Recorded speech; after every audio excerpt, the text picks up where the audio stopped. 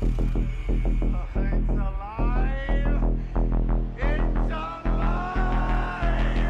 A creature like that, how would it ever die? And this monster starts running right at me. Annihilated by nuclear bombs. Beast is not dead. I put 4 bullets into him. Why, you're crazy. But I saw that monster too. All I want is for someone to believe me. Contaminated. Face. Horrible. Look like it would scare you to death. All right, let's get to work. All right, so microwaves. Microwaves. Something everybody has microwaves. Microwave. Yeah. We all have them, and those aren't the things I'm talking about. So, background microwave radiation from the universe. People have heard about it, or I'm sure you've heard somebody mention if you watched any like show on, how the universe was formed, things like that. Background microwave radiation. But what I never understood was, okay, so background microwave radiation is left over from the Big Bang. Yeah. The thing I was missing was, okay, so I don't understand. How does the Big Bang make this ever-present background microwave radiation? So turns out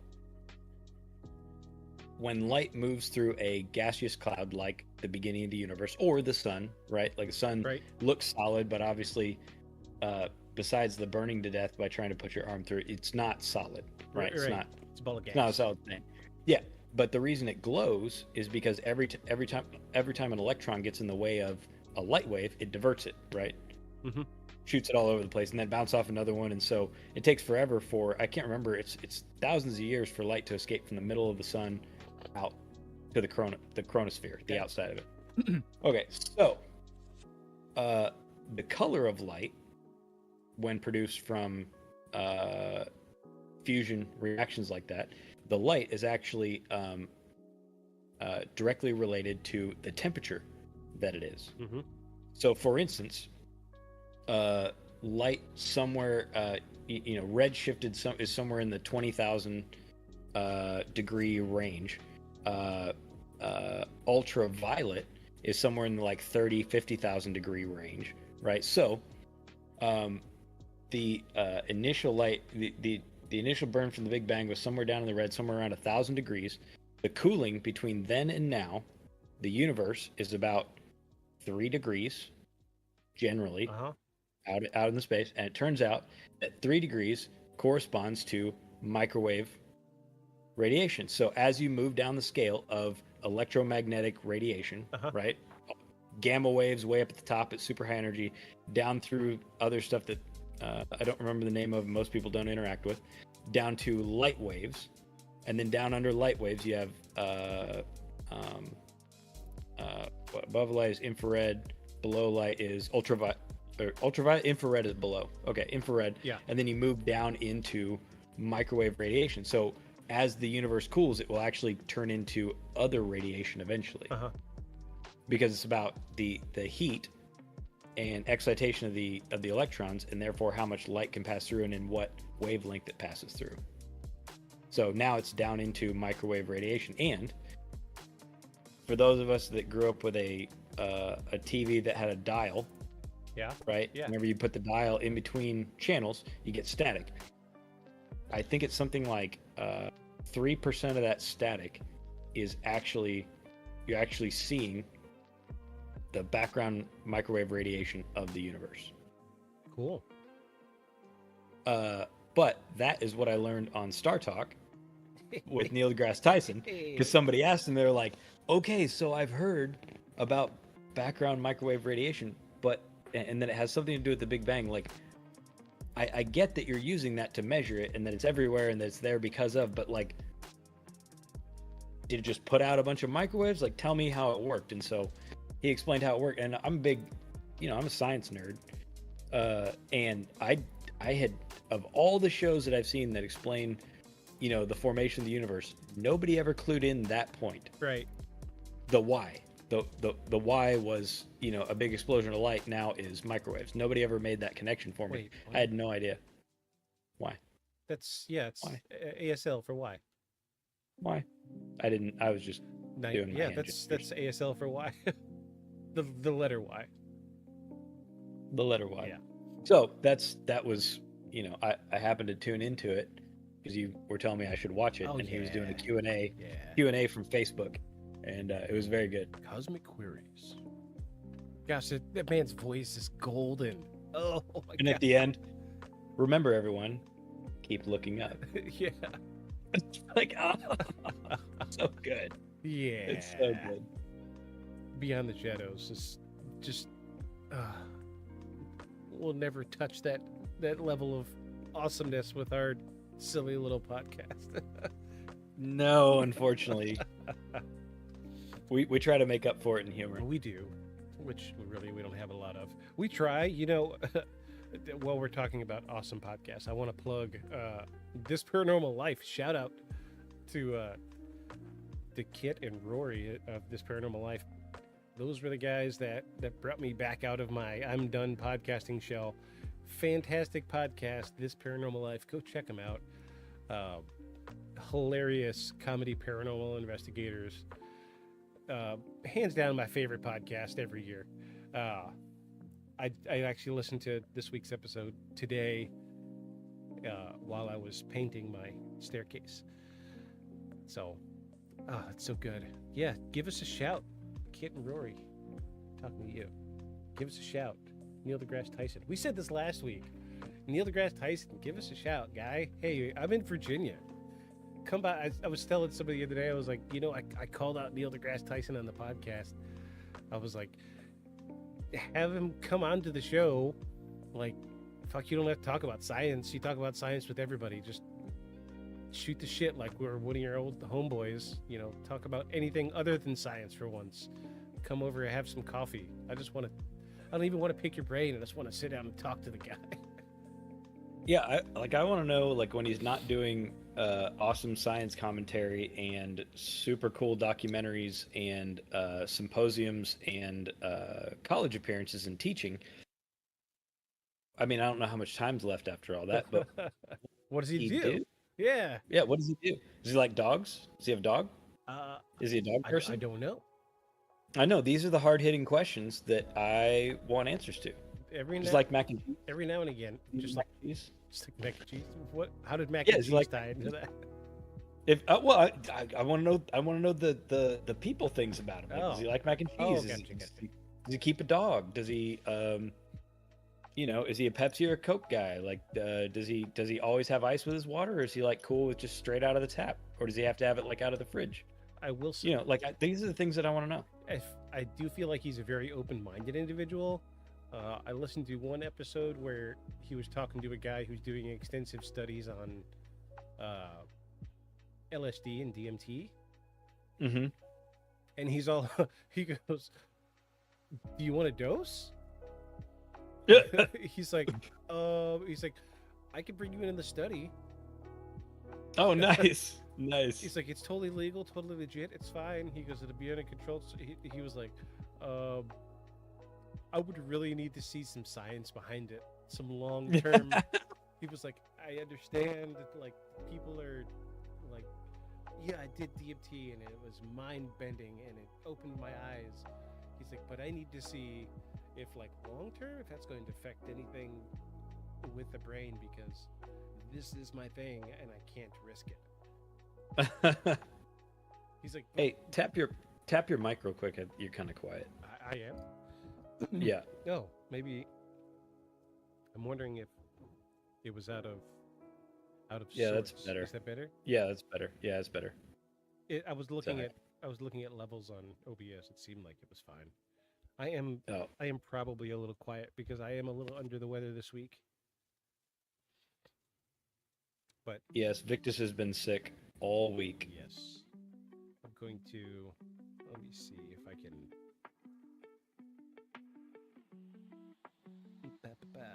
turn up my microphone just a little bit. And then you can edit this out and we can just tie right back into the thing you were talking about.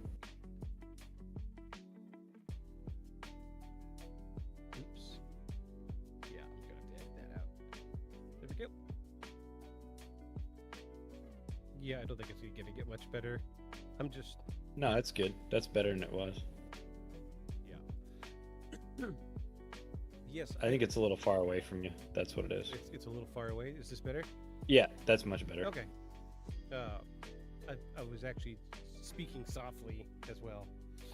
Ah, But yes, I was sick this week, and today's the first day I was actually able to get up and do some stuff. I did some things around the house for the first time in 5 days, got out of bed. So I'm looking a little rough. I sound a little rough, so bear with me. But we're going to make this shit happen. We totally missed the intro. Welcome, everybody. This is Beyond the Shadows podcast. I am Victus. I'm Aeon. And this week we were talking about the Ariel School UFO incident. Crazy little story out of the 90s. In a nutshell, UFO touchdown outside of a school in 1994 while the kids were all outside playing. Oh, dun dun dun. Beep, bop, beep. So I am going to play a little bit with the format this week. Now that you mention it, my levels do look a little low. Dude, you're still pretty quiet. I Yeah. don't know what's going on. Let me...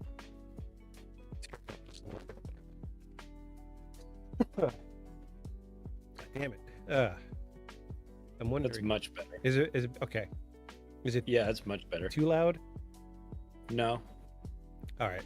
I may have actually it maybe down a scotch. bumped a button or something. How about that? That sound better? Yeah, it's pretty good. Okay. I may have actually bumped some buttons because the way it's sitting, we've mentioned this before. I have 3 computers in front of me. So I have a desk, a big desk. My laptop sits on the desk. 2 monitors from 2 desktop computers in front of me. But I have the mixer for the microphone is sitting on the desk. But when I put the laptop on the desk, I think I may have actually bumped some of the knobs with the laptop. I have a very large laptop, so very likely, in all likelihood, I may have bumped some knobs or something. But, yeah, so I said it last week. I went ahead and got it. I want to believe poster. The poster. I'm very happy with this. It's really, I'm fucking jazzed.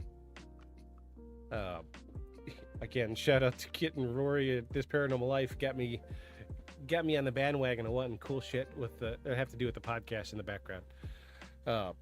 They have a whole conspiracy wall in the background of their podcast. It's like a huge bulletin board with like red string and thumbtacks connecting all over, and it's a really cool little thing. I don't watch a lot of their stuff on YouTube because I don't have time to just sit around and watch YouTube, but I get the gist of it. It's fun. I think they just put up some stuff for some recently unclassified documents. They printed off an entire document, and they've got some stuff on the bulletin board now. Which Oh, that's cool. let me go on a little bit of a tangent right quick. Hold on. So did you know this would have made a great opener? The United States government actually has a contingency for a zombie apocalypse. I think I did know that. I don't know what it is, but I believe I heard that and was like, it sounds like something they'd do just in case. I think we've talked about it. Okay. Many years ago. But yeah, there's actual I don't know, like, I couldn't give you like numbers of a file to look up, but full contingencies, what to do if a zombie apocalypse happens. And I did read a little bit of it, and my favorite section of this contingency plan is what to do in case of zombie chickens. Yeah, Nice. Yes, it's actually the government took time, paid somebody money, and took time to figure out what to do in case of zombie chickens. To think tank zombie Yep. chicken. Did you still have your zombie survival guide? Oh yeah. Yes, I still have a copy. in case you people didn't know, This is the the rifle crossed with the machete is the cover of the zombie survival guide. I am a hardcore zombie fanatic. I am the guy that when shit hits the fan, you come find me. We will survive. Yeah, we are fully ready and have plans in place. Oh yeah. If I lived in the same town as Victus, I would already know where to find him within the first hour of like on the news. Yes, it's zombies or the first brain that he sees getting eaten. I already know where he's gonna be. Yeah. Also, my only thing is, I don't know which place you would pick as a holdup. Are you a get out of towner, or are you a supply hoarder? I'm a hoarder, hands down. I would I would hunker down where I'm at for now, feel the situation out, and there's a couple contingencies I would take into. I would, if shit got hairy, I would move my way out of town a little bit. I know some places I can bug out to here, but I'm near the ocean. Yeah, on a peninsula. Yeah, so realistically, we're probably a little safer than most places right here. So my plan here is, at least in the short term, would be fill both SUVs that we have after raiding the store for food, and there are 3 mega houseboats out on the lake here, like mega, like bigger than my 3-bedroom house I used to have like in college that I had like 2 other roommates with. Yeah, bigger than that on the water. I know between the automotive stuff that I've done and the age of those boats, there is no way I cannot dry start those things and get them off the dock, right? Get them out away from the dock. And I'm not like talking like I want to cruise around. You get it off the shore. It has a radio. It's a boat. Yeah. It's gonna have a radio. Get it off the shore and then chill out for a bit while you figure out what is going on. Yeah. That would be my first plan. Especially if everybody's running around being crazy. I mean, I've already got stuff in place here. I mean, I've got my entire property's fenced off, and everything's practically on solar power now anyway, but that's another episode. Tangent. Holy tangent, Batman. 17 minutes in, we haven't even talked about a UFO yet. So, we got some good stuff for you this week. This is, without a doubt, Africa's most heavily documented and experienced UFO phenomenon. More people have seen this specific thing that happened than anything else in the history of Africa relating to UFOs and aliens. So I had heard about this one, whereas I had not heard of the Phoenix Lights. When you said you wanted to do the Phoenix Lights, I had heard somebody tell me about this one. Yeah, this one... no one had ever mentioned the Phoenix Lights to me, even though probably more people actually saw at the time the event of the Phoenix Lights, because it was all of Phoenix. Yeah, definitely more people saw Phoenix Lights. This one, I think around 200 people saw this. Which a drop in a bucket compared to the Phoenix Lights. But this was, in a nutshell, group of kids are outside, playing at the playground during recess. Teachers are inside because they're having a meeting. UFO lands. Like right in the yard. Yeah. I seen some maps saying that they were around 200 feet away. But then I've seen some where they're further away. So I'm guessing somewhere between 200 and 500 feet away from where the children were playing is where this UFO lands. Pretty close. So that's shorter than a football field. I broke down this week's episode in time because good. It's good to know what happened in the time frame, I think. Yeah.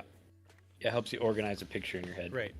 So the Ariel School UFO incident is a well-documented event that took place in September 16, 1994 at the Ariel School in Rua, Zimbabwe. I'm probably horribly mispronouncing this name. Rua, R-U-W-A.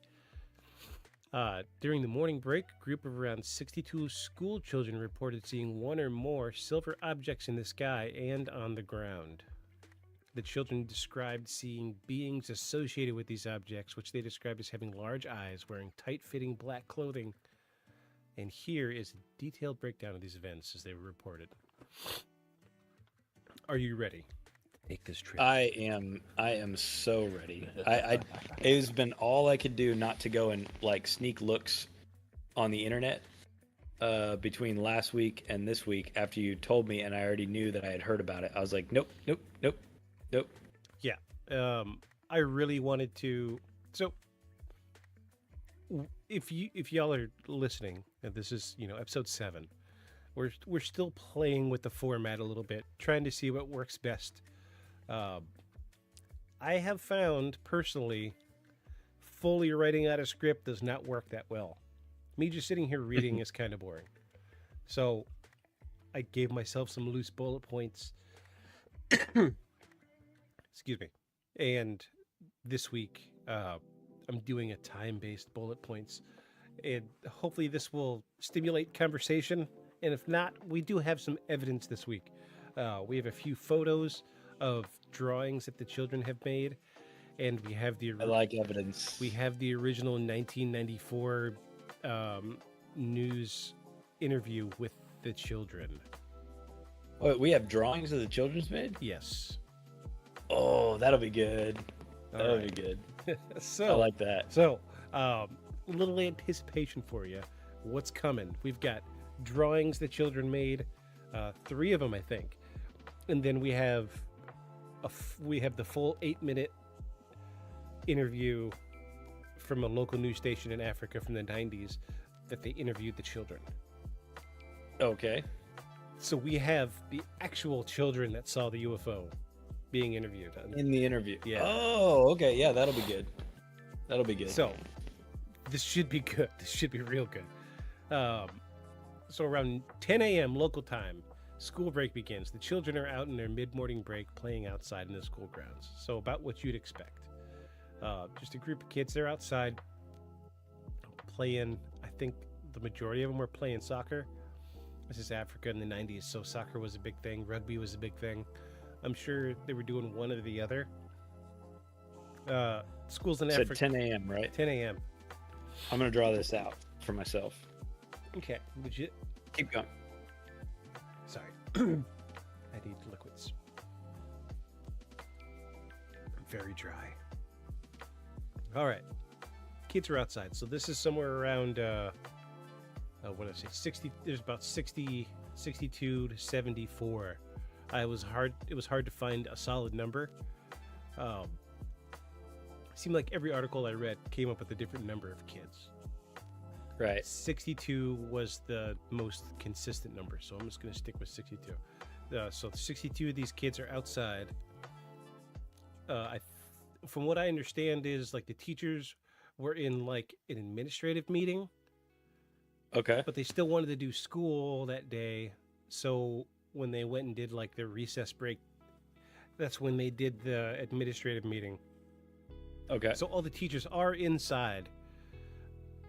So all of the children are outside. And if I understand this correctly, it's not like you would think a school here in America would be. It's like I'm sure it's not. It's like little kids plus like early teenager kids at the same time. Right. It's all the grades in a single sort of schoolhouse thing. Right. So Okay. 62 children, all different varying ages. And at 10:15 a.m. was the initial sighting. Some of the children noticed a bright, shiny object in the sky, and they described it as a silver disc-shaped object that descends and lands in a brushy area just outside the school perimeter. So, the map that I saw, I had a hard time tracking down like the actual photo of this map. I pull it up. I use it as a reference in my brain, but it's like the kids were playing in this rugby field or soccer field, and one looks up and sees some silver object, and it's like, "Hey, look at this!" So all the kids gather around, start watching it, and that's when they notice that there's one on the ground already Oh, in the bushes. you mean because they looked that direction? Yes. Okay, so the one in the bushes is in the same direction as the one in the sky, Yes. just below it. Yeah. Okay. But I'm already getting chills. So these kids seeing this silver object in the sky, they see in the bushes just at the edge of the field. So imagine like a regular, an area cleared for playing soccer or what have you. At the edge of the field, you'd get 15, 20 feet, and then there'll be like a tree line or whatever. Okay. So right there at the edge of the field is when they see the other object. Already, Is it behind the brush or it's actually on the edge of the field? some reports say that they see it landing. Some reports say that when they looked, it was already landed, but they see it in the brush. In the brush. Okay. Yes, not in the field, but in the brush. Okay. So, 15 minutes have elapsed. Yep. So 10:20 a.m. approach of the object. The children move closer to the boundary of the school to get a better view. They see two or more beings emerge from the object. These beings are described as having large, black, almond-shaped eyes and are about 1 meter, 3 foot tall. Okay. So we're talking grays. Mm-hmm. These are the grays. The little grays. Yeah. They say that they see. This is where things start to get a little choppy because you're dealing with kids. Mm-hmm. Excited kids. Right. Some kids say that they see him standing on top of the UFO. Some say that they're seeing 2 or 3 milling about in the trees and poking around in the bushes. Some say that they see through the windows dudes standing in the UFOs.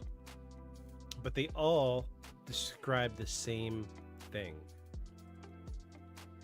So The same ship, you mean? the same ship. They describe Gotcha. all of these aliens as looking the same. I think that Oh, I see. I think there was one that just was like way off the beaten path. Like, no, it was a praying mantis.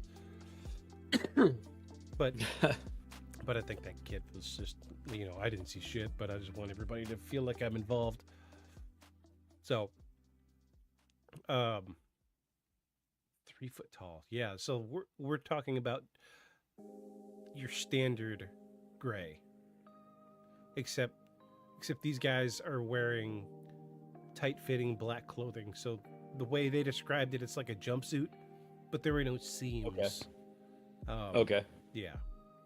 Makes sense. So about what you'd expect, in the 1950s, what you would expect an alien to be wearing. Right, except black instead of sparkly silver. Yeah. Long, spindly fingers. I am Klaxor. Beepity beepity beep. All I can think about is that. What was that scary movie with Leslie Nielsen where they were ripping off signs? Oh. And all the aliens show up at the end. Yeah. And they were doing something happened, like he kicked him in the nuts or something, and he's like, "Oh, that's how we say hello." And he turns around and kicks his buddy. Yeah, that's right. He's like, and the whole time the alien's over there, and he's got his fingers in Leslie Nielsen's mouth, and he's like, "You think that's strange? You should see how we pee." And he goes, "Whoop," and the pee comes out the end of his finger, and he's like, after he's had it in her mouth. Oh my god. That scene lives rent free in my head constantly. You think that's strange? You should see how we pee. Whoop. Practical effects. They'll never get old. All right. So 5 minutes later, 10:25 a.m. Interaction with the beings. The beings are observed moving around the area where the object had landed. Wait, what time? 10:25 a.m. What time? 10:25. Okay. Yeah. The beings are observed moving around the area where the object landed. Some children report telepathic communications, receiving messages about the environmental concerns and future of the Earth. So this is a consistency. A lot of cases that involve aliens and UFOs, where contact is made between an alien and a human. Uh-huh. I say alien, I mean extraterrestrial, excuse me. Right. It seems like the people that have the most contact with extraterrestrials are always like, yeah, I've been talking to this person from the planet Klaxor for 7 years now, and they keep telling us to, stop building nuclear weapons, or we need to stop burning fossil fuels, or we need to reverse the damage we've done to the planet because we're destroying the planet. This is a consistency in just about every alien and UFO encounter that you could think of. So that's true also of the folks that where people in past life regressions have encounters, in past lives encounters with extraterrestrials or other beings. Mm-hmm. They're always very concerned about what we're doing to the planet. Yeah. And some of them weirdly have past lives as other types of beings. It's much less common, but it's a common thread. It's just it's less it happens less often. Yeah. But they always talk about being on these planets where that sort of thing, things like pollution and that sort of thing, they've already moved past it. Yeah. Like fossil fuels and stripping the earth and stuff like that. Right. They've already moved past it. Yeah, it's, get yourself a bucket full of UFO and alien encounters, and scoop you out a handful, and odds are a good majority of those handfuls in your hand is somebody's gonna be like, yeah, I've been talking to them and they're telling me to stop killing the planet. This is the message we're bringing to you. Very consistent. Yes. But here's the kicker, and this is my favorite thing about it. This is 1994. Oh, right. And these are kids in Africa that are saying it. So global warming wouldn't have been a topic of discussion for them. No, not really. And really not even like nuclear stuff, because that was another thing that gets brought up is with extraterrestrial encounters is like, you stop using nuclear weapons, you're just going to destroy your planet. Right. That would probably be the only thing these kids would know, because, surely in their school they talk about, the atomic bomb. But one would assume, but maybe not. I think that would be the extent of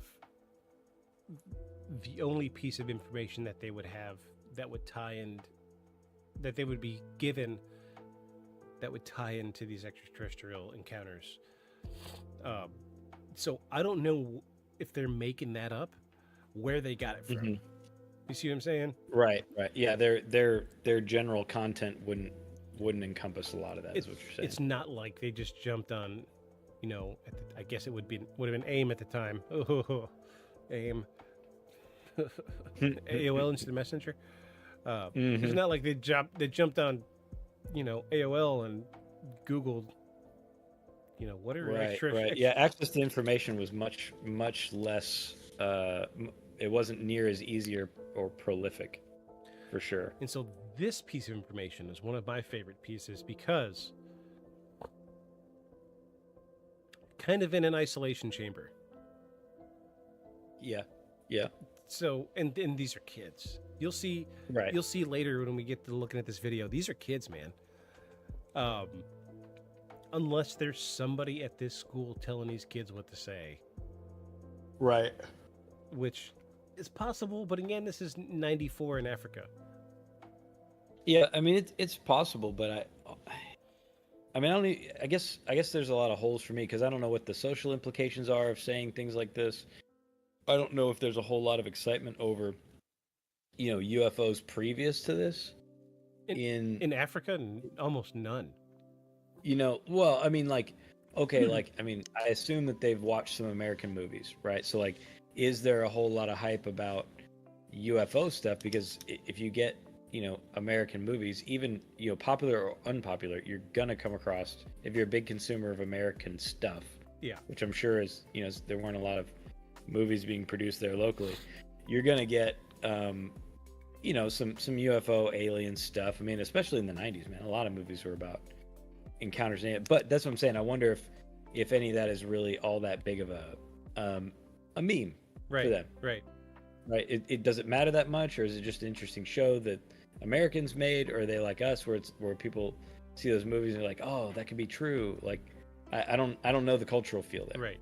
And I have no idea. something else that It's hard for me to say. something else to take into account is the age difference between some of these kids.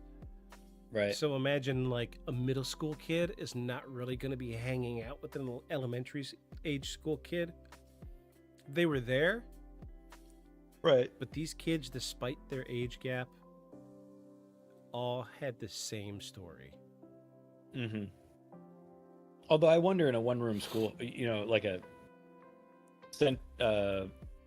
condensed schooling like that, I wonder if the social dynamic. I mean, I'm sure there's a lot of social dynamics that are almost exactly the same Yeah. as Yeah. us going to school. Like, older brothers don't want their little sister hanging out with them while they're trying to hang out with the guys. Like, I'm sure that's not any different, but I don't know as far as, friends across age gaps. I have no idea. I mean, this whole situation is so far outside of my worldview. I have no idea. Right. There's a lot of details, admittedly, that I don't have. It is hard to find stuff like that. Like, I couldn't tell you a social dynamic setting of a school from 1994 in Africa. Right. I mean, I don't know that it mattered. I'm just saying, that the stuff that motivate us, I'm sure is a little bit different. And what I mean when I say that is I find this almost more believable, than a school like this reported it in America. Yeah. Because we definitely have a fever for it, and kids in America grow up on fantasy. I mean, I did, you did. Yeah. Though it's never led me to be like, oh, that thing that moved past the trees was a UFO. Right. I'm still a skeptic anyway. But I find this somehow more believable because, again, also it's, they're not in like, if I remember right, it's not like a heavily populated area. It's not like they could just go over to the news station like easily. Yeah. Yeah. That's Like just go down a couple blocks. Like here, I know right where the news station is. It's like 5 blocks, 6 blocks. Yeah. To where they're doing it, or pick up the phone or whatever. If I wanted to tell a story like this, so they also probably had to go quite a ways out of the way to even talk about it. Yeah. The news video we're going to see later is actually BBC. So okay. So locally there was no reporting. Oh, okay. So yeah, so even more so. But enough talk happened that somebody from BBC came over to Africa and interviewed these kids. Wow. So That's a lot. yeah. That's a lot. Okay, so we were at telepathic communication. Yes, we're at 10:25. The beings observed were moving around the area where the object landed. Some children reported telepathic communication, receiving messages about environmental concerns and the future of the Earth. 10:30 a.m. Retreat of the beings. The beings return to the object, which then ascends into the sky and disappears. Pew, pew, pew. So it's only 30 minutes. Yeah. Huh. And so none of the adults ever came out and saw this while it was happening. I think some reports. I remember hearing something about like. Okay, so there was a lot of shit going on. So imagine a group of 62 kids freaking out because a fucking UFO just landed. Right. They're gonna make some clatter. Right. Someone's gonna look outside. Right. And surely, kids of that age, which you'll see later how young they are, kids of that age not all of them are going to just be like, oh, this is really curious. Look, it's an alien or a UFO. Some are just going to freak the fuck out, man. Yeah. Between 62 of them, yeah, you better believe it. Some of them are freaking out. So there are reports that like some teachers went to the window and saw something, but by the time they made it outside, everything was gone, and there was just a puddle of kids freaking out. Okay. Okay. So 10:35, 5 minutes later, the children are in shock. Some are crying, and they quickly run back to the main school area to tell teachers what they've witnessed. So the oh shit is set in. 5 minutes later, 10:40 a.m., the teachers initially dismissed the children's stories, thinking it's a prank or overactive imaginations. But So they don't believe. they don't believe me. Yeah, surprise. I mean, if it were me, that many kids telling me this, they saw something land like that, you know, I would have been like, fuck, close the school. Let's get the hell out of here. You know, I mean, maybe kids are jerks everywhere. You know, saying crazy stuff to their teachers to mess with them. I mean, I don't know. UFO's a little outside of what I would have done, but I did plenty of things to mess with my teachers. I'm sure kids are jerks everywhere. 11 a.m. This is 20 minutes after the teachers blew off these fucking kids. More children come forward with consistent descriptions of the event, prompting the teachers to take the matter more seriously. The headmaster, Colin Mackey, is informed, and he begins to gather children to hear their accounts. So, in the span of 20 minutes,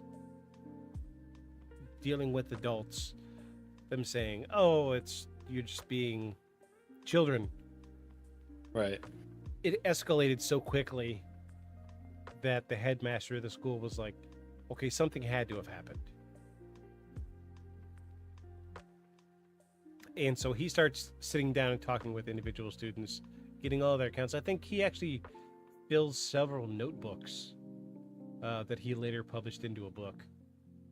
Oh, wow. And that's where we get a lot of these. Their accounts? Yeah, I think this is where we get a lot of the drawings from. Okay. Because what he was doing was he was interviewing these kids, because there was no way in an official capacity that they could interview these kids effectively. So he was, I want to say I heard something in reporting where he was like an investigator somewhere, or he's got a background with it. Oh, for something else. So he knew like good protocol when it came to investigation. So he was like, okay, write it down. We're going to get individual kids in here, not as a group. And I'm going to sit down and they're going to describe what they saw. They're going to draw what they saw, and then isolate him from the rest of them. Bring the next one in, do the same thing. So that way. So before the stories cross-pollinate too much. Yeah. So he did his due diligence kicked in. You know, kudos to this headmaster. Cool. He was able to verify a lot of information because of this. So by 11:30 a.m., the headmaster, along with some teachers, inspects the area where the children said the object landed, but found no immediate evidence of disturbance or landing traces. So they didn't see anything in the brush. They didn't see like bent over trees, bent over grass, nothing. No, I feel like there were reports of like depressions where landing gear would have been. Mm-hmm. But I know so many UFO cases, I feel like they're bleeding together a little bit. Yeah. Yeah. I get that. I feel like there were reports of like something was like, that could be, a UFO foot came down and smooshed to this, but right. I don't think there was anything conclusive. But I mean, the grass was laid out. It wasn't. No, it wasn't like a crop circle was left. Not like. Yeah, none of the electromagnetic stuff that they claim from crop circles and that sort of thing. No, it would have been really nice like to have. static. Yeah. Yeah, it would have Yeah. been really nice to have just like a flattened area with the, a Polaroid of the aliens. An impression of the ground that looks like a big inverted nipple And from the a, from the saucer landing. a Polaroid of the aliens doing a selfie with the school in the background. Given the one of them's giving the shocker. What's up? What the? You think that's strange? You should see how we pee. I've been seeing so much stuff of Ryan Reynolds and Hugh Jackman promoting Deadpool, like them on. They were on Ozzy Man. Yeah, you know who Ozzy Man is. So they were on Ozzy Man and some other stuff, and the most recent one I saw was just Hugh Jackman somewhere, like not in makeup, still a little jacked from the movie, but definitely, obviously not still in the workout routine. He's just like doing this. I'm like, there's nobody around. It's him. There's a car, and then there's some town. He's like, you didn't even know, bro. Just throwing the shocker. Oh my god. God bless you, Hugh Jackman. All right, so no disturbance or landing traces. Yeah, nothing definitive anyway. So this is where our time-based timeline breaks down. We start to space out, and things get, they wrap up quick, but we don't have much in a way of timestamps from here on out. Okay, that makes sense. So the incident attracts. How did also, first of all, do these kids have watches? Watches? Yeah, how do they have these, like, by the 5-minute increment, like, breakdown of how long this took? Or was it just that the teachers were in the meeting that long? Like, how do they have this such a timeline? I feel like the timeline was probably built by the headmaster. Because he seemed to be the only one with any type of investigation background. Based on when they kicked him out the door and when they finally heard the first kid comes and talks to him. There were reports that there was so much distress that they ended up canceling school for like 4 days. Like kids were. Because the kids didn't want to come back. Yeah, or? Kids were shook. Oh, okay. Nightmares. Like I think that there was even like 2 or 3 kids had to go to therapy. Okay, that's convincing. That's convincing. It's hard. Any of them with PTSD from it? It's hard to nail down specific information or stuff like that.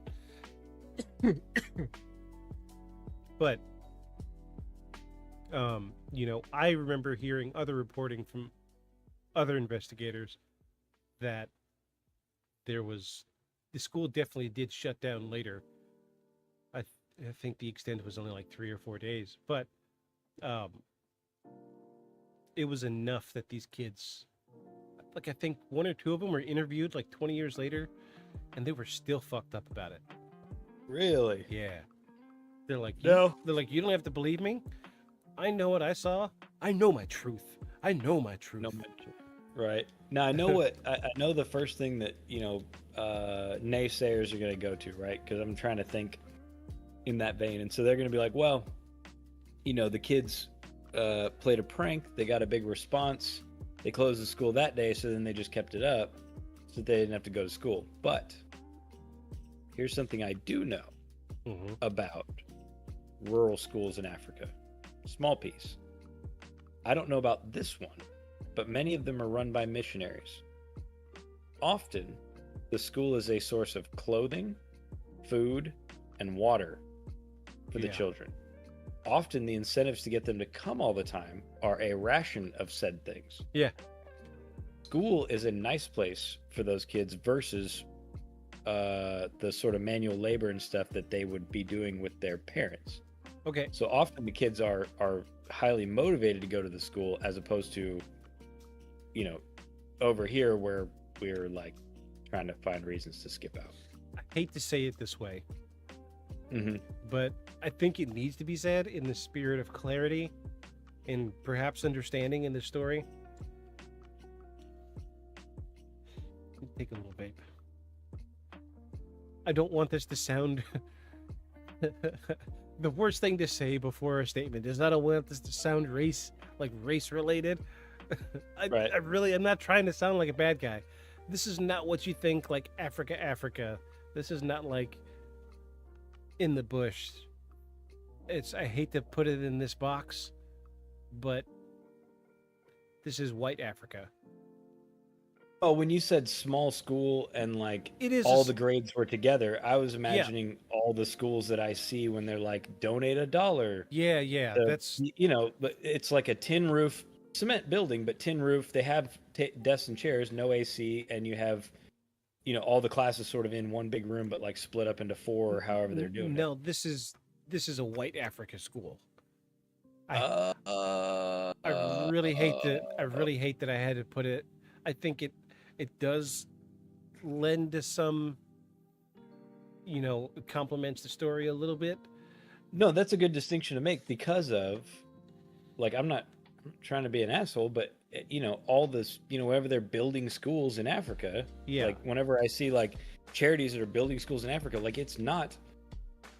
I mean, it's a hard place. Like the place where they're building it there because nobody else will, and it's a hard place, and nobody's going to educate these kids unless somebody builds one there. So when you said small school, all the grades are mixed together, and it's 60 students might have been all the kids. Like, yeah, of course that's what I'm imagining, right? Rough place, a village, only cement building in the whole village. That's what I'm imagining. So it's a distinction worth making. Yeah, I hate that I had to put it like that, but it's a good clear cut way to put it. I'm gonna Google this. I want to see what this area looks like. Rua, Zimbabwe. I'm gonna pull it up on Google Maps.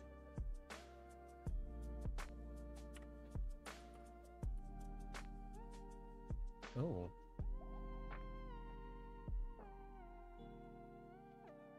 Okay, let me switch to satellite view.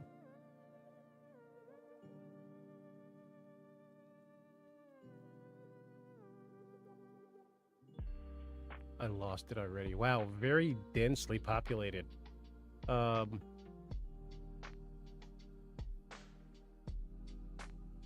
So that brings up another interesting question. If it is densely, see, this is why I thought this is also the thing that made me think it was a small school like I've described, is because one, you're saying it's ringed by, bush, but also that these kids were the only ones that saw this, and then that there's no local news station, and then that it was BBC that finally picked it up, makes me think it's pretty remote, or at least not highly developed.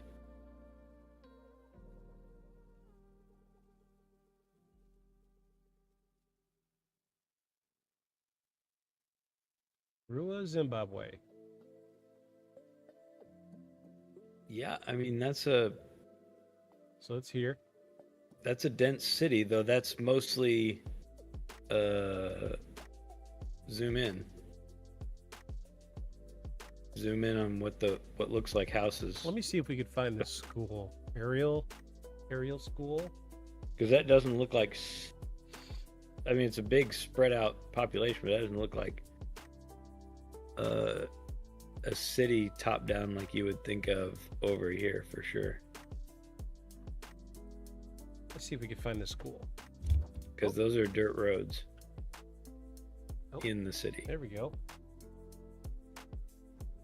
Did you find it? Yeah.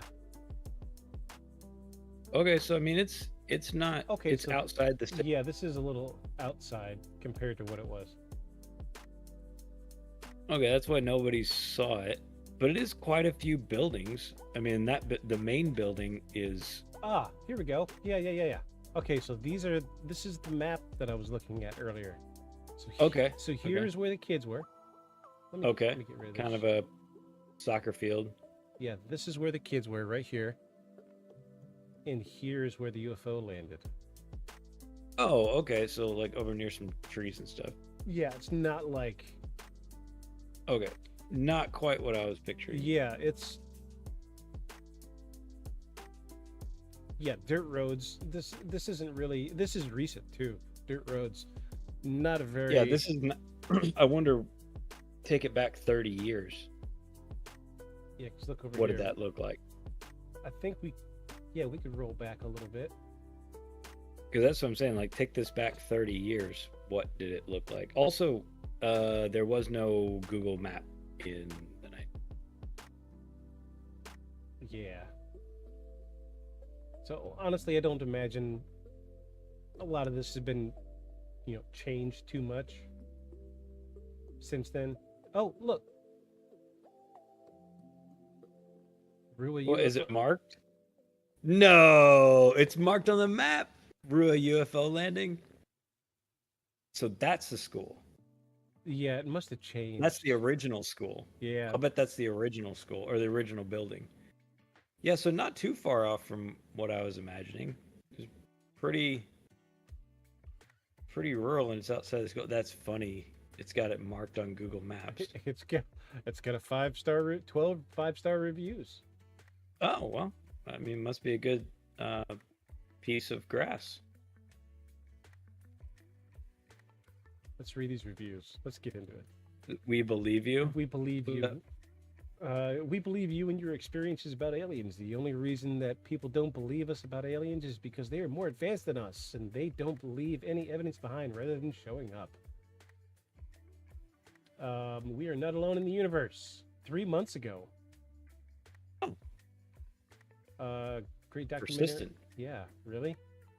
I noticed someone tagged this location as a spot where the children saw the UFO. We believe you. Wow. Excellent Netflix documentary. Oh, so there's a whole Netflix documentary. Yeah, there's apparently a couple of years ago there was a movie. So really? I imagine that's why there's a lot of recent stuff. Look at that 5-star review a day ago. Yeah, so definitely Netflix is doing a lot to keep it in the popular consciousness. Kudos. This is surprising. Not gonna lie. Yeah, I didn't expect to find a pin drop on Google. Yeah, that's for UFOs. Okay. Yeah, this makes sense now. See, look here. This is where they would have been playing. Right, and then it's over there. And then there's where it landed. Cool, man. That makes sense. Also, now I want to search Google for UFO pin drops. Yeah, we could do a whole episode about Google Maps, man. Yeah. It really wouldn't be difficult. My favorite stuff is the stuff people find on Google Maps and they're like, look, I found this secret thing. And rarely is it a secret. You seen the thing where It's something they've never seen before. I don't know if it's like edited photos or what have you, but it looks like Godzilla in the water. I'll go down this rabbit hole. Hold on. I did see one recently that was out in the desert. Dude was posting, it was out in the desert, and the photo looks like kind of like a Millennium Falcon like blacked out area on the ground. And then around it, he's not wrong. Around it, there's about 10 or 15 tanks. In like sort of a circular crescent formation around this, like what looks like an elongated Millennium Falcon black spot there. But if you look at the photo very closely, it appears to be a water reservoir that the two side parts appear to be ramps for some sort of watered vehicle to drive that in, or for you to be able to take water from it and then drive back out. Oh. Yeah, but it is, I mean, when you first come across it, you don't get in, all the way down. It's super freaky, but it looks like it's a depot or a firing range. Oh. Like to fire on those tanks. Yeah. That's what it looks like. Because they do not look like there's no recent tracks going to where they're at. Oh, yeah. And you can see other tracks, but you don't see any tank tracks. Like they've been there for a while. Yeah. So it looks like I don't. It was somewhere in New Mexico, but I'm like, oh, it's in New Mexico, and you found tanks that look like they haven't moved in forever. You know how many live fire ranges there are for the U.S. military out in New Mexico? I was like, I think you just dropped onto a live fire range that they don't have blacked out. There you go. Let's see. Let me pull this up. Also, one of the biggest shames of Google was when they limited how far you can zoom in. Oh, yeah. Because you used to be able to see what people were having dinner on the table outside. And people got freaked out about that. and they limited how far in you can zoom, or the resolution on, even when you zoom in all the way, they've limited the resolution. But the truth is, the satellites they have, you could actually see what's on somebody's plate outside if they're out on their back deck. Yeah. Because the same cameras that they use for Google Maps, part of what funded getting those cameras up in the air originally, since you had to have the US government launch them at the time when they put up the first ones, is those same satellites. The US government has first rights to time and hours on them. So at any given moment when they're shooting, Google Earth pictures, the US can commandeer the satellite. They pay them. Right. But they can commandeer it on a second's notice and use it to track somebody, reallocate it to somewhere else as an agreement to putting it up in the first place. Oh, well, yeah. So it does belong to Google, and Google, built the satellite. U.S. government launches it for them, with the understanding that anytime they need to reallocate the satellite, they can. Now, anyone else can also buy time on those same satellites. Right. It's very expensive, but they just allocate, and they just budget the money over once, based on how many minutes they use it, and then they get to have it back. So that's the dark side of all these all this imaging of the planet, at least by U.S. companies. Generally, they also are direct access to the U.S. government, because it's a cheap middle ground to putting up a shitload of our own spy satellites. Yep. Mm-hmm. Plus better tech. Oh yeah. Better tech. The stuff they roll out for U.S. government. Oops. I am sorry. It's always. Oh, is that the Godzilla in the water Yeah, thing? I'm sorry. I didn't realize that was gonna be full fucking blast. Damn. I'm just gonna. No sound. I'm just gonna let it play.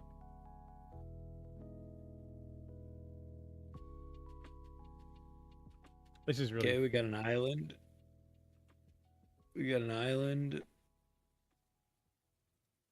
Still an island.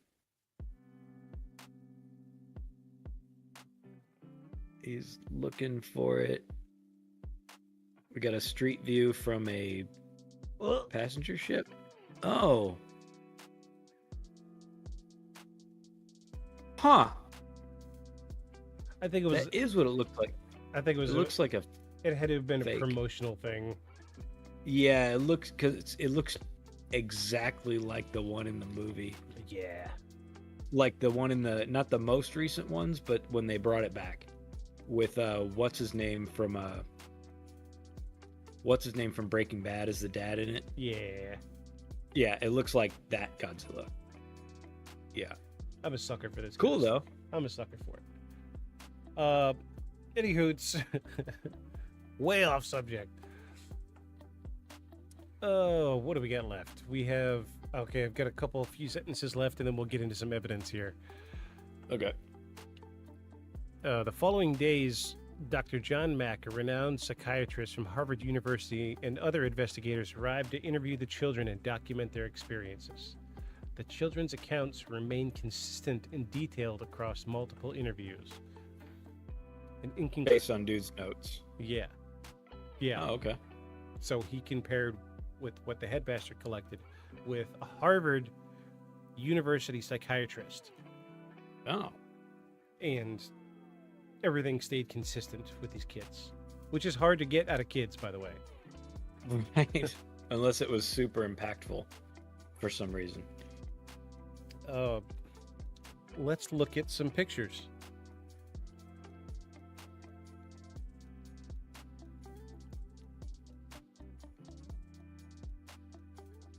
Okay, so bear with me. Okay. These are literally children's drawings. You want to go ahead and describe this for our Spotify listeners, sir? So, I'm sort of seeing.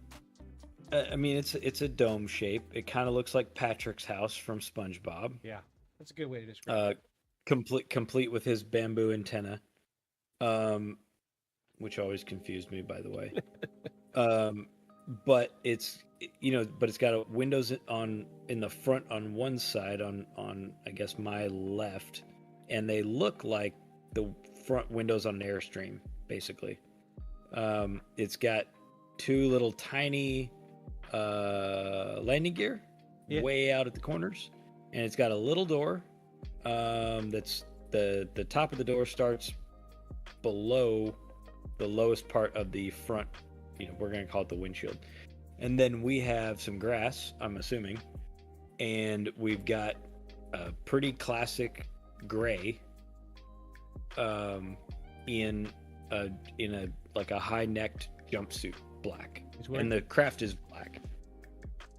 I wonder what this means. The colors. I was assuming that was grass or like the tree or the brush. Because it fades from like red to orange, yellowish, like fire almost.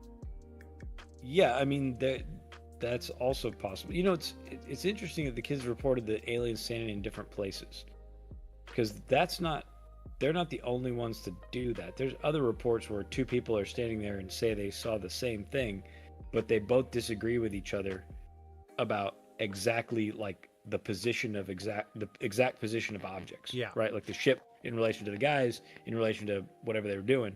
They both agree that they both saw it. Like they agree with each other at the time, but he's like, no, it was standing whatever. He's like, no, it was right there, and they disagree. And I wonder if you follow the theory that all these UAPs are not, rather than traveling across the galaxy.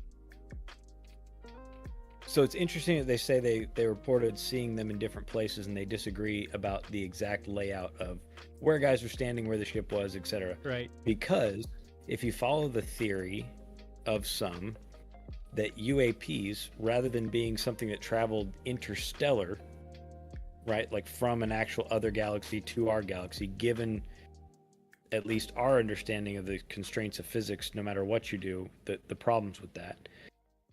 There's another popular theory as well that it's not that, they're just phase shifting, either out from another reality, and that's really what this ship does, hence why they can travel and move the way they do, because they're not propelled maybe necessarily by a propellant, but they're propelled by actually phase shifting from a place to a place, right?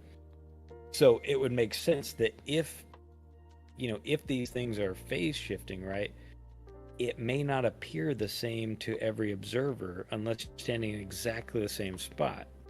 Right.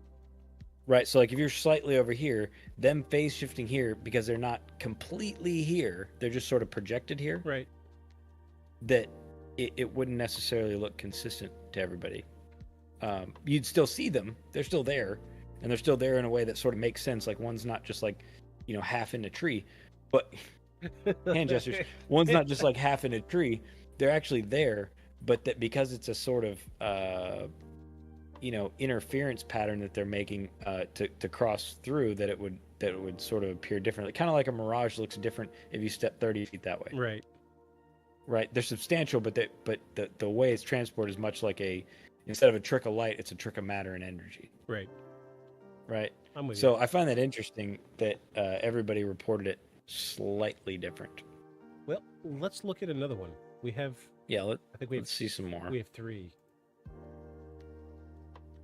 Oh, okay. So this one, written on it, says it was silver shining, and I assume they mean the craft.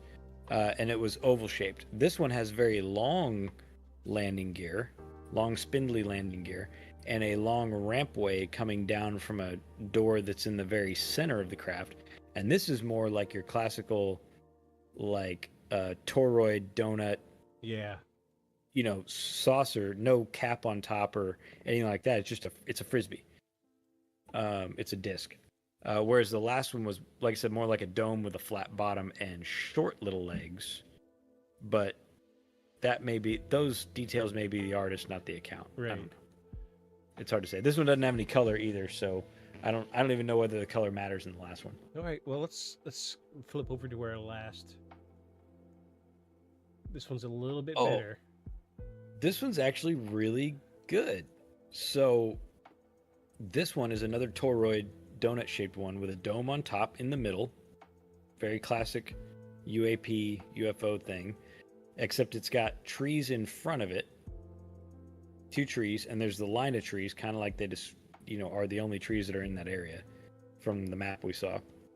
It's got 2 little angled landing gear, more like,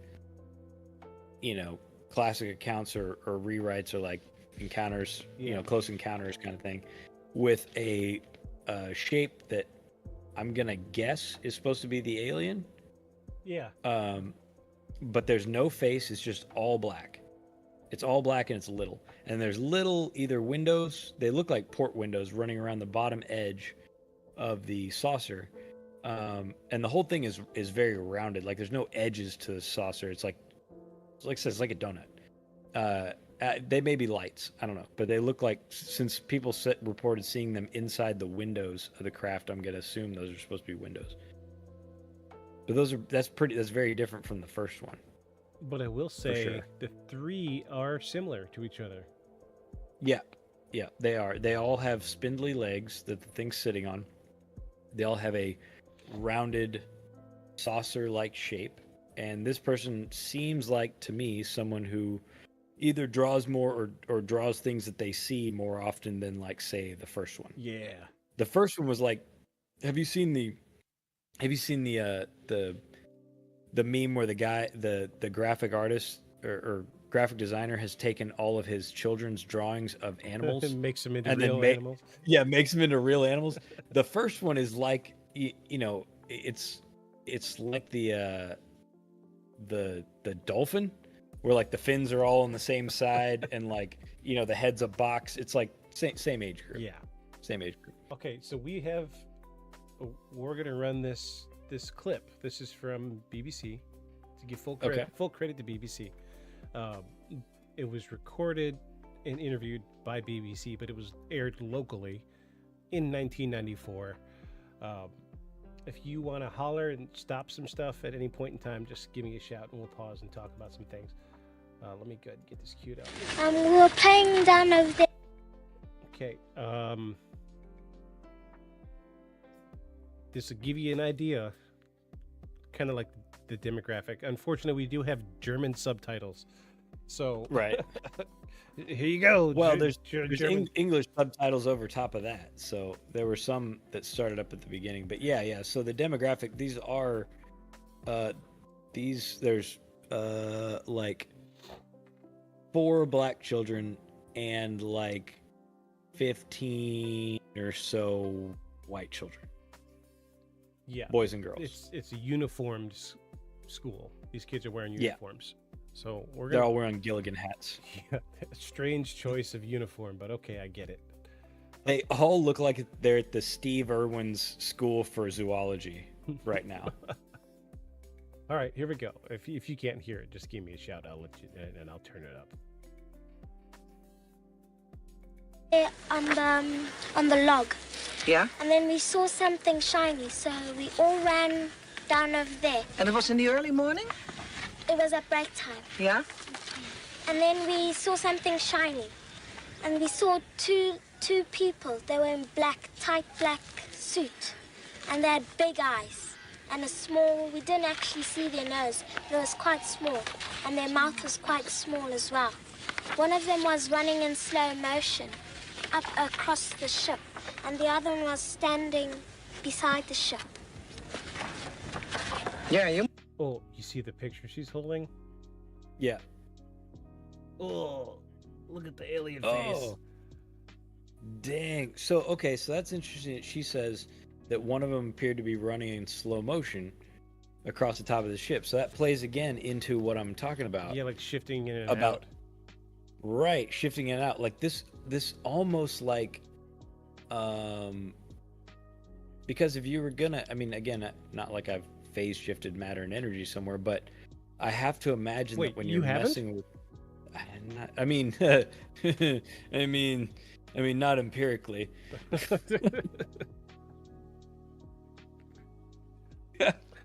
Not empirically. Anyway, we used to phase shift matter all the time here in my hometown. I'm just saying. This girl in the background is shifting matter as we speak. Look at this. Right. face. I'm sorry, girl. So I gotta imagine when you're, if you're changing the dynamics of physics that much, right? Because to move, energy, matter, and time are all integrally linked. Yeah. So if you're messing with, where something physically is across space without traveling between, I have to think there's going to be some weirdness with perception of time. Yeah.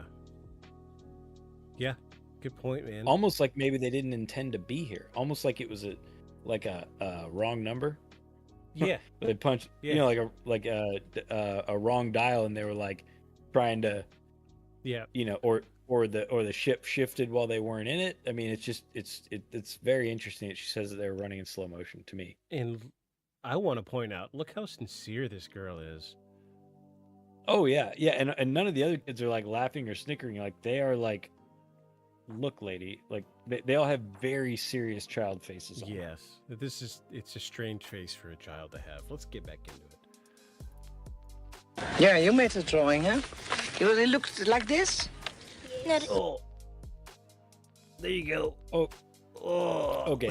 So, definitely a sort of gray alien head. I mean, you know, the eyes are a little off the head. He's got a at the butthole moment. mouth. Yeah, I was gonna say, and his mouth looks like a starfish. Okay. Are you familiar with the Fire in the Sky story? No, Have you seen the movie Fire in the Sky? I don't think so. Hey Google, what year did Fire in the Sky come out? 1993. Interesting. The year before. So the aliens, the way they're represented in Fire in the Sky, have this same mouth. Oh, the butt pucker mouth. Ooh, yeah. Because It looks like when a cat wants your attention but doesn't want to look at you. This is what they present you with. Like, tonight I will be presenting my bottom at dinner. Like that. That's exactly what it looks like. Yeah. Also, it's the same mouth that the bad ET movie. It wasn't ET, but it was like the Mac and Me. Yeah, Mac and Me. That's the all their wheelchair- mouths were like that. the wheelchair. Yeah, scene. the kid in the wheelchair. Yeah, kid in the wheelchair, and all the aliens had the little. They made a whistling noise to like communicate, but they all had the like extended fish butt pucker like mouth thing going on, I actually and the googly eyes and floppy the ears that just stuck straight out the to flutes. the side. Yeah, and the flute. Yeah, There was Mac and Me. so God damn, so the worst- scene worst from shit Mac ever. and Me where a kid in the wheelchair goes flying off the cliff. Yeah. I actually have that video saved on my computer. From when I was streaming, it was a redemption that people could redeem points, and that video would take over the screen. So I would be playing video games, and then cut to the scene of Mac and Me. Wheelchair go flying, kid with a wheelchair go flying off a cliff, and then here comes. Yeah, it was Yeah. a wild fucking movie, man. God. Carrying on. yeah, something like that. I couldn't see the eyes or the nose or the mouth. It was just blank, like a piece of paper. Well, when they came, I thought they were crazy. Was this the first thing you thought? I thought they were crazy just coming to our school doing nothing. And all I saw was something like silver coming down, and I said, what must that be? And everybody's crowding it. I must go crowd too. And then I went and I started crowding, and everybody, then more people came and more. And then I said, hey, I can't see anymore. Come on, somebody, I'm short. Come on. And then I went to the front and I started seeing more of them, and then I just ran away. The day before the spaceship came, my friends and I were sitting in the playground, and one of my friends, her name Emily, she looked up into the sky and she said, "Oh, there's a UFO." She said, and I looked at it and she said, "No, just kidding, it's an airplane." And we looked up and I thought to myself, that can't be an airplane because it was very shiny. It looked kind of like a cigarette, you know? It was a long thing, and then on the end it was all shiny. And so I said, maybe it is a UFO. So we were all kind of like getting scared now. And then the day that it happened, then we started thinking, yeah, there must have been a UFO in the sky. Because my brother also saw it, but he's left the school now. It was sort of like a round shape, sort of like a plate, sort of like two plates that were sort of like on top of each other. Then there was sort of like the hole, the hatch for it, and there was sort of like in between two trees. But you couldn't see that clearly, and it was just silver all over. That kid. That kid looks like he's seen some shit. Like, Right? The last little boy that talked, I was like, you don't know. You're just joining because everybody else saw it. You didn't see nothing. I do get that vibe from a couple of them, but like, Yeah, but that kid seems like he's really trying to tell you, like this kid. Yeah. Yeah. But yeah, the last little boy, I'm like, you didn't see nothing. You're just trying to cut up. You just want to be on camera. Yeah. Whatever. But yeah, he seems like he's really trying to See, like these kids here in front were smiling and looking at each other. This one, he didn't smile once. Like he's like, this is what I saw. Like the way he described it, 2 plates put together. That's how I would have described it if I were a kid. I didn't see any men or something like that. You saw one UFO? Okay, here we go. So his drawing is a lot like the third drawing that we showed. With the row where of windows. Yeah, row of windows behind 2 trees, same. And with a dome on top and 2 little spindly angled landing gear. Yeah. Like that is exactly like the other drawing. I mean, there's a few details different, but I mean that if you showed me both of them, I'd be like, oh yeah, those kids saw the same thing. Yeah. Yeah, these are interesting. I like this. It's also got a yellow submarine vibe going on. Yeah, and the UFO's wearing a sombrero. After he said that it was shiny and silver. I guess that's a good way to show shiny. Yeah, gold. Yeah. That's surrounded by little ones? Yeah, one big one spaceship. Yeah. Little ones around. Yeah, let me see. Let me see your drawing. One big one. One big ship and then small ones around it. Okay, so we just got a rapid fire of like 3 different pictures, and they are all very similar. Except this one. This one shows 3 ships, yeah.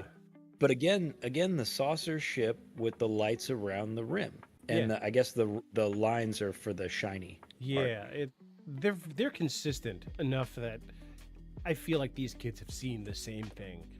You know. Yeah, and a door in the middle. I mean, they all share a lot of the same elements. Definitely, and you know, they're kids. How well are they going to be able to draw? So this is compelling. I'm really enjoying this. This was a good idea to pull this video. It with there were lights. Yeah. Surrounding the ship. Like Sean's, huh? This is Sean's. Okay, so that one is similar to the first picture. Yeah, it's got the like beetle dome. Yeah. With little bitty short legs underneath it. Huh. Drawing. Yes, yeah, basically. Yeah. And okay, one landed, the big one landed, and the 2 aliens came out. Yes.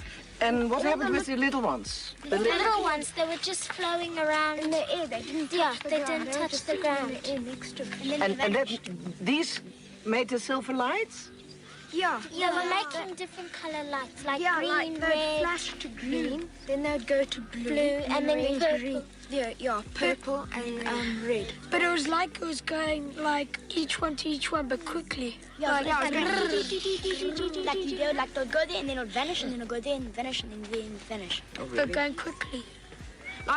That's a very, very particular way to describe something.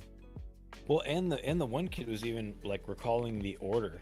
Like, and he's looking at somebody else off screen like they were. He's like, oh yeah, and then purple, like they were. Yeah. Like the order was important, and they remembered it. What I like is these 3 guys here in the tan telling the same details, but all 3 of them are talking over each other, giving the same details.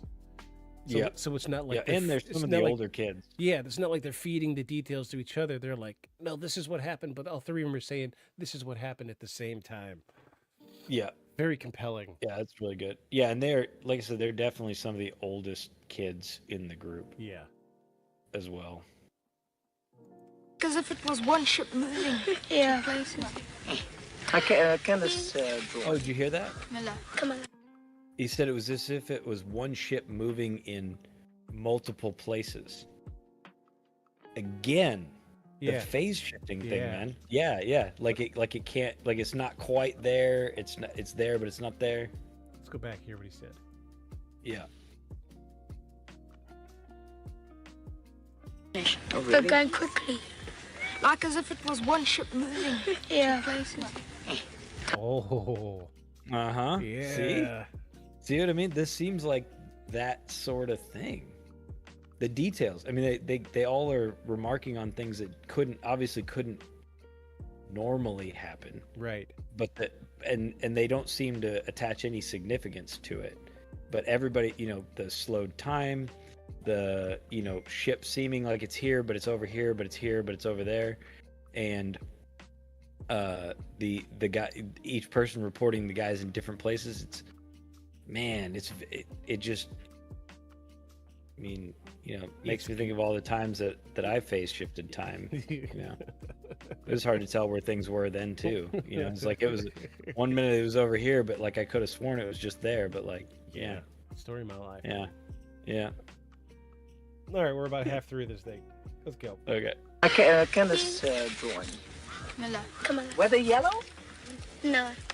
I didn't have a silver crayon, so I did it. Okay, so that answers the question with the yellow UFO. Yeah, that makes sense. Yeah, silver crayon's just called gray. Yeah. Yellow. Unless you had the sweet lock set.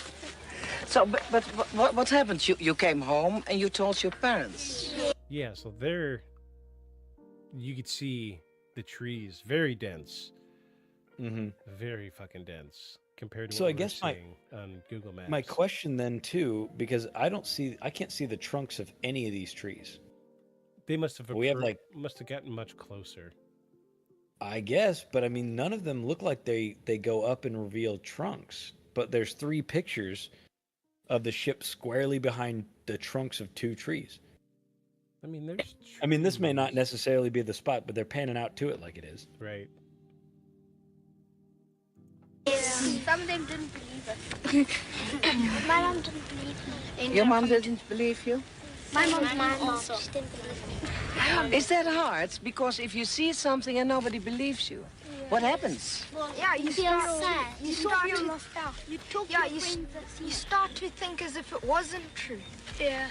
And people say to you, no, it wasn't true, so you think it wasn't true. Then you think that you're mad.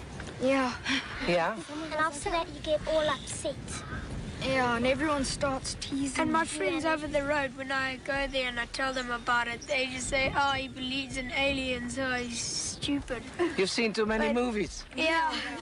Was there nobody in your neighborhood who believed you? Yeah, my mom and dad believed me. My granny and my granddad believed me, but my uncle didn't.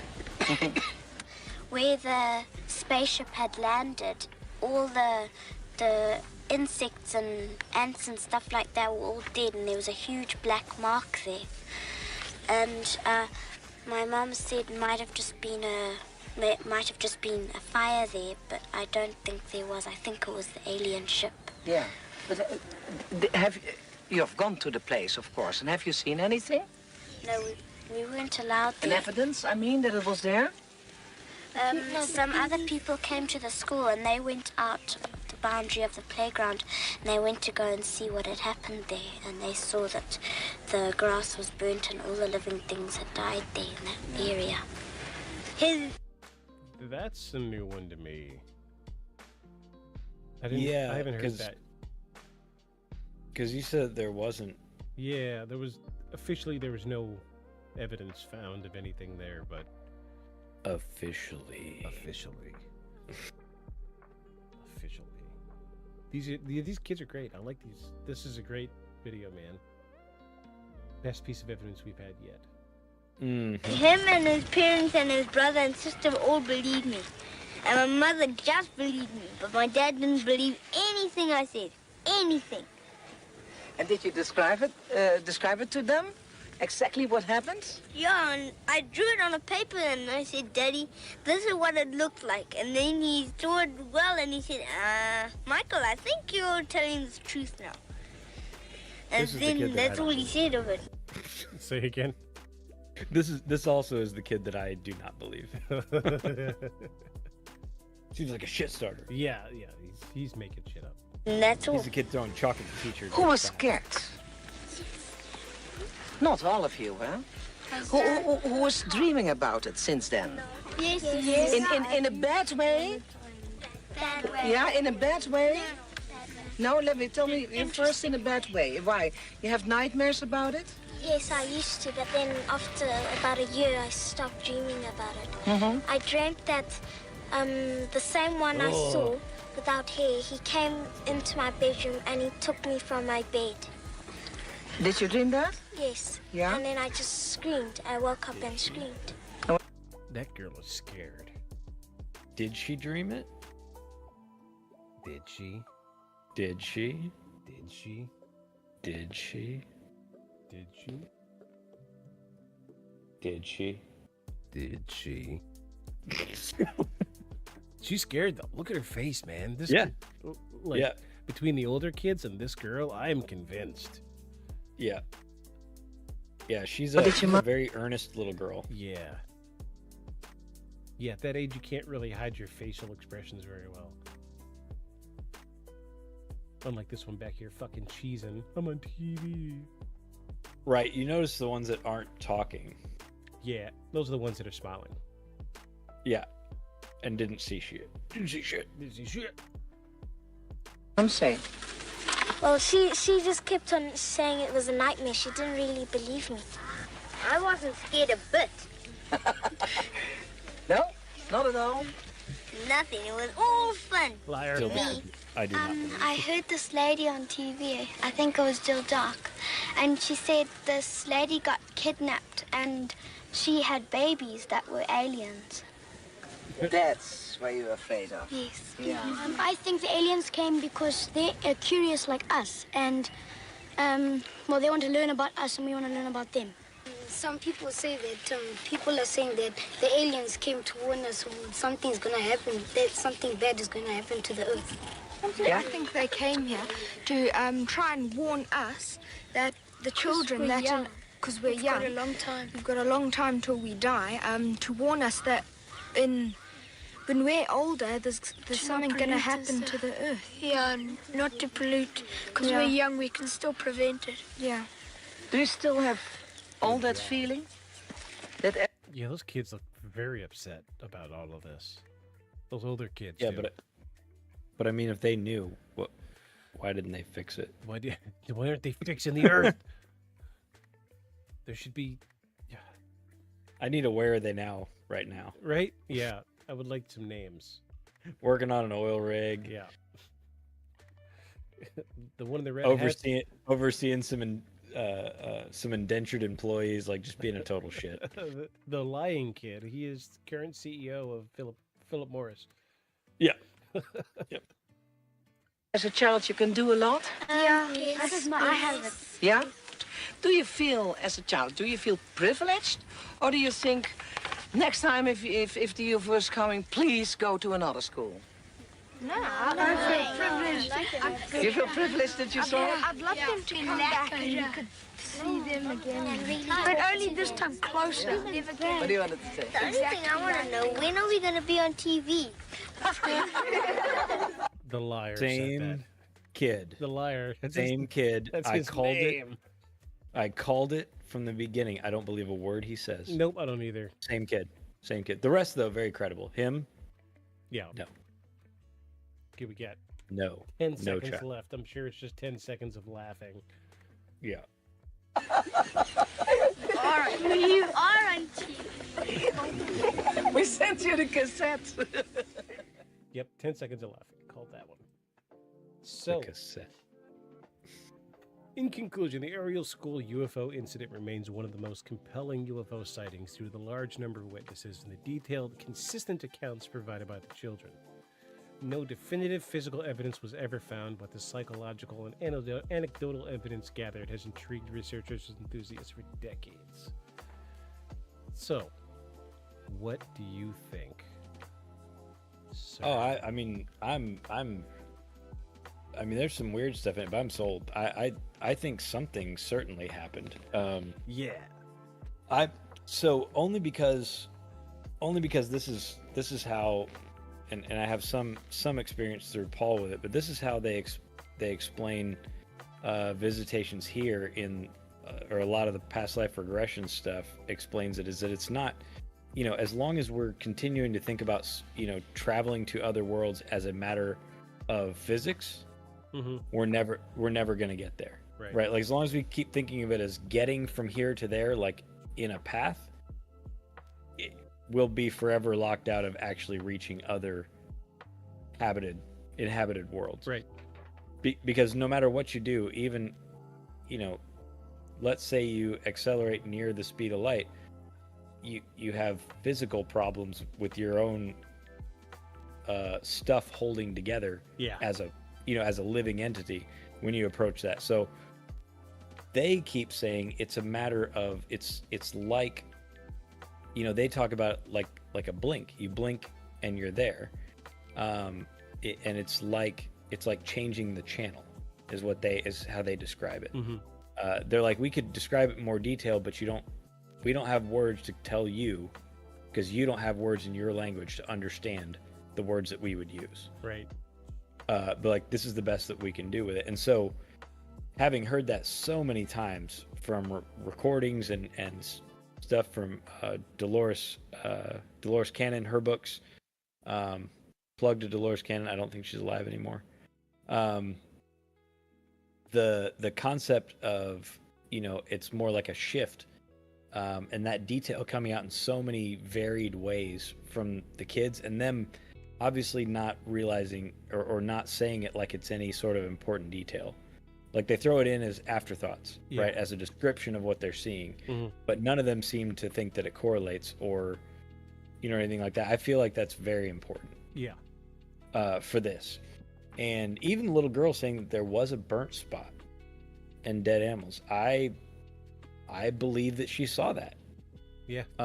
Now I also believe that it's not in the general accounts, but I believe that she saw that. I guess I should go watch the Netflix thing, but I believe that, she even said some people came out and investigated it and said that there was a burnt patch and everything nearby was dead. I don't feel like she made that up. Also, she doesn't know who the guy. She just said the first people that came out and investigated it. Right. So, I think this is a legit story. I mean,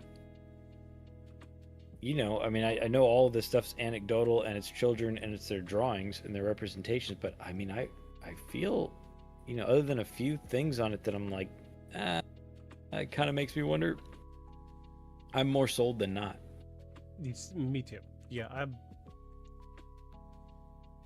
what do you think? I have read a bunch about this. I've listened to a great number of podcasts about this. And this was the first time, that was my first time watching that video. I haven't seen that video until today, till just now. Oh, so you didn't watch it when you downloaded it? No, I jumped. Oh, that's cool. I jumped through to make sure it wasn't full of fluff. That's cool. And after seeing the faces of the kids, I'm sold.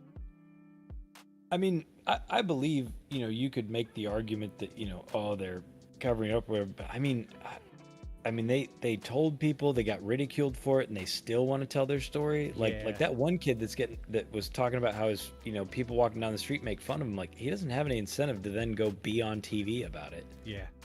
And bring it up, because this is later, right? Like one of the kids said that her older sister saw it, but she's not at the school anymore. So this is later. Yeah. So what incentive would that older boy have to bring it up to get made fun of again? He's still in the school. Yeah. So, you could say like all these kids are making up, but if they were all going to make up a story, wouldn't it sort of be the exact same story? Yeah. Why the variance? It would be much harder to get. Generally it's harder to get people to believe you when you're all telling slightly different stories, but the common thread in them is strong, I think. Yeah, it's the fact that they're not all the same is good for me, because it's a group of kids that saw the same thing, but they're all interpreting it the way that they understood it. Right. And that's where the authenticity, I feel, comes from. So I'm going to say this is real, man. I'm going to say this motherfucker touchdown. I think, obviously we don't know what it was, but something came there were people, and these kids saw it, Yeah. and it was not explainable by not in that quick of a period of time by something, you know, that you can easily point to here that we know of. Right. So yeah, I like it. This is a good one. I like this. This is a good one. I've listened to my fair share of podcasts about this, but doing the investigation myself and really, you know, I was gonna say putting my hands on I didn't put my hands on shit. I put my hands on a keyboard. Putting my eyes on something in front of me, seeing that video. Damn, that interview was great. I'm sold. This happened. This has had to have. I'm gonna say UFOs were here, man. Gotta be. You know, it's funny. It's funny too that you mentioned how like the differences of their stories make it seem more believable. You know, that is it. It weirdly does, and I don't know if it's because there's a bunch of reinforcing small facets. Right, like the counselor writing down his own preliminary interviews with all the kids, right, and getting him to draw the stuff. Yeah. You know, and then the stories being the same later when some notable researchers come from the United States, and then again they want to show the drawings and repeat it again in an interview, and you know, it's something about it. I guess it's the small reinforcements within each of their experiences and the sort of the situation itself that lends, I think, a bunch of credibility. Because, you know, I gotta be honest, if I was gonna make a UFO hoax, I think I'd way overthink it. Yeah, me too. And my details would be better. Yeah. You know, I'd way overthink it. And it seems, yeah, like kids that got caught way by surprise by a thing they can't process. And then, you know, them being honest and talking about how they had nightmares, and that one little girl being like how she had nightmares that they came and got her again. I mean, I think that little girl got abducted again. I'm just based on no evidence. Yeah. I feel like she's like, no, it was just a bad dream. But I mean, kind of coincidental, since there was no abduction stuff going on in this particular encounter, for her to jump to the nightmares being them coming into her room and getting her at night. Yeah. Dude. Boop. Picked her up. Plus, there's so many people's accounts of like getting taken from their bedroom. Oh yeah. You know, as far as abduction stuff, getting taken, you know, up through the ceiling, or people came in and carried her out, but like everybody else in the house stayed asleep. Like there's so many of those. It makes me scared for that little girl. I know. Yeah, she seems fine though. She seems fine. I really would like to do like a "Where Are They Now" thing, but I'm sure. I mean, they were minors. I'm sure their names weren't actually recorded. No, I mean, some of their name, like their first name and last initial, were on. I mean, Brian, like this Brian Robbins. Yeah. So some of them are, but that doesn't help you find them. But yeah, I would be interested. I would be interested to find out if any of them had later encounters.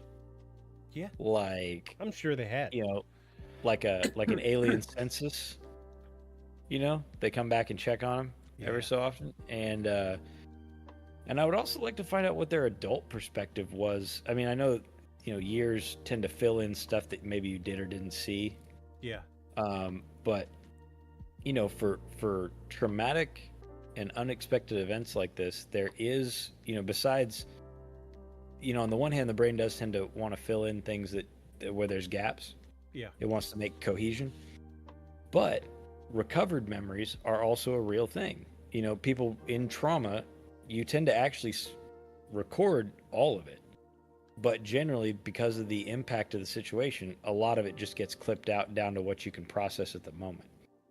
Yeah. So, you know, recovered memories, you know, are a thing. So I'd be interested to see what their adult perspective on it was. Yeah, me too. Maybe or how it impacted their life. Maybe we could do a follow-up episode if I can find anything.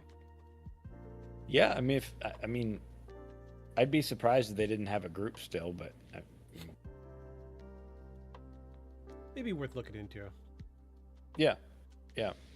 But hey, chalk that up for a win. We've got one. Yeah. A live one.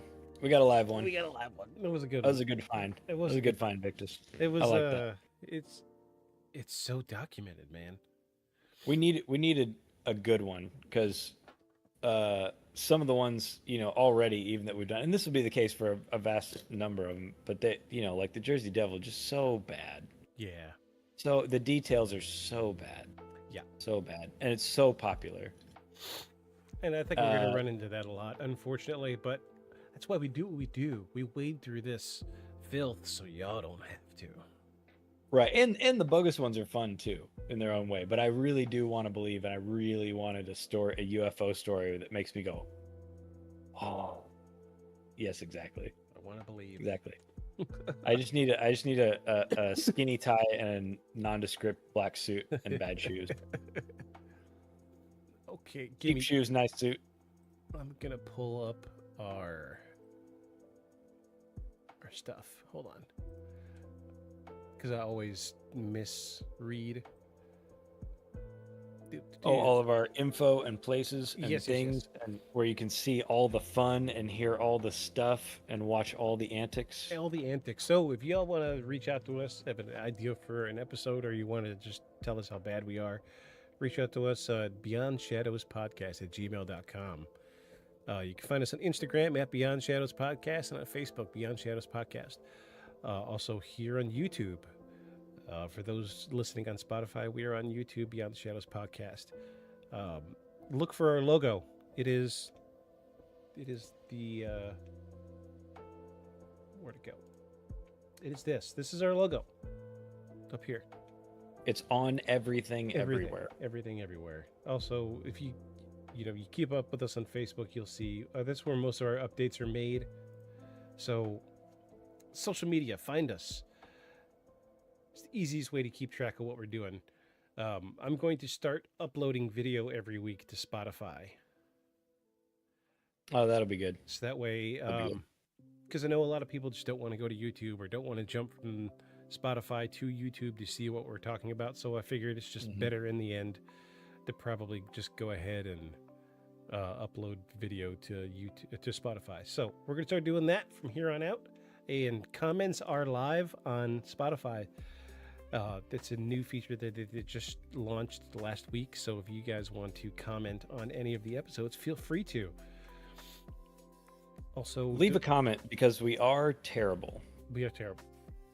Terribly handsome, charming, funny, and wonderful. So please just let us know all those things. Yes. We need reinforcement. Yes. And, next week is Rapid Fire. Oh, yeah. Rapid Fire. Our most popular YouTube episode yet. Full-length episode. Man, the Rapid Fires are fun. Yeah, Rapid Fires are great. So we're going to shoot for another 15, 20. I think we're going to try to get more UFO stuff this week or this month. Let's do UFOs. There's a bunch of good and bad. So keep, UFO stuff. So keep shooting me the ones that you find. Oh yeah, I will. And I got to find a way to download those ones, and I will start digging through the TikTok and finding those videos as well. I can't think of anything else. You got anything you want to say? No, man. I'm just so happy to be here. Next week, our episode may drop on a different day. So usually we do this on Thursday nights, and by Friday we have the episodes uploaded. Next week might be different.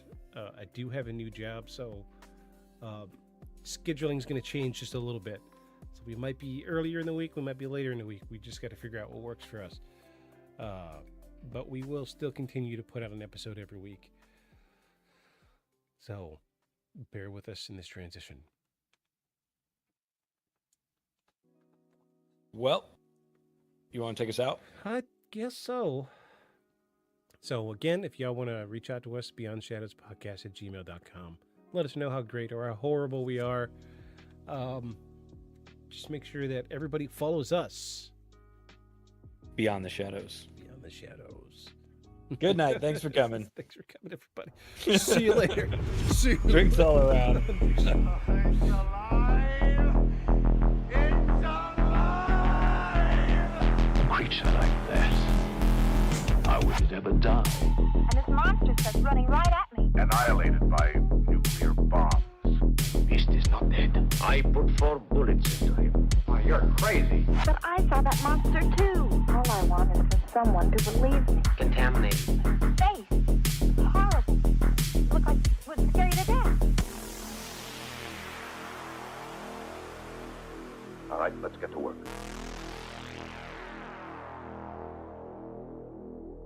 Feel the shadows.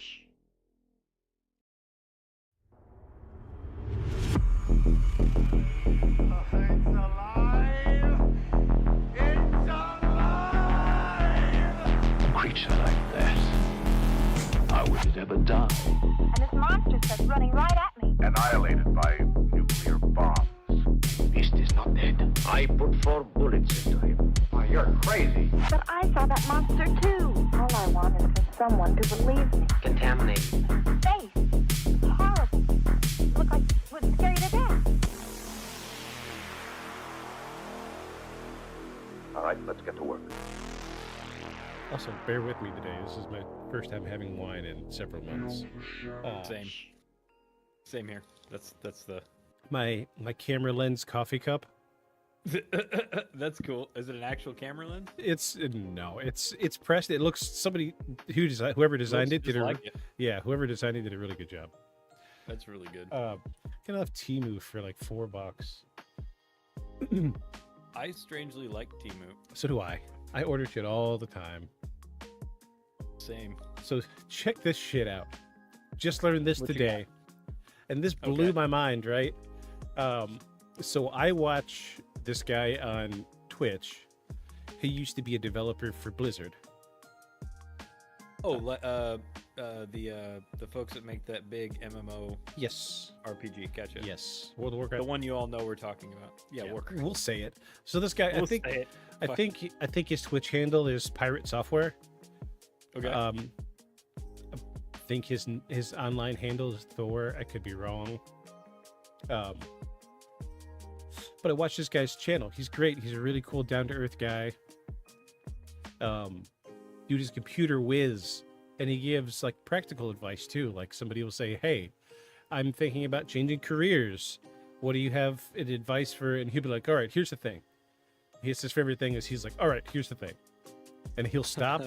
And what he'll do is he'll pull up MS Paint, and he'll draw out diagrams in MS Paint, and that's just his way to translate his ideas to people. And it's really it's kitschy, but it's a really cool. I really dig it. I get it. Everybody's got their medium that they talk with, right? Right.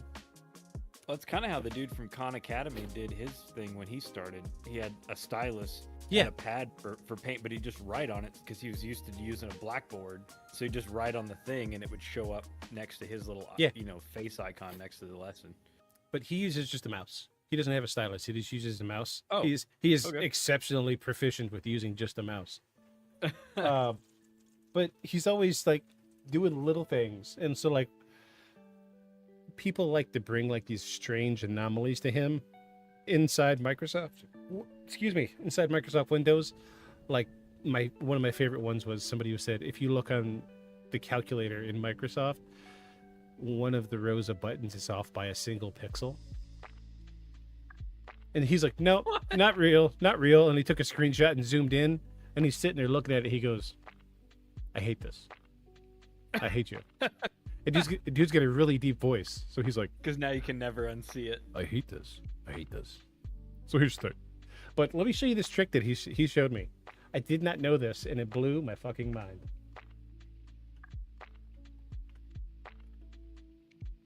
Because he uses paint a lot. Okay. So he said, grab your pencil, and you click in there once, and you hold the space bar, and you move the arrows, and it's like an Etch-a-Sketch. Oh, that is so cool! My God, he knows way too much about Microsoft. I was like, what? No fucking way. That is ridiculous. So it always, as long as always stays with it. As long as you're holding the space bar. As long as you're holding the space bar. And then like, you can go at angles, like two arrow keys at the same time. What? That is... Why? I've been playing with Microsoft Paint since I was 5 years old. Yeah, I never knew that. I never knew this. I haven't looked up key tricks for Microsoft Paint though either, to be fair. Yeah. But what? Yeah.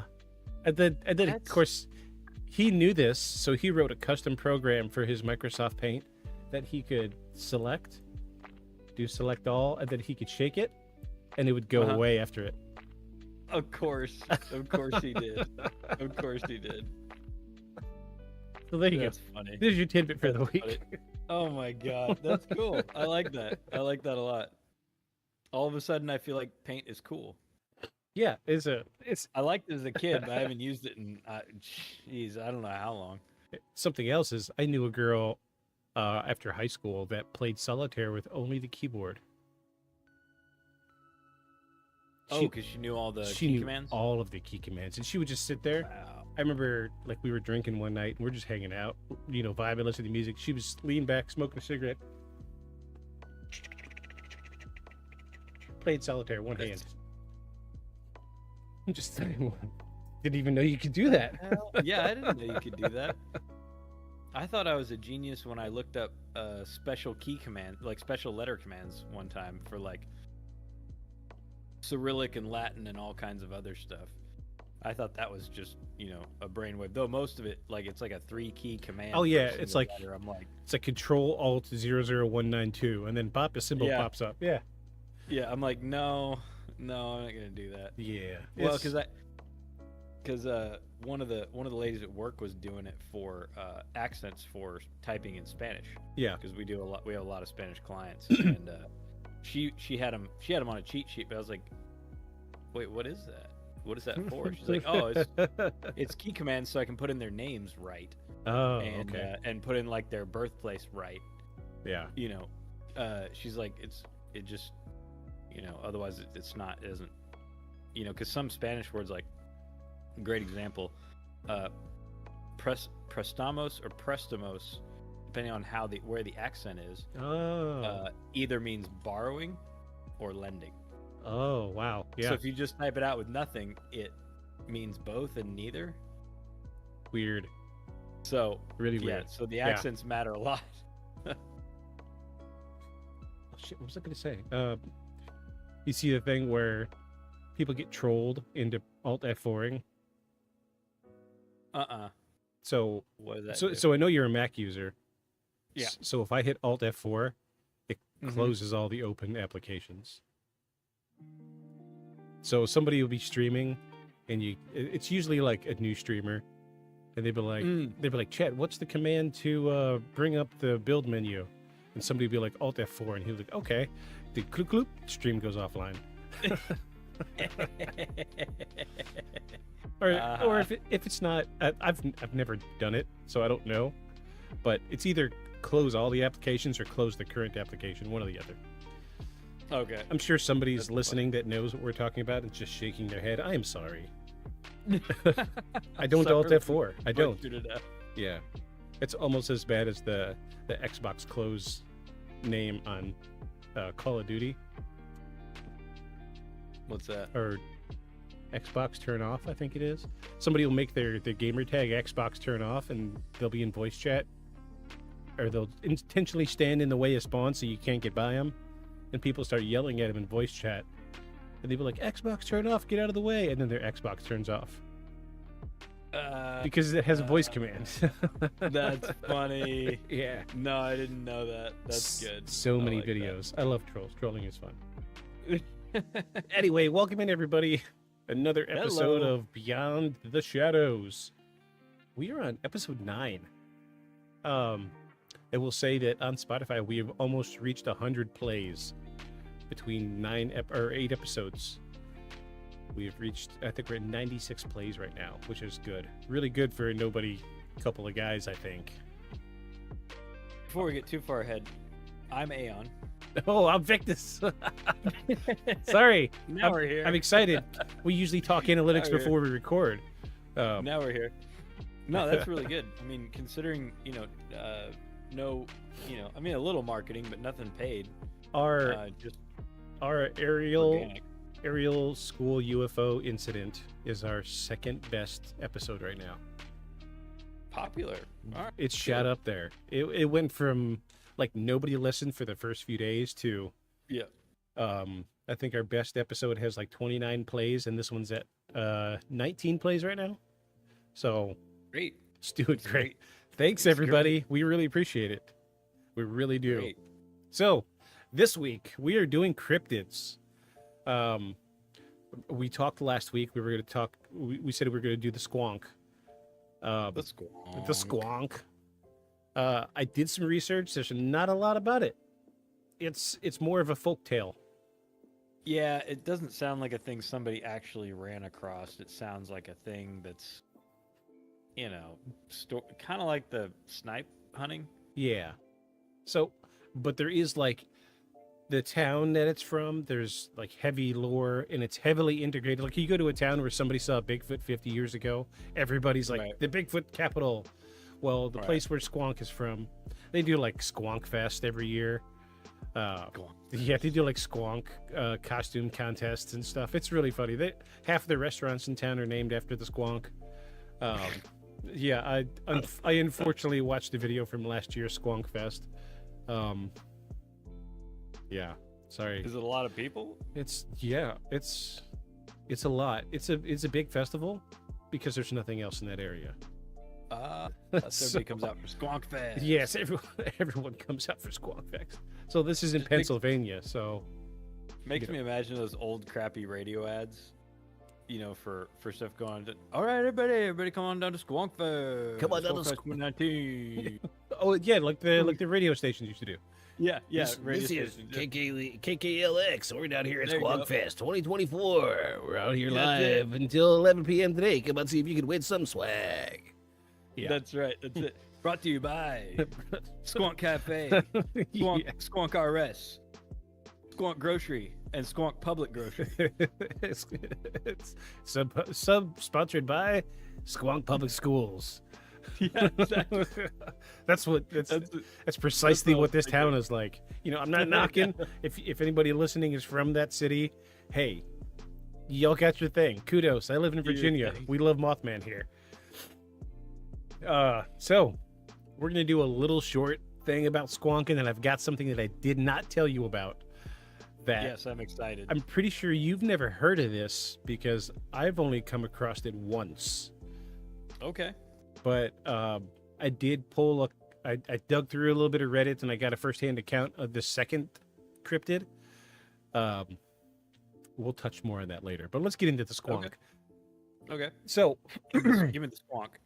let's get into the Squonk. Squonk is fun.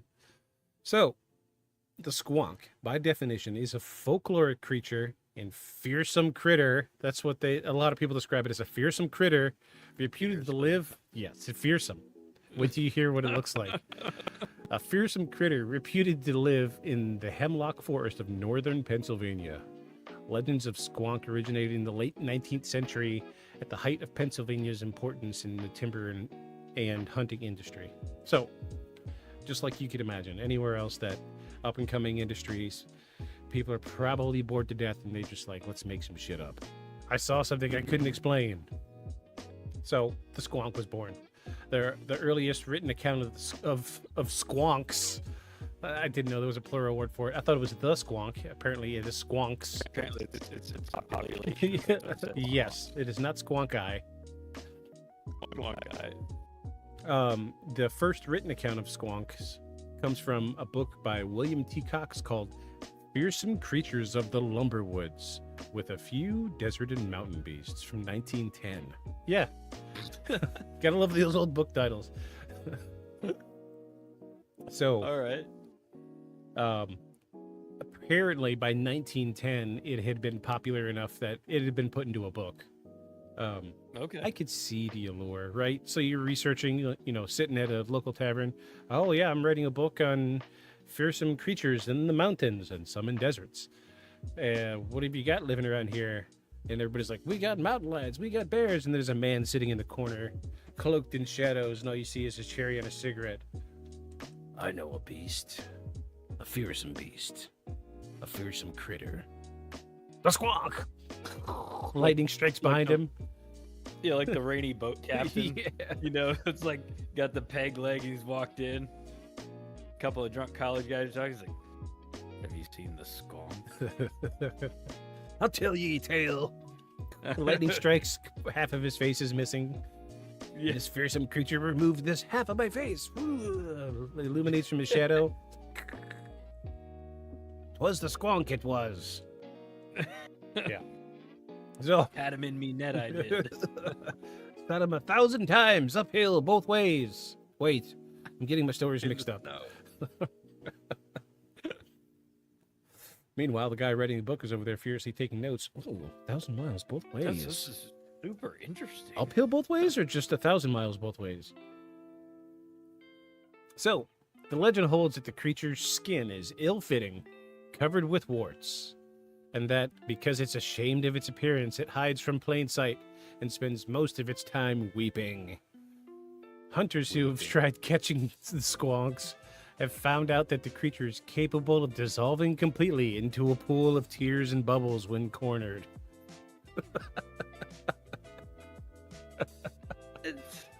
Come on. All right. A man named J.P. Wetling is supposed to have coaxed the creature into a bag, which when he carried it home suddenly lightened. Upon further inspection, he found that all that remained in the bag was liquid remains of the sad animal. Ugh. Gross. So from some of the stories I've heard, it's like people have tracked it into the swamps or into the woods, and their way of tracking it down was following its trail of tears. That's so crazy. So before we get too far, let me see how much more do I got left to read. Yeah, not much left to read on this. Let me pull up. We got a couple pictures. Artist renderings. Artist renderings. These are not photographs. Don't get excited.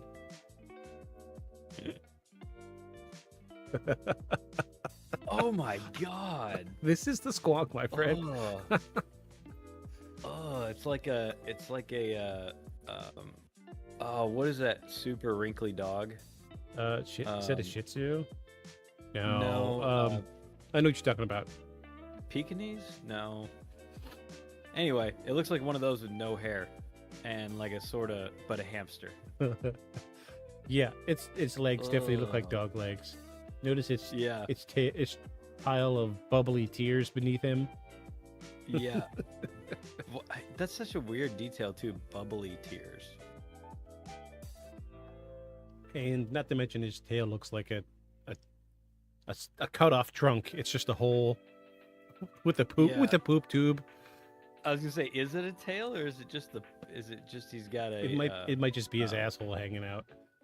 Yeah, I was gonna say he's just got a. I'd be crying too if my asshole were hanging out. What do they call it? A prolapse. Prolapse. Yeah, he's got a prolapse. No wonder he's sad. Just walking around with his prolapse hanging out, flopping in the wind. Jeez. Gross. I mean, he kind of looks like one giant prolapse. Yeah, but, he does.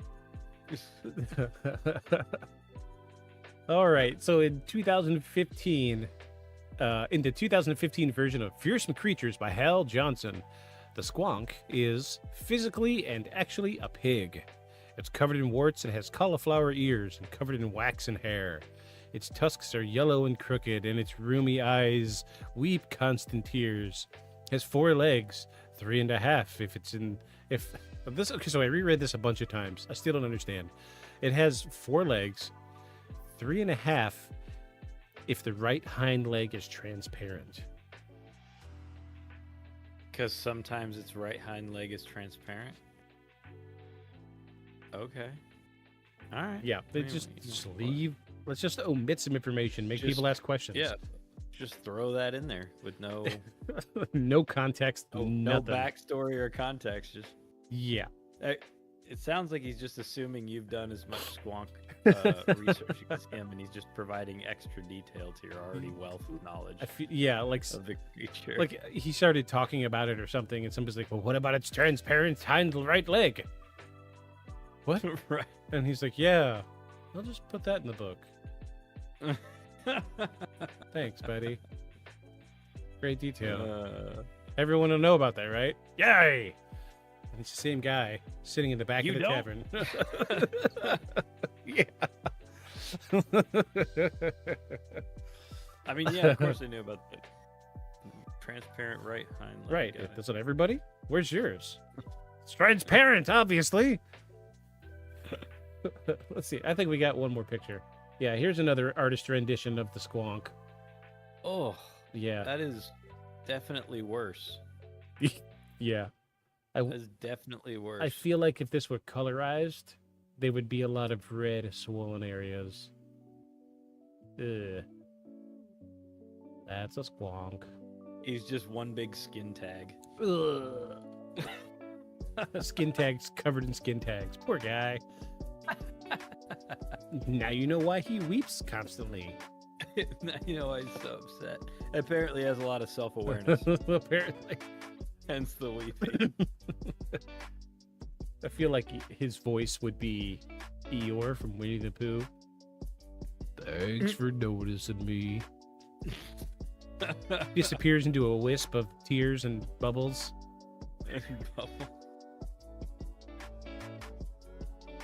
I thought you noticed me. I'm going on now. A breeze blows. Tears. I lost my tail. He's got a little tail. He's got an ugly tail there. So. Oh no, because he always had to have his Oh pin yeah, back yeah, on. yeah. He's always carrying it.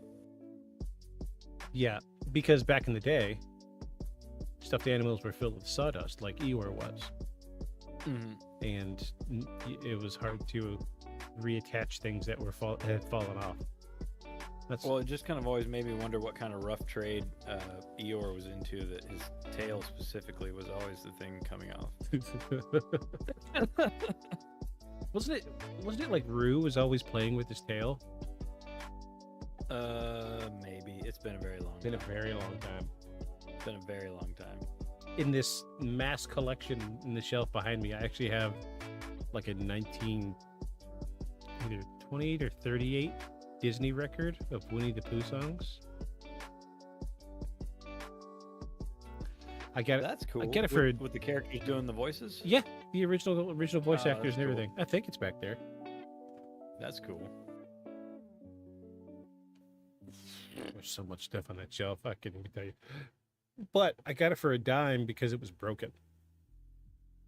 Oh. I was like, well, it's fine. I'm just going to display it. You know, Mm-hmm. I'm not going to be hanging around, sitting around the campfire listening to jovial songs from the stories of Winnie the Pooh and the 100-Acre Wood. Sherwood, 100-Acre Wood, that's right. I will say I do quote the Little Black Rain Cloud song all the time. What is the thing that Pooh was always on the lookout for? Honey? No. Oh, heffalumps and woozles? Heffalumps and woozles. Yeah. My favorite animated Winnie the Pooh was the one Winnie the Pooh and the Great Thunderstorm. Yeah. Or the Great Flood. Yeah. Anyway, where he ends up having like a trippy dream state inside his waterlogged tree, and there's the whole heffalumps and oozles because Tigger got it in his head. Oh yeah. It's a funny correlation. Only reason I say this is because Dumbo was my favorite movie growing up. There was also a strong reference on elephants and weasels being the bad guys in Dumbo. Yep. Which is really strange. When Dumbo gets drunk. Yeah. The dream trip about him. Yeah, that was so weird. The song was called Elephants on Parade. That's my favorite Dumbo song. I love that song. I actually listen to it kind of regularly. A little sad for somebody who's almost 40. But they all look like L-wire figures. Yeah. They're weird, man. That whole scene is fucking weird. It used to make me uncomfortable as a kid. It's got uncomfortable elements to it. I mean, so does Heffalumps and Oozles. It's supposed to be, yeah, tension. Absolutely wild what they could get away with back then. I mean, honestly, even thinking now about the scene where Dumbo finds his mother in the cage. Oh, jeez, horribly sad. Oh my god! And she The rocks him. the reaching through the bars. Yeah, she reaches down and Yeah. rocks him sleep. He reaches down and rocks. Oh my god! Everybody And talks then about Bambi tucks being his- the sad movie. No, I mean yeah, it's sad, but no, that scene in Dumbo is just heartbreaking. Yeah. It's still my Heartbreaking. it's still my favorite Disney movie. All because she tried to protect him. Yep. They lock her up for being dangerous. Yeah, it's in the words of Metallica. It's sad but true. I mean, way to go, Walt. Yeah, yeah. Bad It enough you starts were out all happy racist. with the- starts out all, yeah. It's bad enough that you're into genocide and stuff. But, you had to also make little kids cry in every movie. Yeah, that was. Oh, is that why I have so many problems as an adult? Probably we're the generation that watched Disney cartoons that start out happy, destroy your soul, and then end happy like the soul destroying part never happened. Yeah. And never gets addressed. I need this drink. I actually have a Black Diamond Dumbo. What's that? That's the collector's one, the expensive ones. The VHS tapes there was the collector's edition. Well, it wasn't collector's edition, it was the first run of the VHS tapes. Okay. They're called the Black Diamonds now. They're very expensive. Actually just saw a set of them yesterday at a junk shop. 6 of the Black Diamonds for $350. Dang. Yeah, and that's. I wish I had known that. I had most every first, like any that came out in my lifetime as a kid. We bought the first VHS tapes as soon as they came out. The first run. Yeah. I wish I had known that. I had probably, 15, 20 of them. Yeah, I got so the Dumbo I have is my Dumbo from a kid, and I have what else do I have? I have all my Dr. Seuss books from when I was a kid. I had the original Little Mermaid with the tower that's a penis. Yeah. On the front cover. I had that. Yeah, so my wife and I, we do a lot of like yard sales, junk shops. There's a lot of them here. It's a tourist area where I live, so tourists like spending money on little knickknacks and things, and lots of junk shops. You would like the one I went to yesterday. This guy has an outstanding collection of antique cars. Oh. Absolutely outstanding. Everything from a Model T to like a 1930s Mercedes-Benz to. Dang, Yeah. I like that. Got a bunch of old Impalas, GTOs. I think he was in back working on a pristine Volkswagen thing. Oh, wow, that's cool. Beautiful. You never see those anymore. These are all stored indoors too. He never takes them outside. Really? Yeah, this junk He just shop. collects them? Yeah, this junk shop is probably like 3/4 the size of a Walmart. And Oh my god. once a month he rotates the cars inside the building. That's how big the building is. Yeah.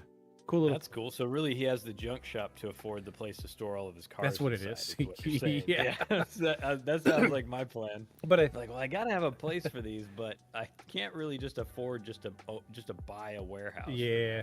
I think his moneymaker though, he repairs old neon signs.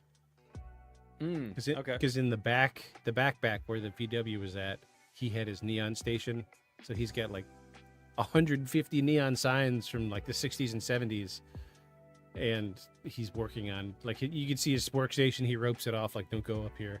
You see all his tools and shit laying out, his torches and stuff. That's cool. But the guy is really quiet. He doesn't talk to anybody. His wife runs the shop, and then once they close, he goes to work. Huh. But yeah, like when I say he's got a collection of cars, he's also got like a row of like 100 fully restored, beautiful antique gas pumps too. Oh, okay. Yeah, Of course. he's that guy. Bunch of Okay. old gas station signs and stuff. Okay. Cool place. You would like it. You would really like it. Sounds cool. Yeah, I could spend a whole day in that. We spent about an hour and a half, and we still didn't see everything. We never do. Anyway, let's read the last bit of the squonk. So its fearsome aspect is its contagious misery. It lives in the Pinocchio Mountains of Pennsylvania. Yeah. It's very very fancy wording for just a sad fucking animal. Contagious misery. That's very inventive. I like that. The transparent rear right leg and contagious misery. Yeah. So here's a couple sentences that are just going to confuse you. Okay. It lives in the Pocono Mountains of Pennsylvania. Jean-Paul Wentling, which is the author of that book, Hal Johnson's arch nemesis, tried to catch one, but the squonk, he dissolved into tears and died. The squonk's method of love and reproduction is binary fission. Binary fission. Oh, so it splits like an amoeba? I guess. Okay. I mean, that's a big animal to just divide. Let me look that up. I'm gonna look that up now.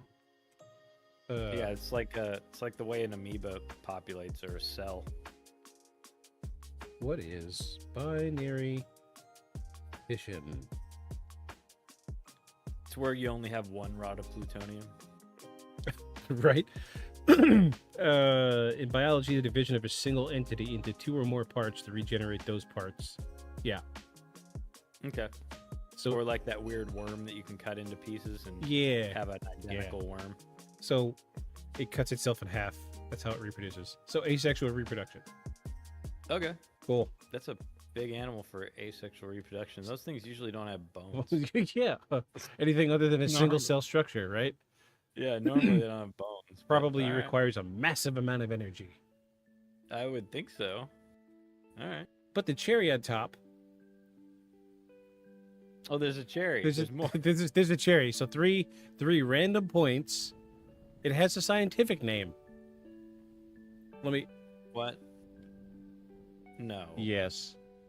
Therestis lacrimosus. Lacrimosus. I'm sure there's some. Let me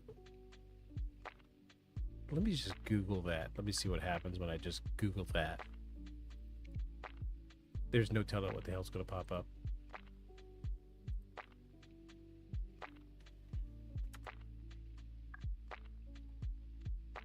Oh, wow. It came up directly as a squonk. So Therestis was a soldier in the Greek army during the Trojan War. He fought with Achilles. Okay.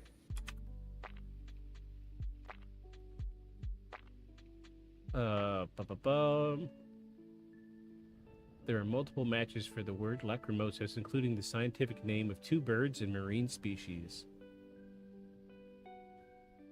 All right. Fan-tailed warbler, a black-striped woodpecker, and a marine species classified as Cycreopteryx lacrimosus.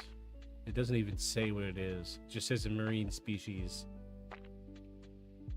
Okay. I wonder why the bird half of it. That's weird. Oh, there's also an insect with that.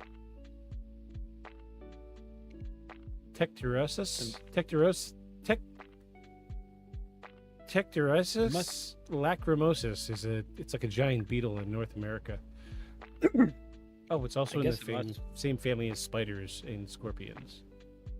Okay. No, never heard of it. Yeah, that's a weird one. But it's got a scientific name. But I Googled it. First thing that came up was the squonk. So the squonk. So here's your last two tidbits of the squonk. The squonk is briefly mentioned in the song Any Major Dude Will Tell You by the band Stan Dealey. Or Steely Dan, excuse me. Dan Dealey. Stan Dealey, sorry. I am a little bit of dyslexic sometimes. Yep. And here's my favorite Steely tidbit. Dan mentions the squonk. Yeah, I haven't listened to the song. I would play it here, but we would get a copyright strike for sure. So yeah. So here's my last tidbit about the squonk, and it's my favorite. The progressive rock band Genesis also paid tribute to the squonk in a song all about the creature's sad life, simply titled Squonk. Genesis. What? Phil Collins. What? So two major rock bands. Yeah. Referenced a crypto creature. So I'm actually gonna look up the Genesis song because I want to see what it's all about. Apparently it's about a super sad creature or thing, I guess. Squonk. Oh my gosh, there's so many references to the word squonk. Wow. Holy shit. Okay, let's try Squonk Genesis. Oh, there it is, yeah. Oh no, don't play the song. It's off their album A Trick of the Tail. The yellow one. I know this album. Okay. I'll have to listen to it later. Maybe when we drop this video or this week's episode on YouTube, I'll drop a link including stuff to the Genesis and the Steely Dan song, just to flesh out the story. You know, I feel like I gotta hear the Genesis song. I haven't listened to it yet, but I will. So it's so awesome. Yeah, it really is. Right. It really is. So I told you we have something special. Second. Yeah, let's hear the second one. This is far more interesting. Okay. So I mean, the squonk was more interesting than I expected, considering you said there wasn't much on it. It was very funny. Let me scroll down to the bottom of this. I need to look at something right quick. So Googling. I need to figure out exactly what this stands for.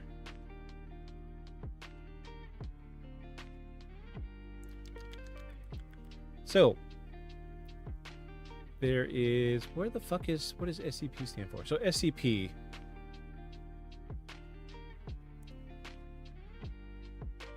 so there's some would say it's fictional, some say it's not. Okay. It's called the SCP Foundation. Okay. And the SCP Foundation, let me give you a wiki definition of it, because wiki is just going to do the best. To put it in a nutshell within a couple sentences, right? Yeah. So, SCP Foundation. Oh, geez, it's warning, the Foundation database is classified. Yeah, not wiki. Where'd the wiki go? There we go. The SCP Foundation is a fictional organization featuring in stories created by the SCP Wiki. Within the project's shared fictional universe, the SCP Foundation is a secret organization responsible for capturing, containing, and studying various paranormal, supernatural, and other mysterious phenomena, known as anomalies or SCPs, while keeping their existence hidden from the rest of society. This is a really fun rabbit hole to go down. So before I met my wife, I would stay up very late, rabbit holing dumb shit, because I had nothing else to do with my time. And I stumbled upon SCPs because I was down a rabbit hole about the back rooms. Okay. So we all know the back rooms. No. Nope. Nope. I see the surprise in your face, but no. Nope.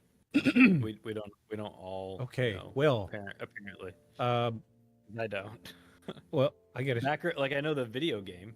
Well, the video game is from the same wiki as SCP. Okay. Supposedly the back rooms are real. Okay. So you've seen the video game, right? Yep.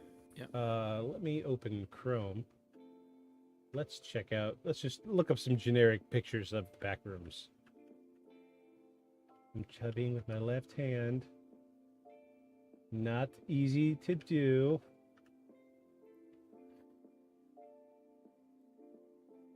Okay, generic images of the back rooms.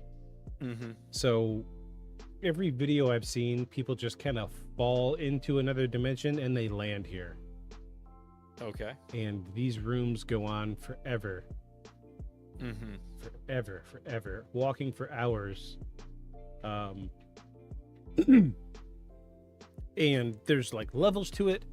There's areas to it that people can, like, so the people that are hardcore into this can tell you everything you need to know about the back rooms. huge rabbit hole. Go down it if you want. We could do a whole episode on this very, very, very easily. Okay, we should. Oh, because it's never heard of it. I talked for like an hour with my wife earlier today about it because she didn't know about it, because I was talking about what we're about to talk about, and I was like, it ties into the back rooms. And she said the same thing. Yes. What is that? Yeah. She said exactly the same. What are the back rooms? I like how you're like, we all know about the back rooms, but the two people you talked to about it today have no idea what it is. Sorry, I assumed that everybody was like me and just looks at shit. So, back rooms. Some of the SCPs, the original SCPs, come from the back rooms. Okay. Usually, so some videos that you can find, people are just walking and they eventually come out. And some videos you'll see, like this one, there's a weird creature in it that chases you around and then eventually you pop back out. Okay. But they're always like these weird 80s vibe kind of office buildings, but there's nothing in them. And they go on forever. And you just walk and walk, different rooms. Wild shit. So some of these SCPs are from the back rooms. Okay. If I know my SCP lore, which I'm sure somebody's shaking their head right now, the first few SCPs came from the back rooms. So, back rooms, SCPs, the Foundation, SCP Foundation. I still don't know what the hell SCP stands for. I forget. But this thing we're going to talk about is an SCP. So it has its own classification number and everything. It is classified as SCP-6448, also known as not deer. Not deer? Yes. Like a deer, but it's not a deer? Correct. Okay, this I feel like I've heard about, sorta, in a sideways thing. So there's no real good pictures of it. I think I've seen sketches. Yeah, there's weird shit floating around. Yeah, I feel like I've seen sketches of the not deer. So, and the face is like a skull? Sometimes yes, sometimes no. So let's dive into it. Let's see what I got.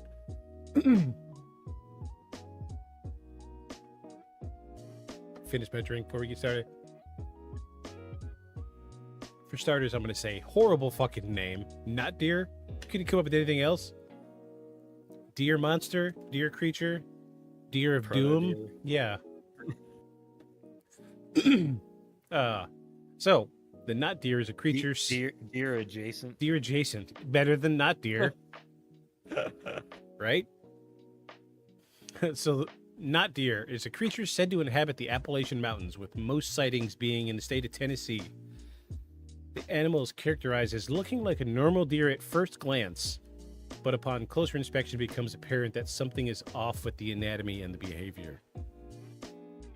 So I've read some reports where people are out in the woods and they see a deer, but something wasn't quite right about the way the legs worked. So like this sketch, the front legs are backward. Oh. Okay. So like they would notice that, like, wait a second, that leg's not supposed to bend that way, and then like the deer would turn and it would be like missing a jaw, or the horns would be growing on the bottom side of its head, or it would have sharp teeth, which is absolutely horrifying if you've ever been close to a deer. Yeah. The not deer is described as looking like a deer from a distance, but once one looks at it longer or gets closer, something about it is off. Their movements are described as being like a newborn deer, but appearing as an adult. Some accounts suggest the creature is double-jointed or has additional joints in its limbs. The limbs are described as longer than the nose of a deer, and the chest is heavy, very barrel-like. The way it moves is said to have been aggressive compared to that of a deer. The most defining feature is, however, is that not deers do not have eyes on the sides of the head, but rather in the front, like a predator. Ooh. Yeah. Okay. Excuse me. I am. Oh, you know what? I should wash that down with some wine. Huh. There you go. Well. While we're on the subject of wine. Are you dispensing from a carton currently? I can tell by the action you're like... Oh, yeah, it wasn't this motion, because I can't afford glass bottles. No. That's funny. Off subject for just 2 seconds. So I've been making my own mead. Mm-hmm. So usually I try with like strawberries, blueberries, raspberries, blackberries. Yeah. So it's usually like fruit, water, honey, yeast makes alcohol. Right. I tried something just to try it to see if it would work. Oh, the lemonade thing? I sampled it today. Mm-hmm. I am not going to be making any other mead ever again. That good? It is so fucking good. Wow. I would not have expected that. So I smelled it, and it smelled the same as all the other meads. Which I'm assuming all I'm smelling is, the honey and the fermentation. Right. But I tasted it, and immediately my wife was sitting at the table in the kitchen. And, I racked it, so that means transferring from one bottle to another. Mm-hmm. I racked it to get get the sediment. Yeah, out. because there's shit that settles to the bottom. You want to get rid of that. Mm-hmm. The dead yeast will give you a headache. Yeah. So I racked it, and I noticed the fermentation had stopped a few days ago. Oh. Mm-hmm. Virus and threat protection. Awesome. Didn't find anything. Good job, computer. So I racked it, and I'm looking at it. I was like, this is so clear. It smells good. So I pulled like this much of a mason jar just to sample it. Uh-huh. And I smelled it, and I was like, here, smell this. My wife smelled it. She's like, oh, it smells all right. I was like, yeah, it kind of smells like the rest of them. So I was expecting them to they all have kind of tasted the same, despite what fruit I put in it. Took a sip. I was like, no fucking way. Drank the rest of it. I'm like, no fucking way. She's like, what? I was like, this is amazing. Poured a whole glass. Took a big swig, did the swishy thing just to get the good taste. Mm-hmm. Tastes like peach jam. What? Right? Yeah, not what I was expecting. No. So I was like, holy Not shit. what I was I was freaking out because I was like, this is just lemons and honey and water. Mm-hmm. I was freaking out. I told her, I was like, this just tastes like peach jam. She's like, we have peach jam in the fridge. I was like, perfect. We're going to compare right now. Got a little taste of peach jam. Exactly the same. What? That sounds all right. It is so good. So fucking good. It's an odd thing for it to make it taste like. What kind of... You just use lemon, like lemonade that was just lemon and water, basically. Yeah, I use there's a certain brand. I don't want to say because I don't want people going out and just making alcohol out of anything. But there's a certain brand that very organic. All it is the fruit and water. Mm-hmm. And that's what I used just to try it. It was like $10. I was like, I'll give it a fucking shot. Why not? Mm-hmm. This is the only thing I'm going to be making from here on out. It is so good. It is so good. Anyway, sorry. Went on a tangent. So, where were we at? Let's see. The distinction is usually the first thing noticed as off. That's a weird sentence. A few accounts involve multiple eyes, though most do not. Other uncommon outliers of the typical account involves describing the head as bovine. Okay. Was that like cow? Is that right? Yeah. Yeah. So I guess a larger head. There was one picture of a real deer that kind of made me go, huh, that's kind of like not deer. There we go. Oh yeah, with its eyes forward, and although its mouth is all funny. Yeah, it's like off at it. Fucking ads. But its eyes are straight forward, wide open. And notice. Yeah. Maybe I'm wrong, but I didn't think deer had pupils like goats. They don't usually. I thought they just had regular pupils, like a cow or a horse. Like that deer's head is all fucked up. So I could see why they're calling this a not deer. Though that isn't particularly scary. No, but some of the other like trail cam shit that you had up looked creepy. Oh yeah, look at this guy. Oh, that's an artist rendering. Never mind. There was some other one that I saw before you, like if you go back in your. Oh, there you go. This one down here? one. Oh, this? No, down one. Yeah. Mature content. Are we over 18? Sign me up for that. Oh, geez. Hold on. Let me make this go away for just a second in the recording. I don't want to accidentally show something that I'm gonna have to blur later. Cryptid hunt. Okay, we can show this. Trail cam footage. Collection. That looks like a normal deer. Yeah, it's got sharp teeth. It's got weird horns, yeah, and sharp teeth. I wonder if those are fakes or not. These look like AI. Yeah, that's got some sort of weird tongue thingy going on. Yes, yes. There we go. So that I would classify as a nut deer. Probably AI, but that's okay. This is good because this is a good representation of what we're talking about here. Yeah, and they all seem to have the two prong horn thing. Yeah. Ooh, great detail. It looks like it's wet. Yeah, or oily. Yeah, more oily than wet. Yeah, that's crazy. That's a good one. Let's leave that one up for a minute. Mm-hmm. All right. So some of the behaviors are described as said not to be afraid of humans. Those who encounter them say they have an uneasy feeling. There is intelligence and emotion about them that furthers the feeling that something is off. Not deer would generally approach humans, and it's because of this that the odd movements are noted. Despite encounters feeling off, the creature has also been reported to attack if provoked, as when an encounter tries to scare them off. Some accounts involve being chased up a tree. The nut deer may walk on its hind legs for a bit, as some animals may do, in order to intimidate or in attempts to reach individuals who are chased up a tree.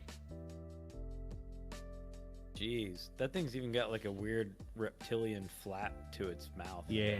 Like a snake. Yeah. Yeah, if that's AI, that's a good one. Yeah.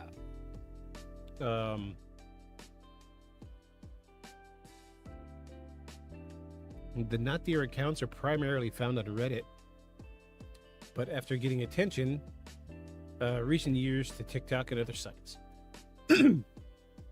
Usually sightings are on roads, such as a case of driving alone on a motorcycle to the Appalachian Road and seeing in the road what looks like a deer, but becomes very obvious very quickly that the deer is not what it seems once the accountee gets closer. They love using the word accountee, don't they? Accountee. Not deer encounters are suggested by skeptics to be encounters with deer who have birth defects causing unusual walking patterns and a head shape, which makes sense. Yeah, I get that. The feelings reported by those who claim to have encountered not deers are thought to be the result of isolation, sleep deprivation, and other factors. An alternative to the deformed deer explanation is that the accountee stumbled upon a deer suffering from early stages of CWE, which is chronic wasting disease. Okay. AKA the zombie deer syndrome, which is wild if you haven't seen pictures of that. I'm not going to pull it up because they are very graphic. These deer will walk around with holes on the sides of their heads. Bone exposed. What happens? It's a wasting disease. They just start to die from the inside out, but they don't die. What? No, I've never heard of it. So like whole sides of their face will be bone. Horrible disease. And then it makes like cancerous things grow on the sides of their heads too, so they look crazy. And that sounds a lot like the descriptions of the knot deer in some ways. It does, but it doesn't. I mean, not the legs being backwards and the sharp teeth, I guess. Yeah. Like this image we're seeing, this one up here, yeah, is not chronic wasting disease. Yeah. They would never be this complete. Right. Right. there's a reason they call them zombie deer. If you saw the pictures, do it on your own time. I am not going to pull them up on this podcast because they are very graphic. Okay. A follow-up sign is a change of behavior, which includes listlessness, tumors, tremors, and nervousness, which doesn't explain them getting closer to the humans, but excessive salivation and increased water intake follow. The deer loses its fear of humans, which is contradictory to 2 sentences back, and looks utterly confused. After this, the wasting begins, and those who favor this explanation for the not deer suggesting that the accounts of double-jointed or multiple-jointed legs are merely that the legs that have lost some internal tissue, allowing the lower leg to swing slightly in the other direction. Okay. I mean, that does kind of complete the picture. I mean, not that they're not a thing, but I see why they lean towards that. Yeah. It's a good explanation. Yeah. Excuse me, I am sorry about that. So I was able to pull one decent Reddit account I wanted to read, and that should bring us about the not deer. Yeah, this should bring us close because this is a little bit of a story, but it's good. So, you know how Reddit is. They're either really short or really long.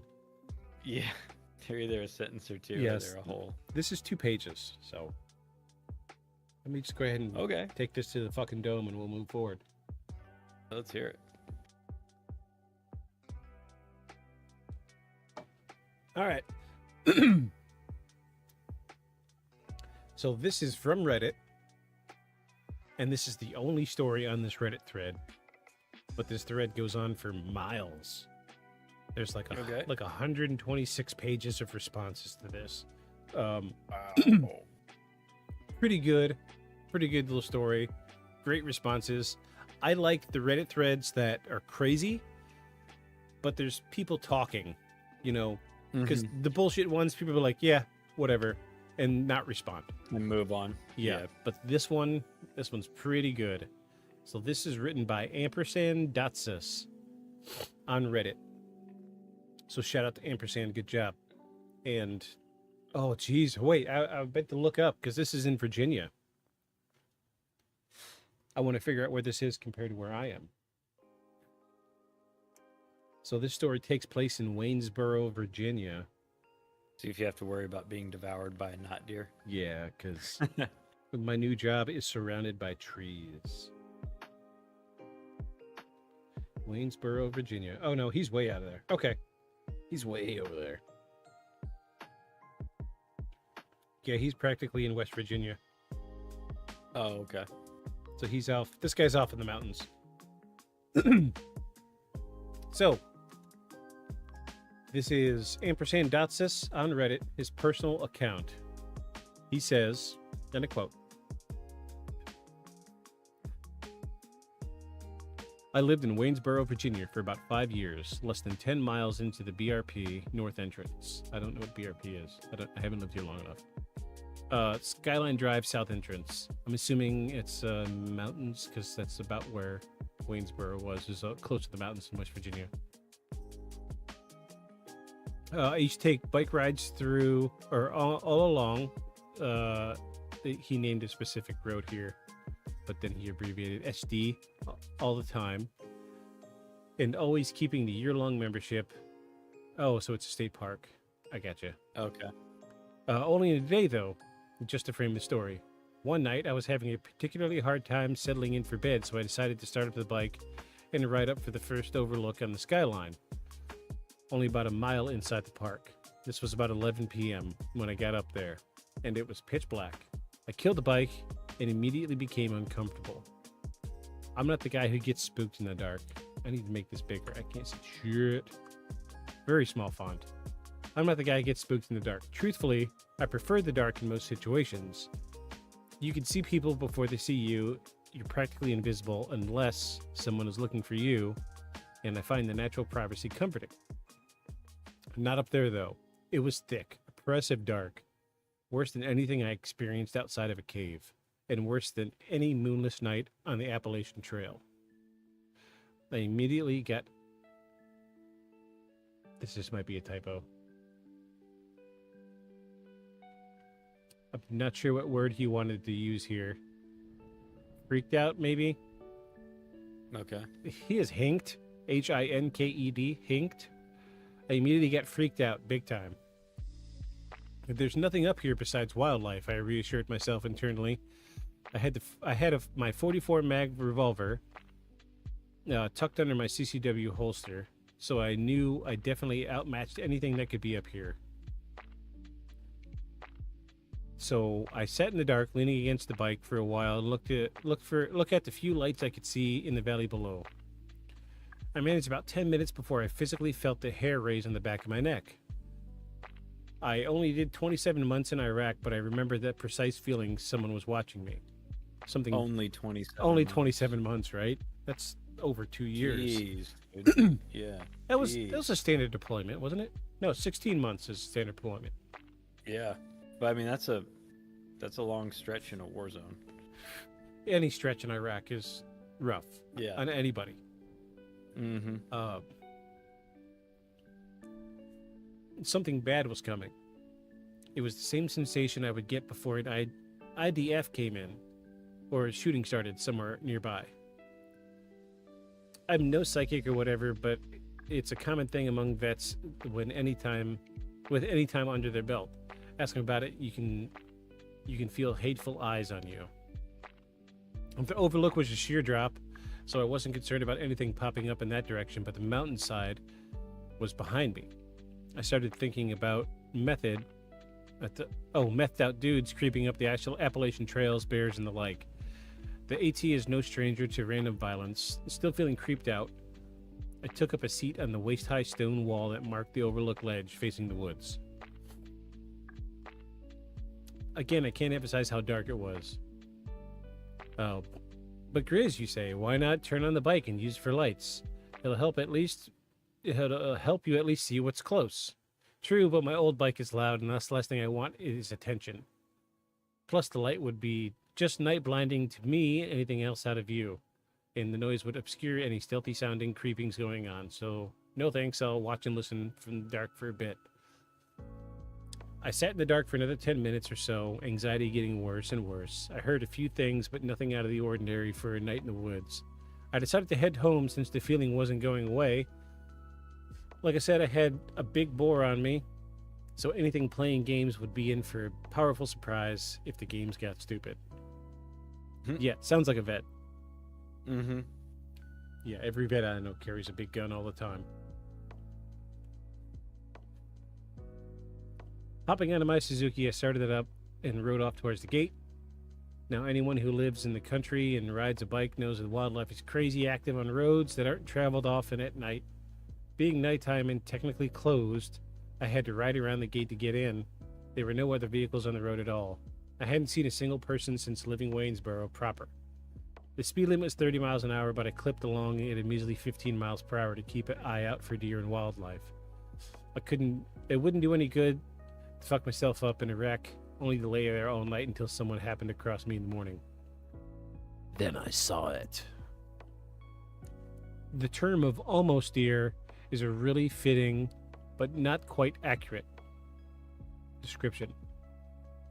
It was like a deer that someone who had never seen a deer drew, but only after somebody described it to them. It stood on the left side of the road, the mountainside, and I saw the eyes long before my headlight shone it fully. It was big, easily the biggest deer I've ever seen, and the lack of any horns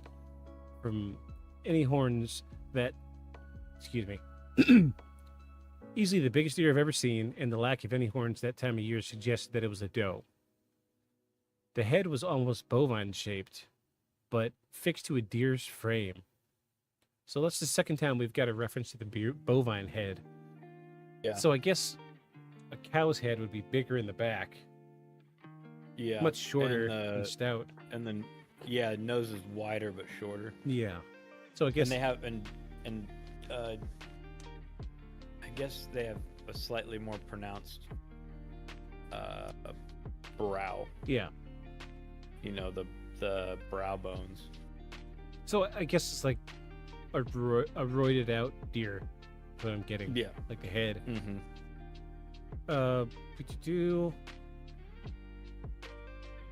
Where did the word bovine go? Okay. The legs seem to be long in proportion to the body. Think maned wolf proportions. So that's the wolf you're always talking about. Mm-hmm. Which we looked at that a couple episodes back. Interesting that he knows what that is. Yeah. When was this posted? Good question. I could find out. Let me look it up right quick. I'm just curious because that's not, while there's a lot of pictures of it now, there weren't at one time. 5 years ago. Interesting. It just says 5 years ago. That's all. It just lines up with something else I've been looking into. Oh, Go on. Interesting indeed. Yeah, go on. 5 years. That's go on. The body was extremely barrel-chested. I've always been creeped out by malformed wildlife, and this was no exception. Unfortunately, I had to get it to move, or risk passing it within a few feet of it. I was not traveling another 30-plus miles up the road in the other direction to leave another gate in the middle of the night, and I wasn't getting closer to it. Dangers of spooking it and running into the side of it side of my cruiser aside, I didn't want to get near it at all. Stopping and putting my feet down about 30 feet away from it, I tried to frighten it away. I flashed my beams down to low and back to high, nothing. I revved the engine, nothing. I honked, the considerable horn, nada. Resting the bike on the kickstand, I left it idling and I hopped off. I yelled at the thing, and it still didn't budge. So I started to the side of the road to grab something to toss near the deer, hoping to spook it away.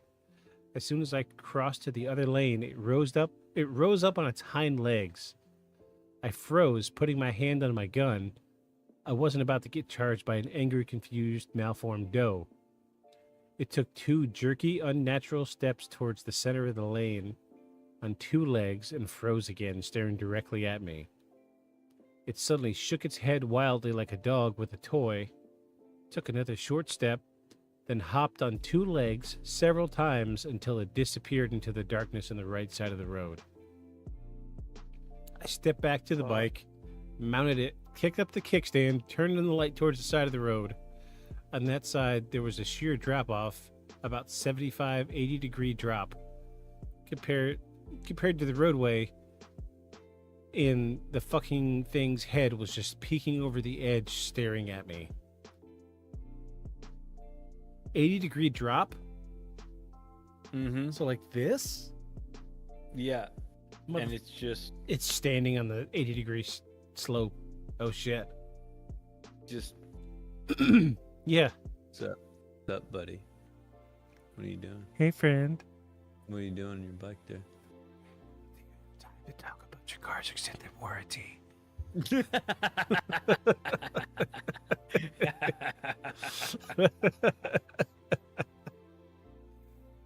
Oh. Do you have time? Do you have time to talk about the second coming of Jesus? You have to talk about your Lord and Savior Jesus Christ. Wait, come back. That was when I got out of there. He started talking about Jesus. Creepy ass deer. He says, I cracked the throttle, beat the hell out of there, rolled wildlife be damned. I never went back up on Skyline Drive at night alone after that. One time was enough. There are things we don't grow out there. Or things that just visit for a while, whatever it was. It wasn't from around these here parts.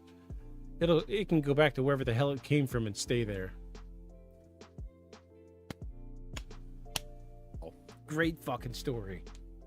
Yeah, that's a great story. So I've seen deer do the hind leg thing. Hopping? Not hopping. All right. Yeah. So if you know anything about me, I used to live in Arkansas. You know. I know. My dad was really big on hunting, so he would take me out all the time. I've never been a hunter. I would go out, sit in a tree stand, hold a muzzleloader, whatever. I never killed a deer in my life. I probably never will.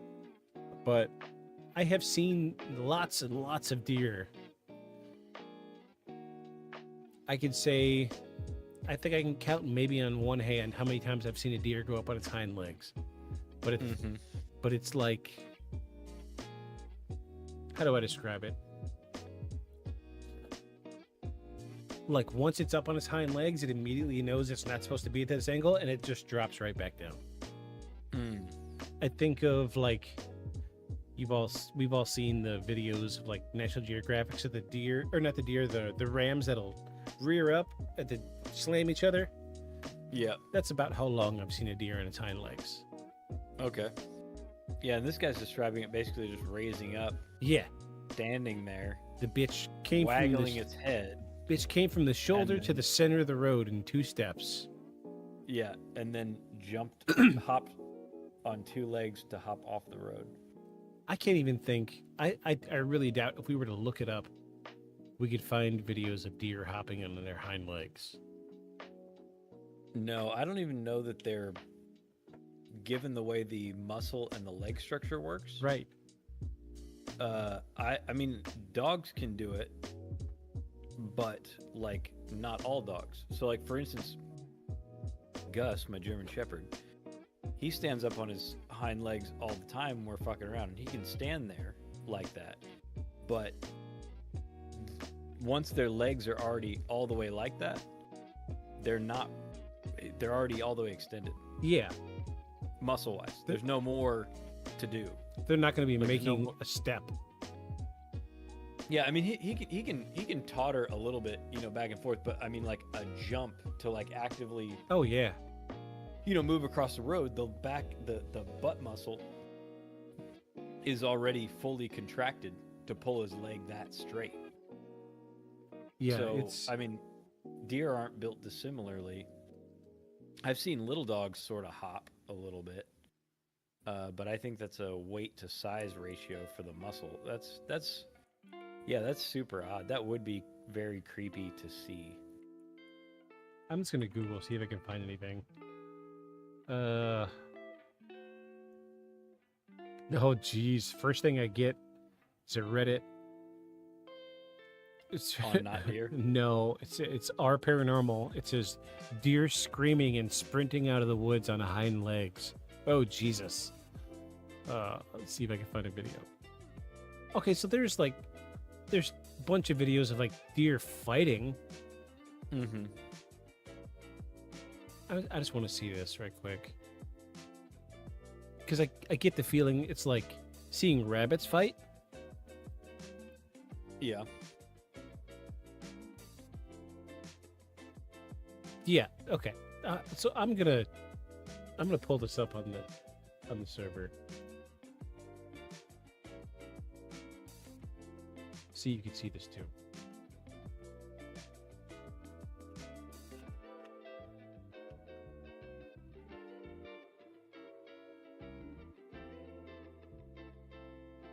Yeah. Wrong mouse.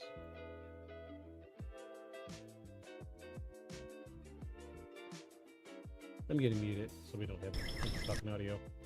So yeah, that's about what I expected. Yeah. Kinda awkward. Oh, it's hopping. It's hopping though. Like a lot. That one is hopping after the other one. See? Watch. Hop, hop, hop, hop, hop. But okay, so their heads are tilted up because that's the way their muscle structure is built, right? Mm-hmm. He said it was staring at him and they're the also whole probably time. trying to. They're also those two are probably trying to keep their head out of the way of each other's hooves.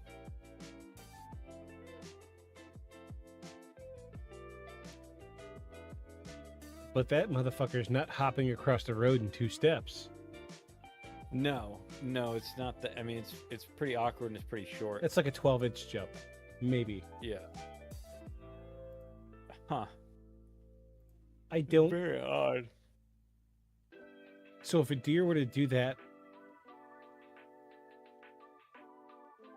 yeah, the description of that story sounds nothing like this. No, I mean, you could make the argument that maybe it thought in the dark that it thought it was a competing male. But he said You it was know, a and doe so and is- it had no horns. Yeah, I guess that's true. I mean, I guess it could have lost. I mean, Yeah. but still, yeah, I see what you're saying. It is wild, man. I like the Yeah. nut deer. It's a cool rabbit hole I went down many years ago. I've listened to a bunch of, so there's like tons of like firsthand accounts, like people saying that they see him with long, sharp teeth. My favorite description is the legs backward. Yeah, like that sketch. Yeah, that's awesome. Yeah, it I looked love like it was walking on its, like it was walking, Yeah, on with- on its wrist, like. Well, I guess you can't do it for the camera, but Yeah. like that, like its arms turned around the Yeah. wrong way. Because whenever it showed the face-on sketch of it, it had its like arm like curled back this way. Yeah. In that same sketch, yeah. Let's look at these other ones right quick while we're here. Oh, Ooh, that's good. I like that. Oh, oh, geez. oh my God. Wait, what's that? That is horrifying. There's an eyeball right there. Is there? Yeah. Yeah, that is horrifying. Even the tongue. Oh, that one's got hands. it's like a kangaroo. I mean, kangaroo or just deer that have done time.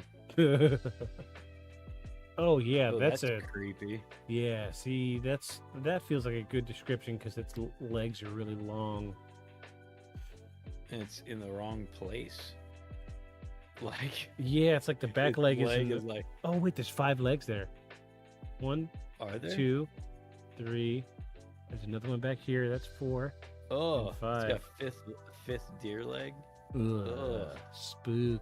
spookaroni and cheese. Pepperoni and cheese. Oh, that's just weird. A black deer, It's almost dog-like. almost bear-like.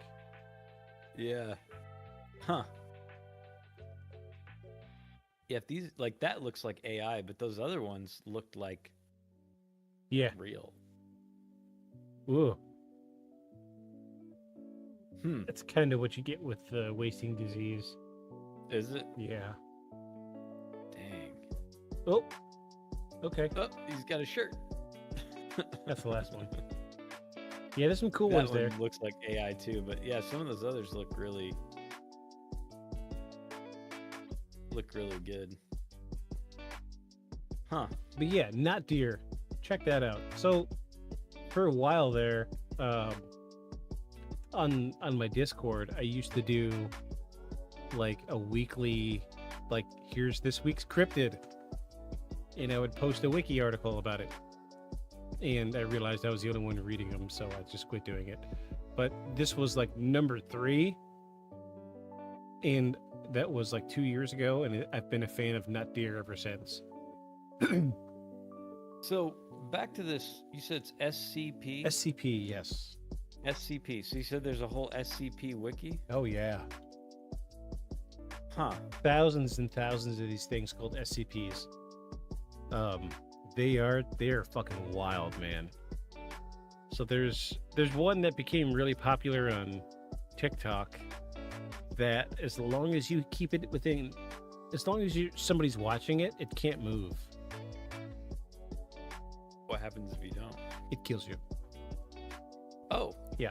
So it looks like it's made out of paper mache. It's got a crazy painted face, but its head is like weird proportions. So like, let me set up this video because I know I'm not going to be able to find the video quickly. So like, 2 armed guards are walking or escorting a lady down a long hallway, pushing a mop and bucket, and they open up the door, and this SCP is facing the wall, right? Back wall. And Okay. this lady's going in there to mop up the blood out of the cell. It looks like what, like a stack of boxes? No, it's like paper mache. Okay.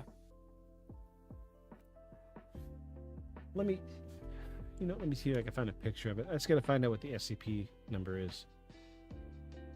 My God. Also, they have numbers. Yeah, because there's so many. Yeah. I guess they couldn't name them all. Yeah.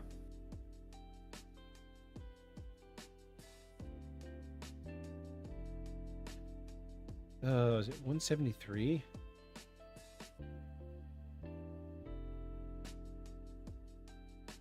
Might be. Let me see.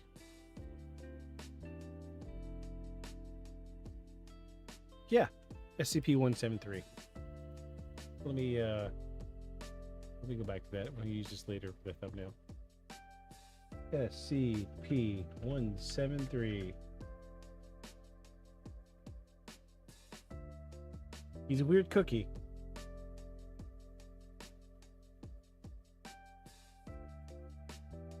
There we go. Oh. Ads. We are not sponsored by Liberty Mutual. SCP stands for Special Containment Procedures. Yes. That's it. I knew the special containment. I couldn't remember what the last word was.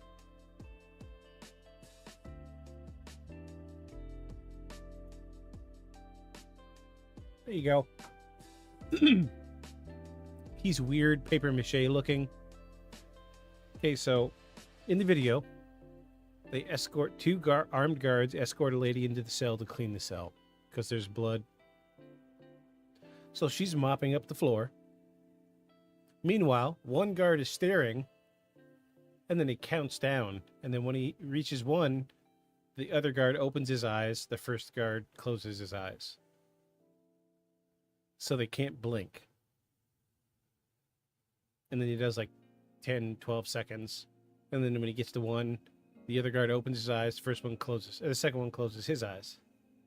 So there's always a period where one of their eyes are... one of the guards have their eyes open. Right? Okay, yeah. And the girl accidentally drops her mop. And when it hits the ground, you know the sound it makes. The guard looks at the mop. And in that split second, that SCP kills the other guard. Dude. Yeah. But this is what it looks like. He's wild. He's a weird one. So, are all the SCPs written as though they're from an organization? The SCP Foundation is the organization. Yeah, but I'm saying so like here's one. Item number SCP-1551. Special containment procedures. 2 agents are to integrate themselves into the town of blank blank Argentina under civilian guise. Integrating agents are to move into 12 blank street, a purchased house, in order to maintain constant surveillance of SCP-1551. Any civilian coming within 30 meters of SCP-1551 are to be questioned, and if not found to be an instance of SCP-155-X, given a Class C amnesic and released. New instances of SCP-1551-X are to be interviewed for confirmation of having gone through the events associated with SCP-1551 before being allowed into SCP-1551. At this time, precautions against a resident of SCP-1551 leaving the containment area are not necessary. SCP-1551 appears to be a dilapidated house. This is SCP-1551. Nice. Nice. Where is it? Let's see. It's the repeating house is what they're calling it. Mm-hmm. Whoa. What did you go for? It says SCP-1551 is a house located in blank Argentina. SCP-1551 is associated with you're reading this right here, the redacted document. Yes. Oh, yep. Cool. Yep. These, let's see. 1551 is associated with a repetitive sequence of events that target humans, causing them to eventually be forced by circumstances to live in SCP-1551. These humans are individually assigned a number so that the first known human under SCP-1551 would be referred to as 155101, the second human, and so on. When the previous human living in 551 dies, the sequence of events associated with 1551 repeats. According to reports dating back as far as 19 blank, the events have repeated themselves 23 times, with the current individual being number 23. Also, all iterations have begun with the previous individual's suicide, with the only exception being an accident from falling off the roof of 551 during repairs. Wow. So Theory do you see why I went down this rabbit hole now? Yeah, I do. I do. I would be okay if we did an episode each month on an SCP. There are many, very many.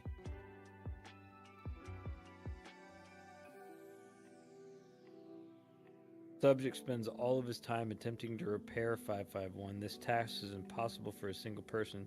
The only time he is outside 551 is to tend to the backyard garden, the only area of the property that is not in a state of gross disrepair. Is fully cooperative toward any Foundation personnel and has lived on the property for years. The longest of any human that has lived in 551 since coming into Foundation custody. So they have the house? I'm guessing. Is what it sounds like. Yeah. They have interview logs, translation from Spanish. That is... It is a wild fucking rabbit hole, man. I'll let you do that. It is fucking crazy. But not there is an SCP. Let me see what the number is. It is... Where'd it go? SCP-6448. is the deer, the not deer? Yeah. So if you just wiki, or I mean if you just search SCP. Yeah, look, there you go. Yeah, well I'm saying if you just wiki SCPs Argentina. These are the ones, there's a bunch of them. Oh, wow, there's tons of information here. Wow, yeah. Oh my gosh. Doesn't that seem odd? I know what you're getting at. Yeah, you know I'm getting at. Yeah. You know I'm getting at. I ain't gonna say it, but you know I'm getting at. We're gonna talk about this eventually. Dude. I'm hoping that the brighter listeners are catching on to our consistencies of what we're talking about. This is a recurring subject. Yeah, going down that rabbit hole, man. Have fun with it. Dude.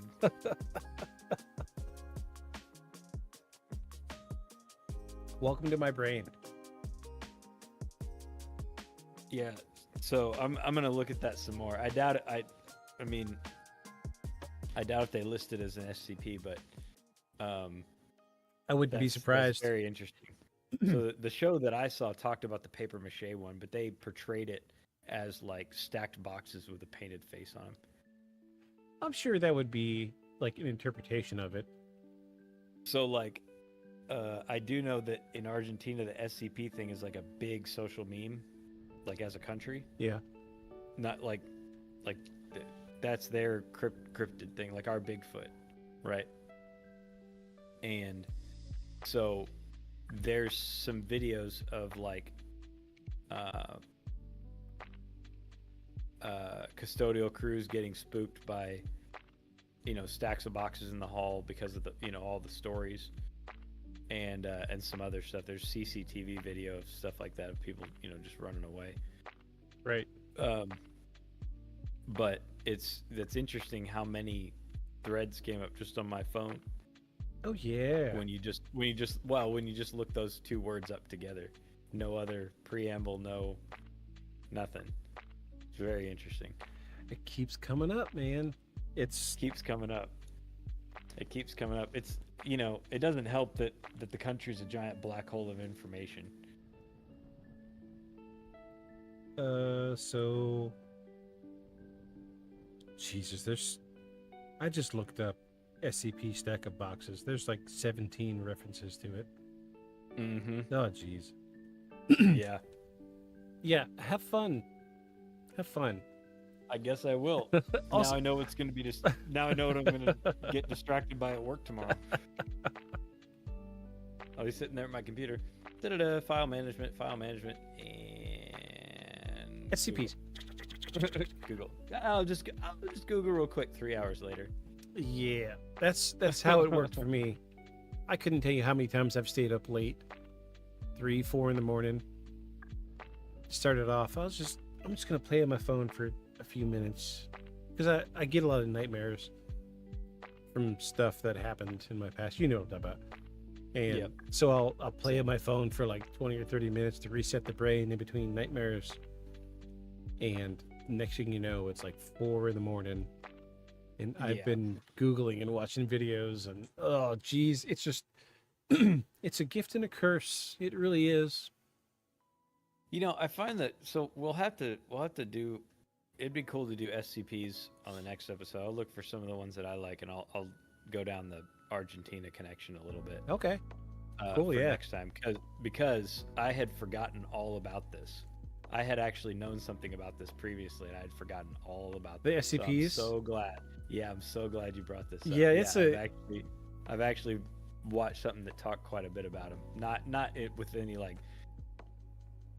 I mean, I want to say they had videos that they claimed were evidence. I don't remember how good it was, but I'll pick some out that I like, and you pick some out that you like. Oh, sure, And yeah. I guess the interesting thing about it is, I mean, I guess SCP is like, you know, a catch-all for like unexplained weirdness. But the interesting thing is that, you know, if someone's out there faking this, it is the longest fictional story anybody's. Oh yeah, I mean, like what you were saying, there was original Spanish translations. Yeah. I mean, come the fuck on. Right. So I always wonder about this stuff that, you know, has these long-lasting effects in society, and I always wonder, like, you know, okay, so why is it? So is it because it's a popular story? Is it because it's so old? In this case, it's not so old, so you can't use that, right? Yeah. I mean, the SCP. Some of these things are going to be lore-ish, like. Yeah. But like, you know, for instance, when we talked about the Jersey Devil, right? Like, it doesn't stick around because there's any great evidence. It sticks around because it's come up a couple of times, and it's older than the U.S. Yeah. Like, it's older than the story is older than the United States. So it makes sense that it's stuck, right? Great story from a time when no one would have needed any evidence to believe this, and then it ended up in the paper, and then it's, you know, it's become a cultural idea, you know, a cultural meme. But I wonder about stuff like this, right? Like that's relatively newer, and why. You know, I feel like if this is just somebody writing it, they would have gotten bored eventually. Right. But there's thousands and thousands of them. Yeah, and I'm going to look some more at Reddit too on some of these too to see how long some of the streams are, because the other thing is when you put, like you said, when you have a Reddit thread where somebody puts, you know, like a long story and then a whole bunch of people interact with it, it's like, oh my god, I thought nobody else had ever seen, you know, I thought I was the only one, kind of thing, right? Like, and not just like a blurb that's like meant to be funny, but like somebody else was legitimately thought they were the only one to see this, and it wasn't aliens, and so they didn't know what to think. They just thought they were hallucinating or whatever. But then you have several people stacking up having seen the same thing. I find that way more intriguing, right, than like honestly even some of the UFO stuff. Not because, you know, UFOs are played out. I think there's something to them too, but I think they stick around for the same reason, right? I think there's something, right? There's a little kernel of something about it that makes it persist, either in truth or in experience. So I think the same might be true for some of this SCP stuff. Yeah. So I think we ought to cover it next time. That's that's very good. I can relate to exactly what you said when somebody would see something and be like, oh shit, I thought I was the only one. Because I have what's called it's unofficially scientifically called macroplasia. I was diagnosed with it 6-7 years ago, and what is it? I just thought it was something that happened in my brain sometimes, and then I just happened to stumble upon something on Facebook about it. I found a Facebook group. So it's also known as Alice in Wonderland syndrome. Yeah, this is wild. Get ready for this. So, 90% of the time for me, it happens when it's dark. But 3/4 of the time, it happens when I'm driving at night. I don't know what it is, but I get the sensation that parts of my body are way larger than they really are. Oh, okay. So, the first time I remember it happening, it felt like my tongue and my teeth were very, very large. Okay. But then I would like walk into the bathroom and look at myself in the mirror, and it would go away. And then as soon as I walk away, it would come back. It's really hard to describe. No, I mean, you're describing it well. Yeah, I've never heard of such a thing. So, like maybe a month ago, it happened, and I was driving at night, coming back from my grandpa's funeral. So like my last flight, my flight landed at like 11 o'clock at night. So it was like an hour and a half drive home, and 30 minutes outside of town. Once everything got thoroughly dark, I felt it in my hands. My hands felt like Mickey Mouse hands. Like huge gloves were in my hands. What? Yeah, it's really strange. It's really hard to describe. And like younger kids get it a lot, and they freak out because they don't know how to translate it.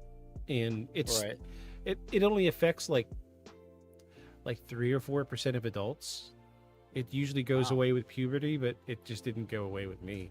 But I found a support group on Facebook, and I just stumbled upon it, and I got tired of this weird sensation all the time. Because you remember when I worked for DOT, I was driving all the time, and it would happen driving home at night. At the end of the day, driving 4-hour drive back in the middle of the night. And it would happen, and sometimes I would have to pull over because the sensation was so strange. And dealing with that for years, I just thought there was something wrong with me. I didn't say anything. And then I just Googled it one night, and the first thing that popped up was the support group for it. The common term for it is Alice in Wonderland syndrome. But it's where you have the sensation of parts of your body are disproportionately large. So like when Alice Alice eats the growing pills or the growing candy. Right. Yeah. Yeah. It's like that, but only parts of your body. Because I have experienced that feeling, but it was definitely involved heavy reality altering mechanism, shall we say. Okay. But that's all I'm going to say. But I experienced it because I was out at the lake, and finally it was late enough. I was like, I just have to go home. And I didn't live that far away from the lake at the time.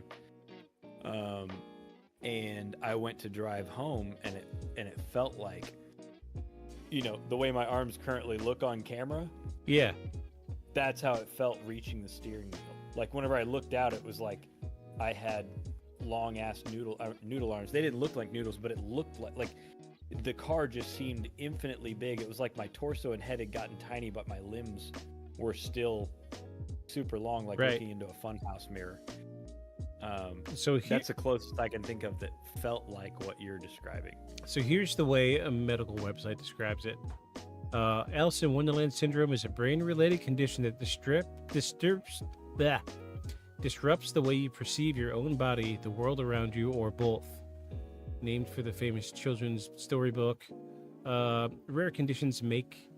rare condition makes things look or feel larger or smaller than they actually are. It can happen for several reasons, many temporary or treatable. Let me see, how else do they describe it? It can affect up to 30% of teenagers, but up to 3% of adults. 30%. The first recorded instance is in 1955, and then fewer cases than 200 in 2016. It's also known as AIWS. AIWS. disturbances in self-perception, disturbances in visual processing, and combined symptoms. Yeah. So I'll save it for next time.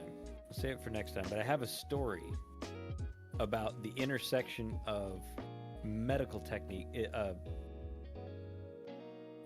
unethical medical techniques, melded with the use of perception altering mechanisms. Yeah, I'm with you. It is.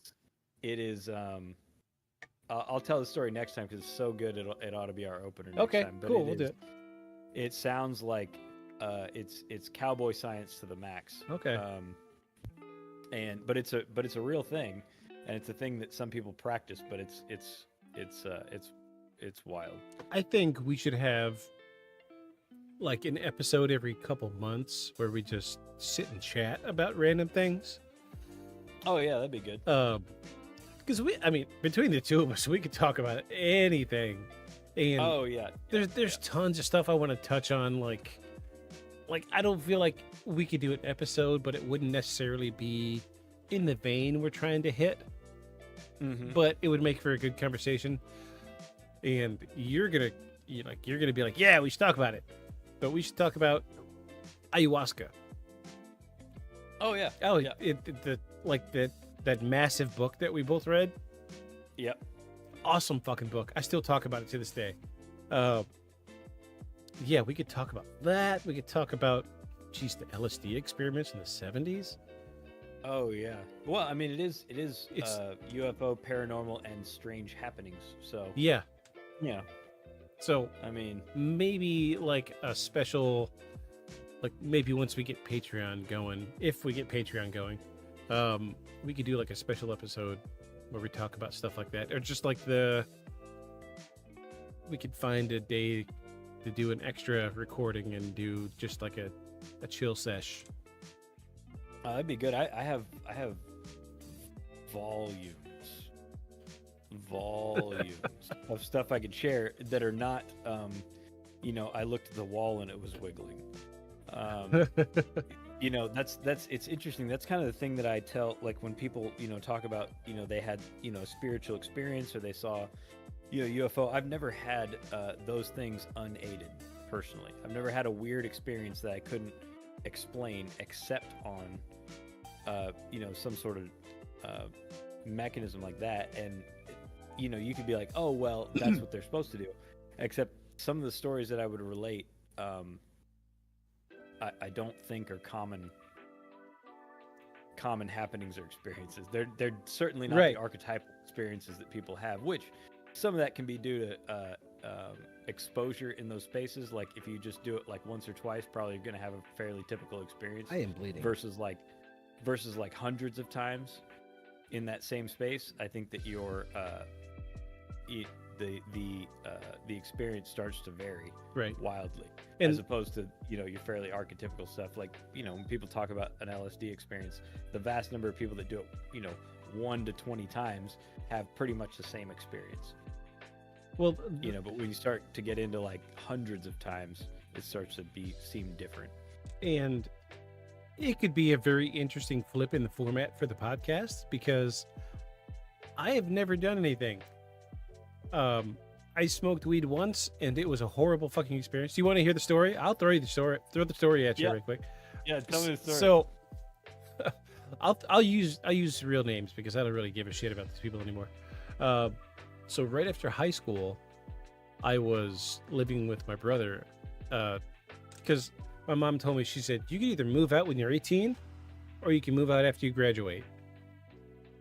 So the night of graduation, I went home and packed. Everybody else went out and partied. I went home and packed. I was ready to move out. Bounced around a couple places. Ended up landing on my brother's couch for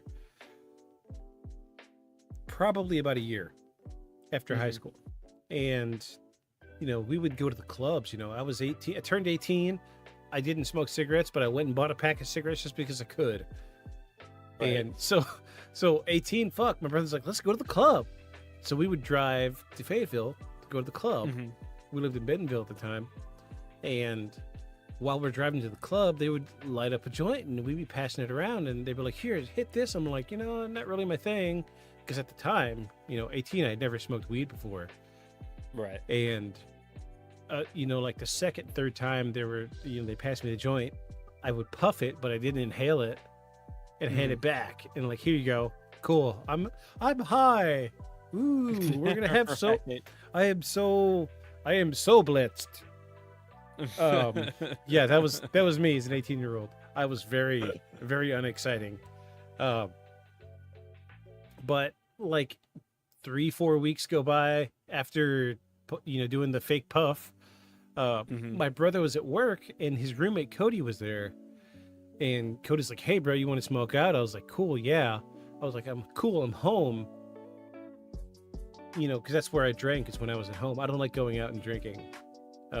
So I was like, "Cool, I'm home. I'll smoke out and I'll actually inhale this time." And so we're sitting in dude's room, and like the archetype of a stoner, all he had in his room was a pile of clothes and a futon, right? Yeah. So we're sitting on dude's futon, staring at his pile of clothes, and I inhaled 3-4 times. I was like, "Yeah, I'm good. Like I think I felt the weed, and I was squinty, so I was like, "Yeah, I'm good, man." So I went and sat on the couch, and then things started getting weird with my vision, right? So I laid down because I didn't like it. And I think like a girl I was dating came over, and I like told her, I was like, "No, I'm not really feeling good. You need to go home."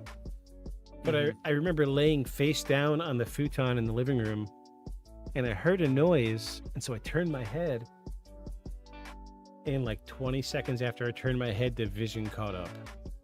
But it was like frames. And it felt horrible. I hated it. And so I went and, like any teenager, go lay on the bathroom floor. That's where you're going to feel the best, right? So I go to lay on the bathroom floor, thinking I'm going to get sick a few times. Eventually it fades after, like 30 minutes. And so the next day, my brother's like, "You want to smoke out?" And I was like, "No, I don't." He's like, "What? Why not? He's like, "You were into it the other day." And I was like, "No, I smoked out with Cody the other day." And he's like, "What do you mean?" And so I explained the high to him, and he's like, "That's not weed." So he goes into Cody's room. They start arguing. He comes back, and Cody comes out, and he's like, "Describe the high." And so I told him about it, and he's like, "Oh no, that's not weed. That was the angel dust." Oh my god. I said, "What?" Fuck. Dude me. dosed me with the fucking angel dust. And that was the first and last time I smoked weed. That was it. Yeah, well, I get that. That makes sense. It killed it for me. And from that point on, I smoke. I smoke cigarettes sometimes, and I vape, and I drink. That's it. Yeah. That's all it's ever been for me since then. Yeah. Dude, that's rough. Tell me about it. That's the worst first experience I've ever heard of. Yeah, it was Ever. like, oh my god, dude. So it was like, from laying face down to turning my head, after like 20 seconds, the vision would start to move. It was like there wasn't movement. It was like my vision was a camera, and it was a still shot. Oh. Then I move a little bit, still shot. Move a little bit, still shot. But I can still see the trail of the still shots behind me. It was so fucking bad. It killed it for me, that's man. Awful. Yeah. Horrible fucking experience. And since Oh then, my God. people are like, "You want to hit this joint?" I'm like, "Nope, you got it, Not bro. really. I'm Not really. gonna smoke this Oh, cigarette you. and drink this wine. You got it, bro." Oh, you homie. That's terrible. I have never felt bad about turning it down since then. Oh, I get that. I've never. I have definitely. Ugh. To done it to myself, but I've turned around and been like, what's a couple more kind of thing, Right. and then been like, oh my god, Yeah. Yeah, it what was. did I do to myself? It was so But bad. I knew what I did, so it's not like the worst is that I knew that I did it, but like that I wouldn't. I've never had the wrong thing. Yeah. So I see a lot of memes that are like, your buddy lets you dip the bag, and 10 minutes later you find out it's the K, not the C. Oh. Like that sucks. That would suck. Or he says, here, dip this bag, and you hit it like it's the C, not the K, and then find out it's the letter. Oops. And like my wife does CBD for anxiety. I have thought about, like, I had like a CBD gummy in my hand, about to chew on this thing, and then the last minute I'm like, you know what? I'll be okay. And I set it down because all that runs through my fucking head is that horrible PCP experience. No big deal. I get that. It's just because I feel like maybe CBD will help with some of my issues. I've got a whole smattering of them, but yeah. Sorry to go on a tangent there, but that was I like telling that story so people would know that. That's a good story. Because people look at me and they think, oh yeah, dude's a fucking stoner. I do not smoke weed. I do not. Not at all. No, he definitely doesn't know. No. I did know that. That's why. I did not know that was why. But Yeah. I did know that. I thought I had told you that story, or maybe I was too afraid to tell it, or something. I feel like you told me that you had tried it and you had a bad experience. You had not relayed the rest of that. You said it was just horrible and you weren't into it and you weren't down for it. And I remember I tried to convince you at one point. Even I was like, no man, it was probably just because it was the first time, because I didn't know all the rest of them. Like, yeah, well, I mean, it's definitely I see why. But I will say, I have always, since meeting you, of course, if I were to do anything, it would either be DMT or ayahuasca. But I've always, since I've met you, I've always had this, like, I'm going to do it one day, but he's going to be there. And that's the only way I'm going to feel safe when I do it. I'm not going to sit here on the podcast and advocate, the doing of anything, but here is always my advice to people about this, because I've had people, it comes up, right? Because, my art, I mean, the way my art looks, right? People always want to bring it up, and I have a deep, former history with it. But my advice, people are like, well, I'm really worried about it, but like maybe I should try it. I'm like, look, are you more afraid or are you anxious excited? If you're anxious excited, do whatever you want to do. If you're more afraid, then skip it. Yeah. I mean, it's not. I mean, I appreciate you read all kinds of books where people's lives get changed, and that is true. That doesn't mean that's what's going to happen for you. So my advice for people always is, if you've always wanted to, I mean, you're an adult, go do whatever you're going to do. But if it's, don't let somebody talk you into it, first of all, and don't let, like that situation with you, right? Mm-hmm. Like, somebody talked you into it, and people around you are always like, hey, try this. In that case, the recipe for disaster was that it wasn't what they said it was. Yeah.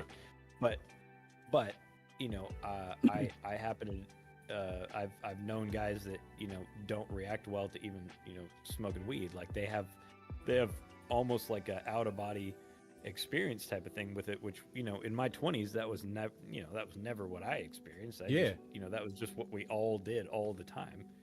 And it was not a big deal. It was like going and having a beer. After school we'd go smoke weed. And it was nothing. I mean, but I know that that's not the experience for other people. So my caution would be that that's going to be the same case with everything. Yeah. The fact is it may not be the same, but I can understand from my stories and my experiences why that would be appealing. I mean, once upon a time, way back, whenever I started painting, it changed everything about my pursuits as an artist. Not so much because it like gave me information that I didn't have before. It wasn't that, but but it pared down what I thought was cool and important in my artwork. It was kind of like got it. And the thing that it really taught me was, at least for me as an artist, was I had this epiphany, like, you be the audience. Because I was always worried when I was painting, like, oh, I don't know if people will like this. I don't know if I can make a living with this. I don't know if someone would buy this. Like, that was always my thinking. Like how does an artist decide how to make a thing? Because you're trying to, you do want to make a living at it. But the thing that I was forgetting, or the thing that I didn't realize, that I realized after having those experiences, was most artists that are, famous or well known, if you ask them early on, this was my whole, 2 hour, 3 hour, like, processing of this in my backyard one time. Sitting there in the backyard. and most of them painted because they couldn't stop themselves, and they painted not so much because they cared whether anyone was going to buy it. They just painted because they couldn't stop themselves from painting. They're painting stuff that they like.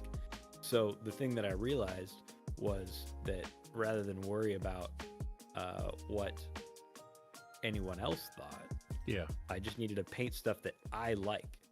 I just paint things that I think are super awesome. So if you ask me, like, is your art good? Well, I mean, I think it's great because I paint it. I paint stuff that, like, I would put on my wall and never get tired of looking at ever, because I just love my own stuff, because I only paint stuff that I love. So, I would say, for me, I had transformative experiences like that regularly. But I would say that a lot of that comes from the inside, and it's more like a tuning fork, bing, and all of a sudden you're on a different channel. Which I get that. But I recommend it for anybody that's interested. Anecdotally. I say again, if I ever do it, you are going to have to be in the room, and I would want you to just sit there. That's it. And I would feel totally safe. Because says a lot. I appreciate that. Aside from my wife is my best friend, and you are the only other best friend I got. Homies for life. That's right. Homies for life. Homies for life. For life. For life. Anywho, so let's go ahead and break it down. What do you think about the squonk? I think the squonk is hilarious. I think it's awesome that it's a cryptid that has its own scientific classification, to binomial nomenclature classification. I think that's so dope. I don't know how it got that, since no two people have the same description of it, other than that it melts into water, and is very sad. Very, very sad. But I mean, I think it's pretty bogus. It's probably, but it's cool. I think it's cool. I will say at least this one has an escape plan.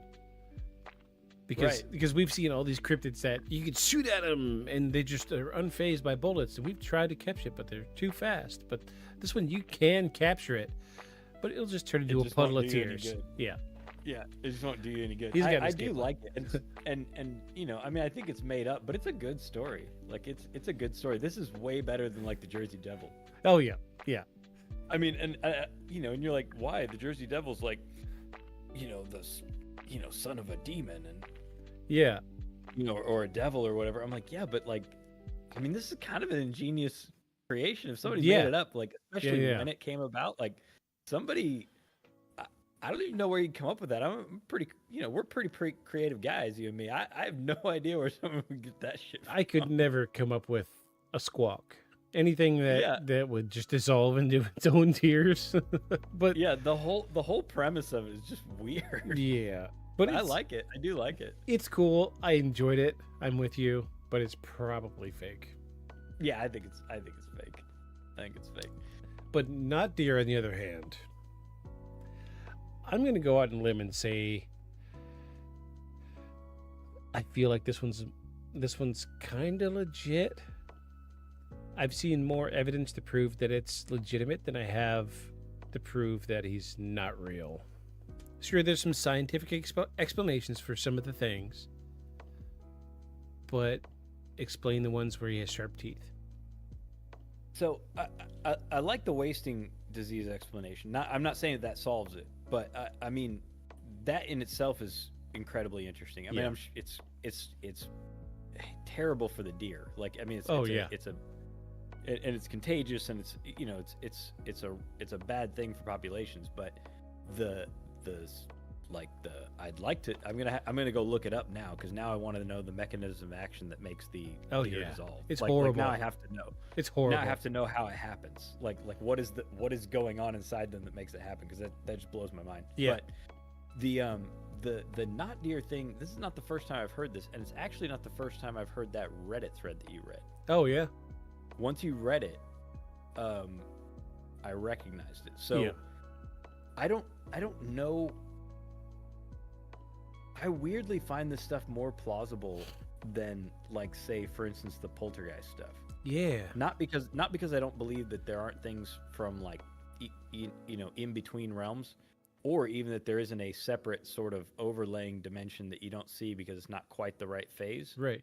It's not because I don't believe that stuff, but the poltergeist thing, I feel like in a lot of ways is a mental escape for people. Like, oh, your loved one died, but they could still be here, kind of thing. Yeah. Right. Because, like, if somebody else's ghost is haunting them, then maybe yours is around just being nice and just just hanging out with you. Right. Yeah. It's like a weird comfort thing, even though comes from a bizarre twist to that. This, on the other hand, there's no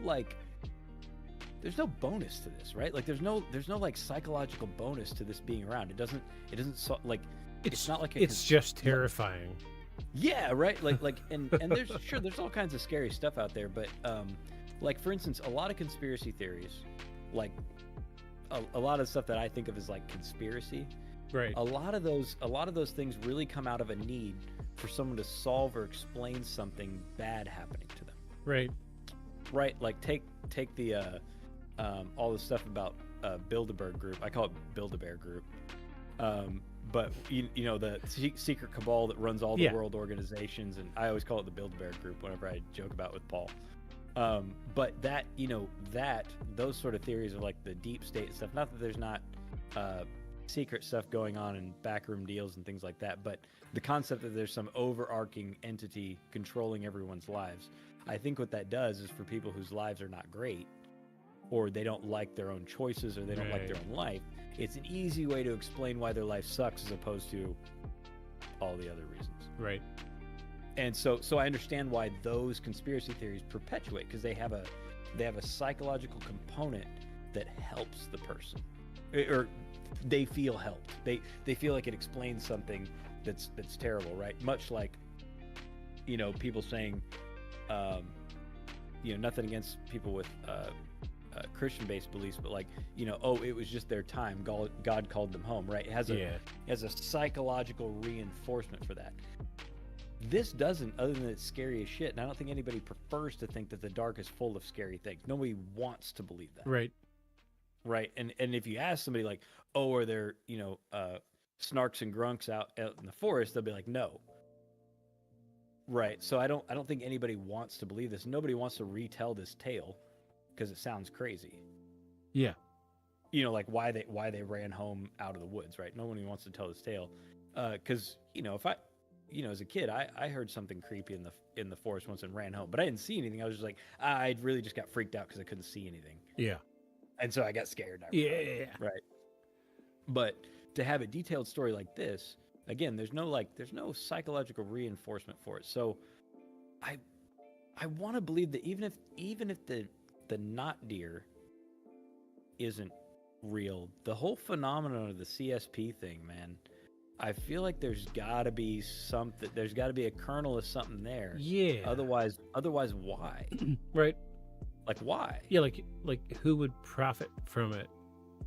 Right. Yeah. Because they're not making movies about it or anything, right? Right. Exactly. Just like I think you said before. You got to look at any of these stories, like the UFO stories, like when you believe them, like who gains? Yeah.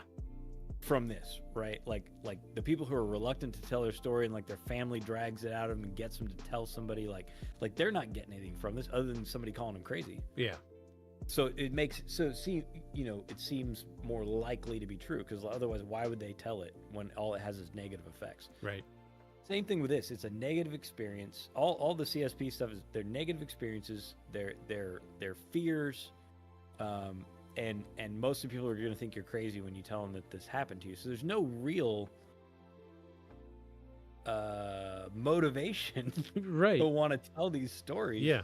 And seem crazy. So I guess that makes me feel more like they're real. Kind of like you know, your point every time we do UFOs, like who benefits? You don't benefit from talking to people who experience this. There's no benefit. Like you said, you're not making money. Like that guy told a story how he got freaked the fuck out and he had his hand on his fucking 44 the whole time. And then he ran scared out of the park. You know, that's not a glorious story. I get it. Nobody's going to want to retell a story that makes them seem like, yeah, I was fucking horrified. I was scared. Like they're just afraid of noises in the dark. Yeah. No, yeah. Unless there was something there. Unless it seemed important, like seemed important, and I think that's probably why if we go from the premise that these are true, which I'm willing to accept, the reason anybody would report this is because it's just so astounding and so crazy that they just couldn't but say something about it, even with whatever negative connotations might come from repeating a story like this. Like they felt like somebody else had to know because it was that terrifying. Yeah. And it was that weird and it was that far outside the norm. You know, if you helped one person, it would be enough. Right. Yeah. People's opinions be damned. I have to write it down. Like I find that to be more credible. Yeah. Somehow than it seems like people profiteer off the ghost thing all the time. Yeah. Especially with popularized TV shows and stuff like Nobody's that. making money off of a creepy fucking deer. Right. So I feel like, I feel like it could be real. We got a winner. We got a winner. I like it. I like ding, the, ding, ding, the not ding, deer ding, ding. And now I'm gonna have to go look up the backroom stuff because I have not. Oh yeah. I thought it was just a video game, man. I didn't know that they got that from a whole concept. Oh yeah, just have fun with that. I'm gonna. I hope you don't plan on getting much sleep tonight. CSPs and backrooms. SCPs. SCPs. Yeah. SCPs and backrooms. I'm gonna have to dive in. I'll be diving into CSPs all this week. So expect lots of drops onto the Beyond Shadows podcast Instagram. So what are we thinking for next week? So we did a UFO, we did a cryptid. So I guess next is something ghost related. Yeah. Yeah, I mean, we can do ghost related, or we can do the backrooms thing. That's sort of paranormal-ish, dimensional-ish. Yeah, we might drop into the backrooms. That might be okay.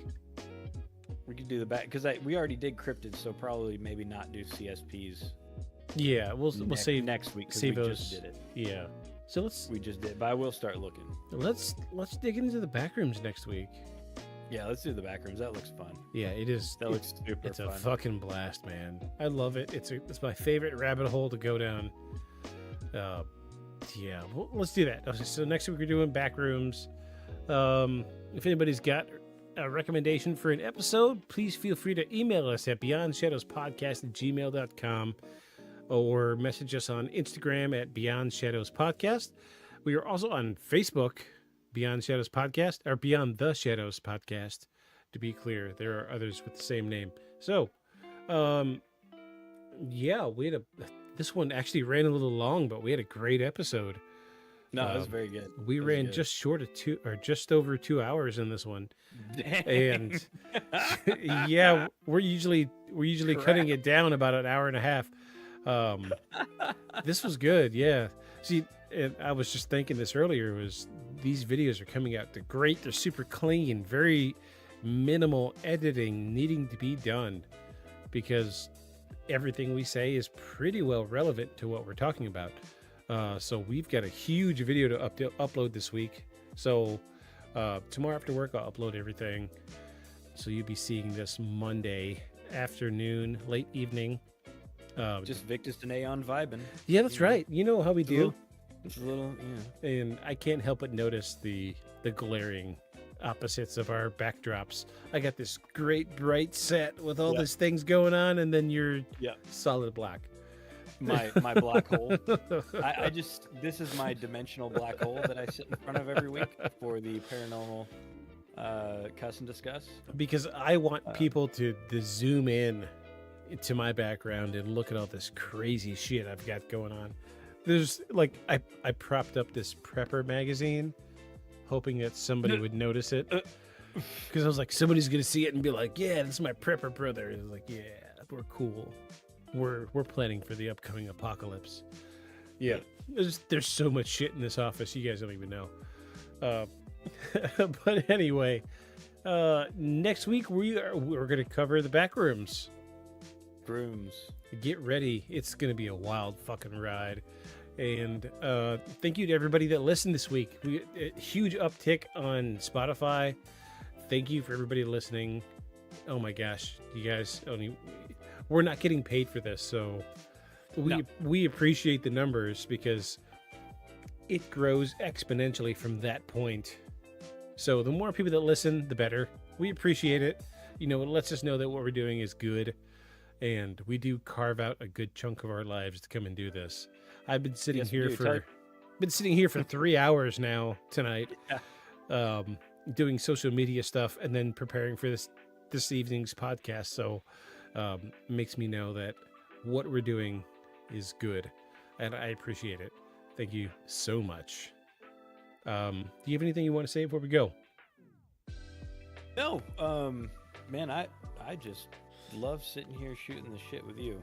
Oh yeah, that's all I gotta say. I just love sitting here on a Sunday night shooting the shit with you. That's it. I've got no friends locally, so this is the only time I get to hang out with anybody other than my wife, which makes my week. To be clear, I do enjoy hanging out with my wife. She's kind of great. But she is great. She is great. I'm telling you, everybody loves her. Yeah. So we're gonna get on out of here. Again, if you guys want to email us, let us know what you think about the show, or if you have an idea for an episode of the podcast. We are at beyondshadowspodcast@gmail.com. Please feel free to reach out to us. Let us know how good or bad we're doing, or let me know if I'm getting too drunk while we're talking. And be sure to follow us. Beyond the Shadows. Good night. See you guys later.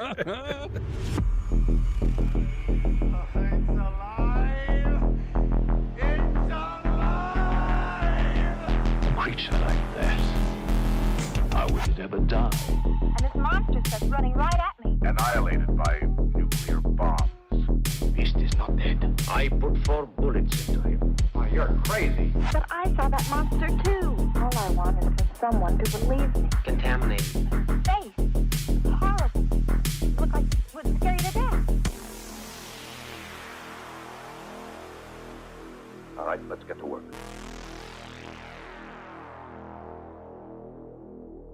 Beyond the shadows.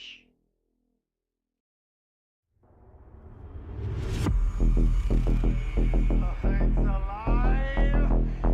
It's alive! A creature like that, I wouldn't ever die. And this monster starts running right at me. Annihilated by nuclear bombs. Beast is not dead. I put 4 bullets into him. Oh, you're crazy. But I saw that monster too. All I want is for someone to believe me. Contaminated. Face. Horrible. Look like it would scare you to death. All right, let's get to work. All right, so we touched on aided non-normal reality devices a little bit last week. Yeah.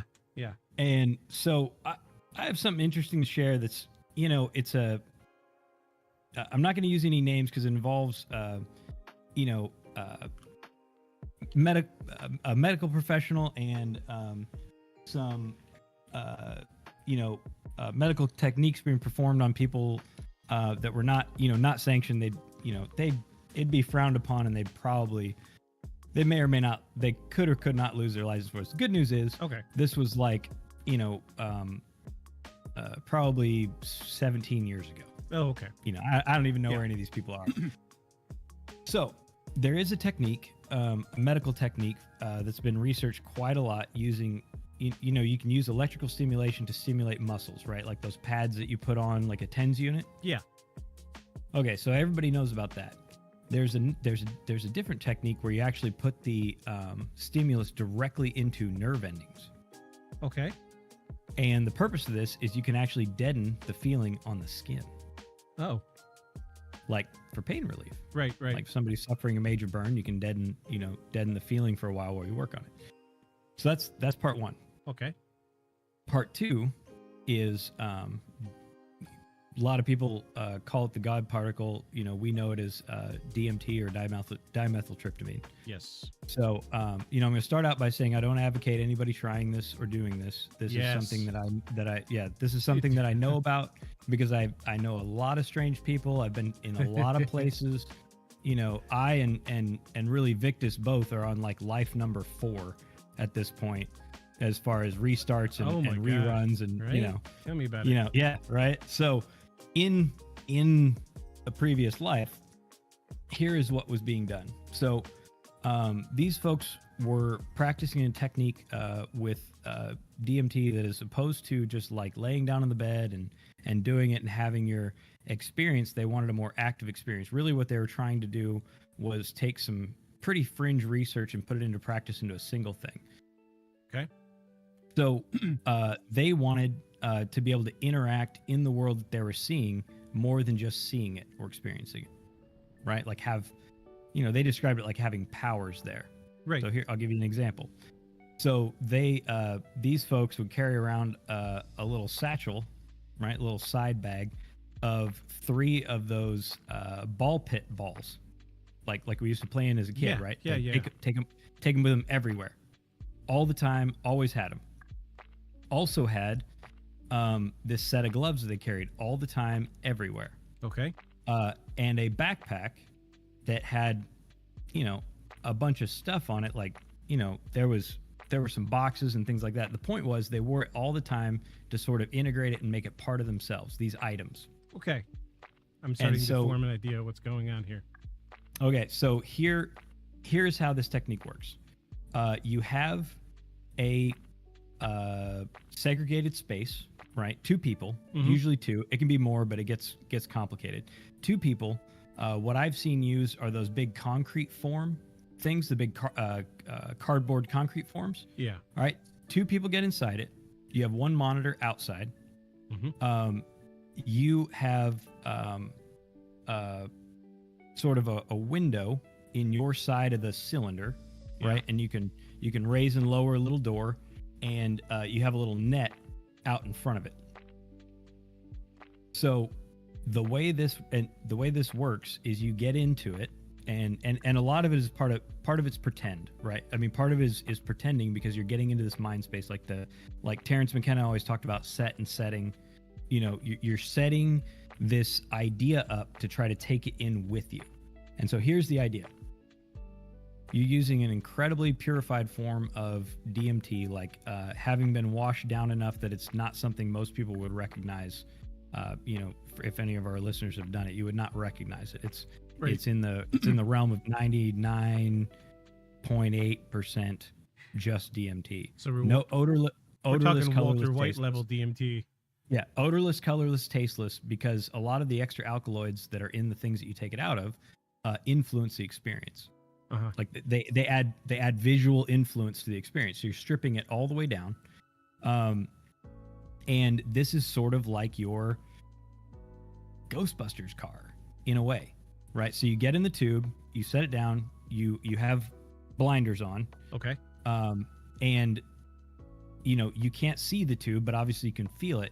So it's kind of like this little invisible force field that you're carrying in with you to interact with this world.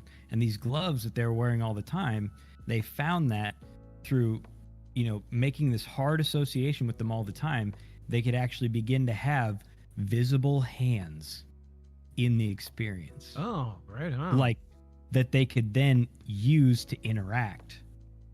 Right? So it went from being like a VR experience that you're only viewing to a VR experience that you could interact with and being... Yes. Yeah. Yes. Okay. Both. So it went from being like a movie that you're watching to you are there and interacting. Right. And there's two phenomena that go along with this. One is that generally two people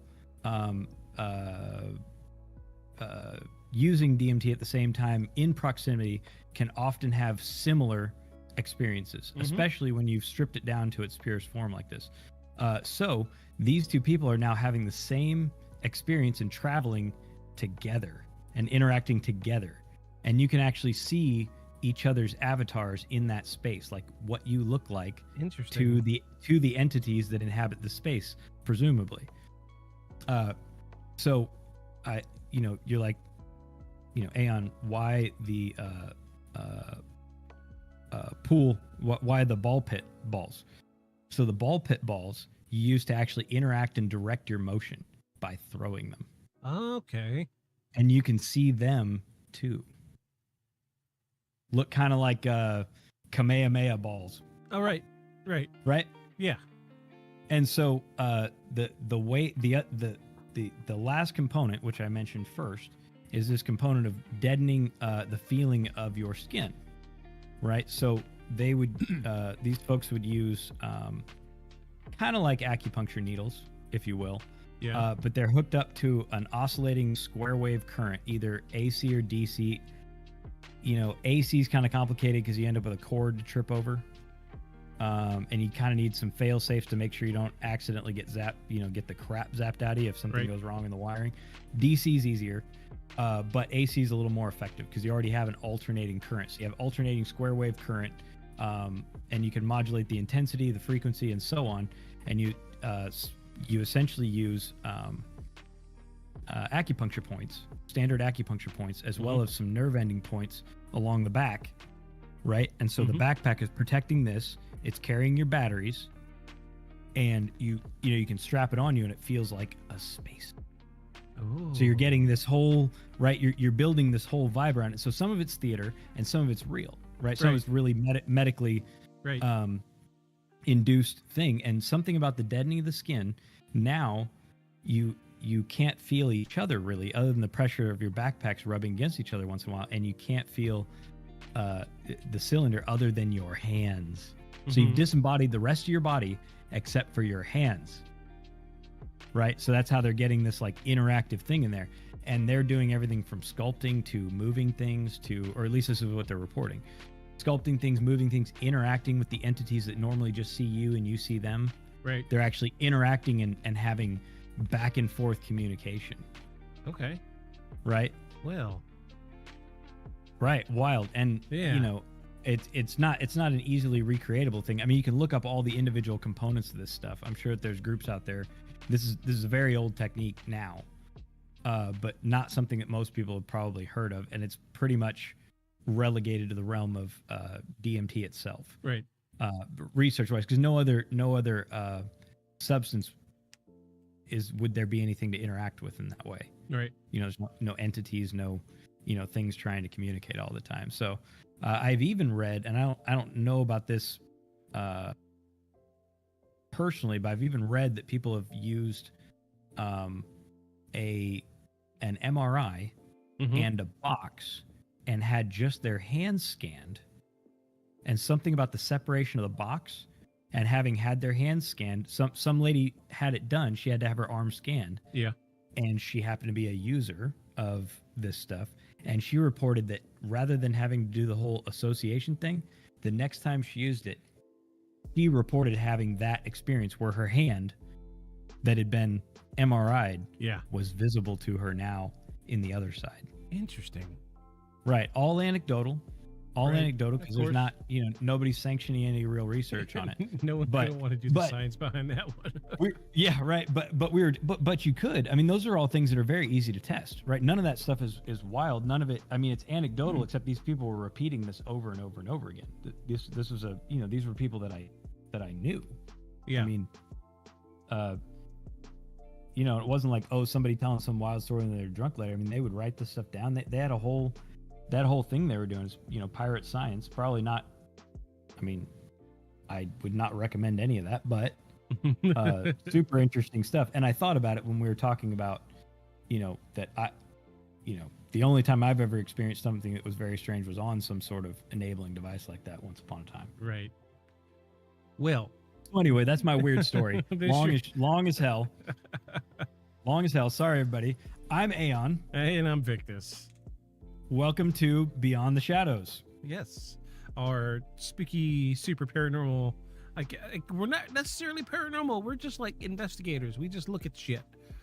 Because we've done, everything from paranormal to, say, the Somerton Man, which was true crime, essentially. Right. Right. Weird true crime. But we're going to try not to do too much true crime. Everybody's doing true crime right now. Everybody's got a true crime podcast. And even the Somerton Man, like, people have done it, but it was cool that we happened to cover it after they just kind of recently solved it. Yeah, right? we got, because everybody thought it was like, paranormal or maybe something else or secret, secret agency. Yeah, we got lucky because I had listened to like 4 other podcasts about the Somerton Man because that's where I got the idea from. And it wasn't until researching that episode that I realized that they had solved it. So that was cool. Yep. Hand gestures. Tune into YouTube. All right. So we said it last week and we're going to do it. This week we are covering the back rooms. I'm so excited. And I'm my so gosh. excited. This is so good. So usually I try to pull out good research on some of these things, but this one is all over the fucking place. I had trouble nailing down. Yeah, I had trouble nailing down like a consistent storyline. But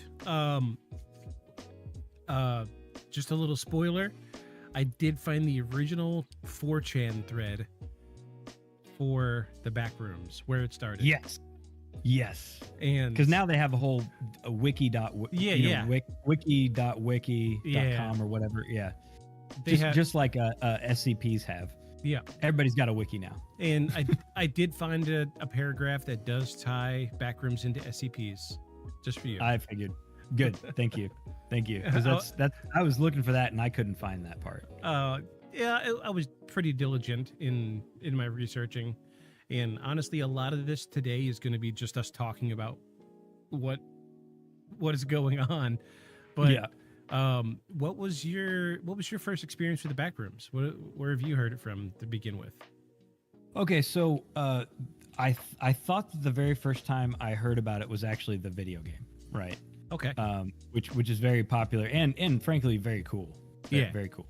Great graphics and looks awesome. But I think that so the reason I'm glad you found something about them and SCPs is I think that's actually why I heard about it first. Right. Was people who would actually go out with, not to spoil too many things, but go out with these like ancient looking keys and try to find doorways into the back rooms. And but I didn't know what they meant, and I didn't remember much about it. Oh, but shit. I remember seeing that. Hold on, give me 2 seconds. My laptop's not plugged in. Wow. Uh-oh. Gonna run them batteries dead. Okay. I think I got it. Hold on. Phew. Thank God for notifications. I was like, why does this notification keep coming up? Could you hear the gloob? No. Okay, good deal.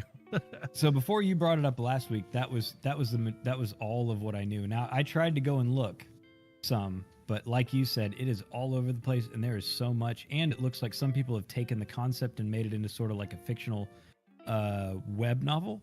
Yeah. So because I'll notice, like, even in the wiki, there'll be a bunch of posts that look very consistent. Like they look like they're obviously by the same person publishing or group. Mm-hmm. Like backgrounds the same, and then I see other stuff that just looks like a thrown in thing. So I didn't know what to make of it. I waded through all of the bullshit.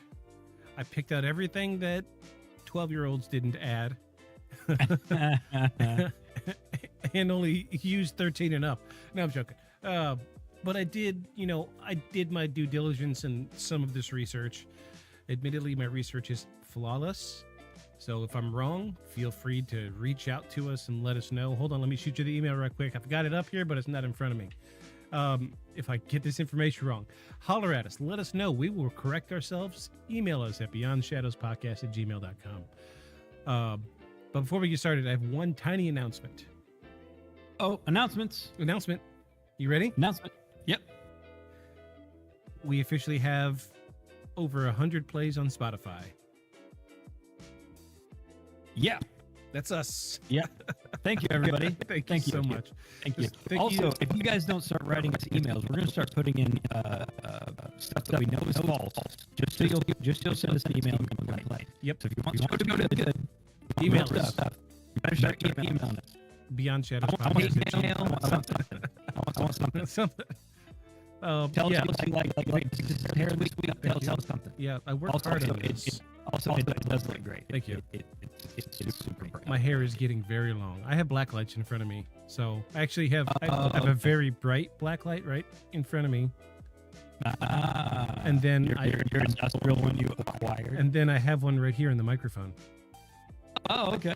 Oh, okay. That makes sense. These are my crappy little USB black lights. This is what I would take to shows. Oh, that's cool. I like that. Oh yeah, I like that.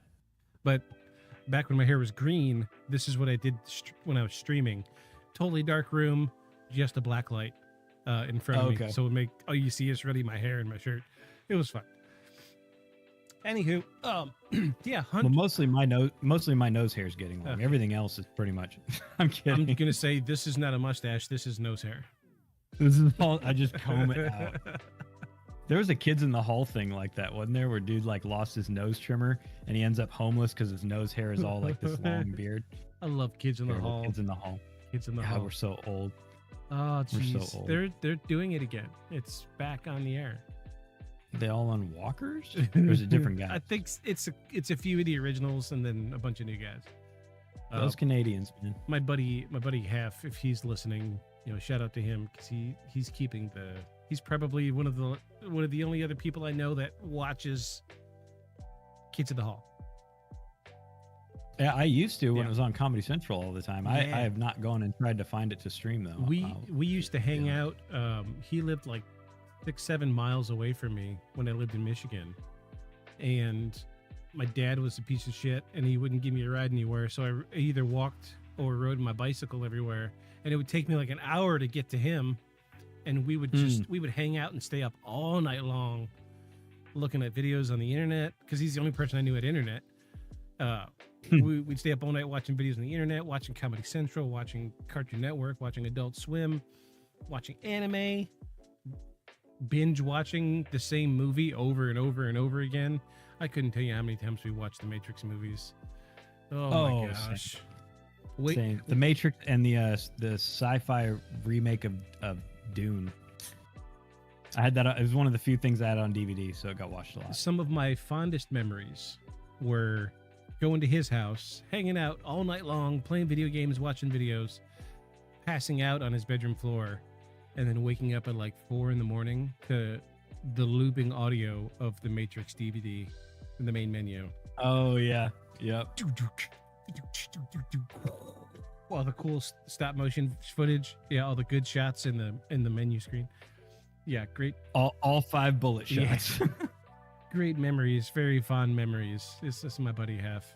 All right, so I'm excited. I only read through the only thing I made a lot of dents in was the objects.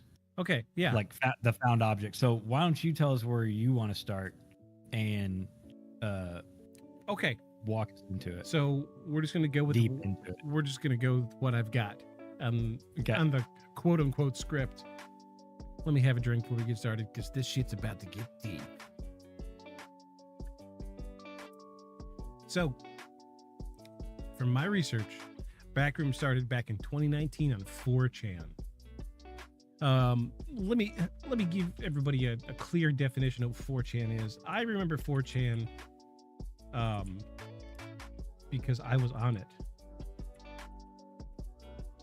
Let me give you a clear definition of what 4chan is. 4chan is a simple image-based bulletin board where anyone can post comments and share images. The board's dedicated to various topics from Japanese animation and culture to video games, music, photography. And here's the big thing is users don't need to register an account, so everything could be anonymous, and everything was anonymous. So if you're going to see here in a little bit, because I'm going to pull up the original 4chan thread. Everybody that commented on these posts, it just says anonymous instead of a username. Right. And this was great because this was early on in the internet times where people were just learning to communicate with each other. Right. 4chan was the dark web before the dark web.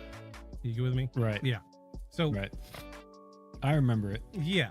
I loved 4chan because my programmer buddies were always like, "Did you see that thing on 4chan?" I'm like, "No, dude, I seriously did not." So to give you an idea, Reddit is the current up-to-date version of what 4chan was. Yeah, that makes sense. Just streams on or threads on threads on threads. Threads on threads on threads. So I'm gonna go ahead and pull up the original 4chan thread. This is exactly what it looked like. It was text-based. People think social media. This is before Facebook. But this is the archived original thread that started the backrooms. Okay. And you see everybody here is posted anonymous. Anonymous is their username. But this thread originally was unsettling images. So this ties into something that's a secret hobby of mine, that I love photographs of liminal spaces. Okay. Define for our listeners liminal space. Okay, so it comes from the Latin word limen, which means threshold, right? So it's colloquially it means like the threshold between reality and another place.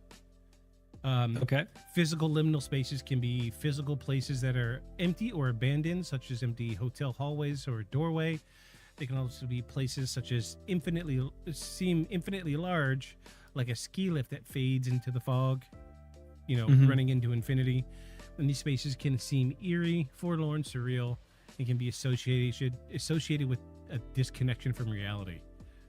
Okay. So I love these photos. Every one of these photos are great because these are essentially photos of liminal spaces.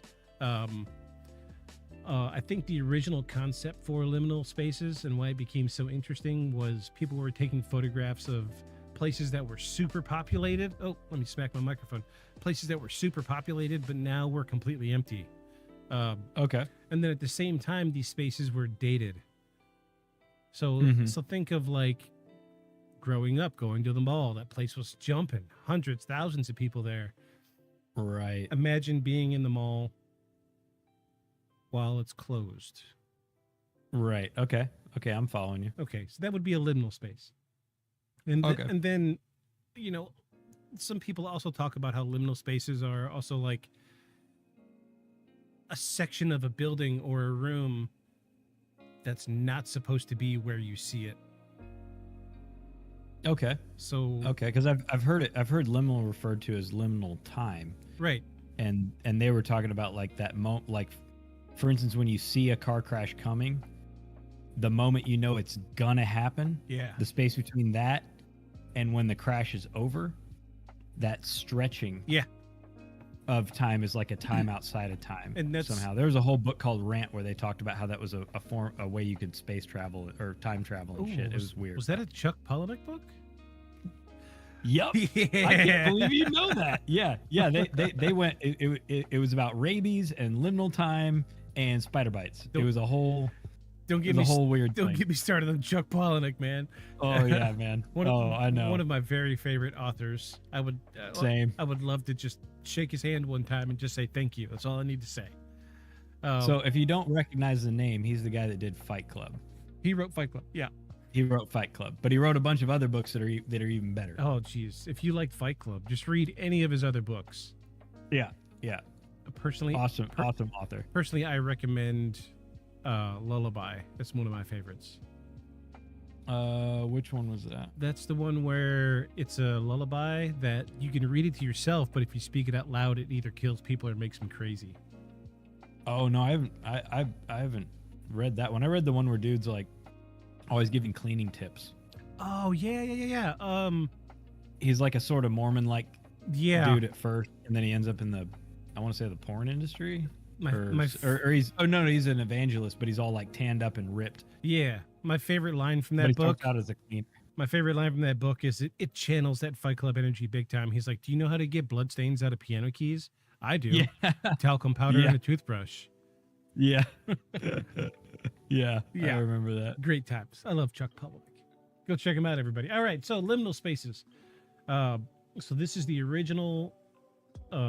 This is archived 4chan thread. Is this like a mirror site? Yeah, this is this site is called 4plebs.org, and what they do is they take the super popular threads on 4chan and archive them. Okay. Okay. So these guys were gracious enough to archive the original Backrooms thread. So this is where it all started from, and this was the very first image. Yep. And yeah, that's very much how they describe it all the time. Anybody that knows the Backrooms knows this theme. Yeah. Because, I mean, everything from the video games to every other video on YouTube looks like this. However, this is an actual place. Tell me more. Well, this beige room, this beige empty room. This was before people were making digital fakes of the place. This was the photo this was the photo that gave inspiration for everything else Backrooms from that point forward. Okay, I got you. The original poster doesn't say anything about it. Honestly, he let's see. So he actually just says, so this original thread was under X Paranormal, and he says unsettling images. Post disquieting images that just feel, quote, off. And this and this is what he started the thread with. And so it's like an 80s beige office building with wallpaper that's beige on beige. But the and weird, walls that are painted beige. The weird thing is, and this is where the Backrooms theme comes in, that everybody recognizes, it's clearly an office space, but there's horrible like 80s wallpaper with carpet in an office, but it still has like the acoustic panels in the ceiling like an office. So it's a mix. And it looks like it's never been used. Yeah. It's like the floor is like squeaky clean. The walls are super clean. Like it looks like it's never been used. Also, other than the one outlet right in front of you, there's like no outlets. Yeah. It's very strange. I mean, I know you can only see like a couple of walls, but those are walls that like I feel like you would have a desk near and there'd be outlets, or they'd be in the floor. Yeah. Or something. But there's like just the one. So what I'm getting is somebody probably had this big empty office and they say, how do we make rooms? What's the cheapest way we can make rooms? And so they probably started with a big room and just put up some quick boards, some quick, because I'm seeing see the slats in the wood paneling in the background back here. It's like, this is what I've got in my house. It's behind me. Oh, yeah. It's cheap. It's affordable. That's why everybody did it in the 80s. And then other walls that had drywall on it, they just slap wallpaper on it. Because you can see, like, at the bottom, the wallpaper is not done super well. I'd done enough construction to know that this was a quick job. So, right. And, like, see back here, this wall doesn't quite connect to the ceiling. Oh, yeah. That's super weird. Let me change my view real quick while you're on this. Maybe I can zoom in a little bit. Yeah. Oh, yeah, that's super weird. Yeah, doesn't quite connect to the ceiling. So that's another indicator that this was an office space that they just wanted to put some dividing walls in. And then these down here are called bump rails. So chairs and desks don't hurt the wall. Oh, yeah, that's very dated. Yeah. Huh. And all right. This right here is called cove base. And this was a manufacturing standard for any type of building pretty much through the 80s and 90s. Everybody would put cove base at the bottom. It was a nice, easy way to transition from the wall to the floor. It came in huge, like 300-foot long rolls. It's made out of rubber.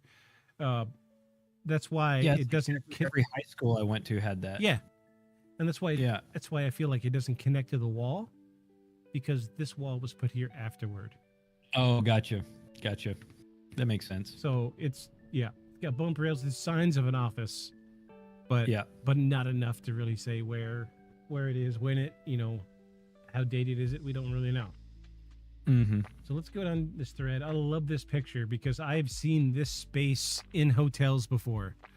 I love it.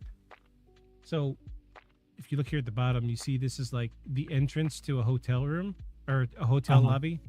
This is above that doorway. I've seen these, and this is a pure definition of a liminal space. This alcove makes no sense. Right. You can see it, but you can't get to it. But they have functional chairs and a table with a window. It's like the purest definition of a liminal space. It's a thing in a space that doesn't belong. I mean, they even floored it. Like they even did. Yeah. They even did finish work on it. Like, that is weird. The only thing I can think is maybe, so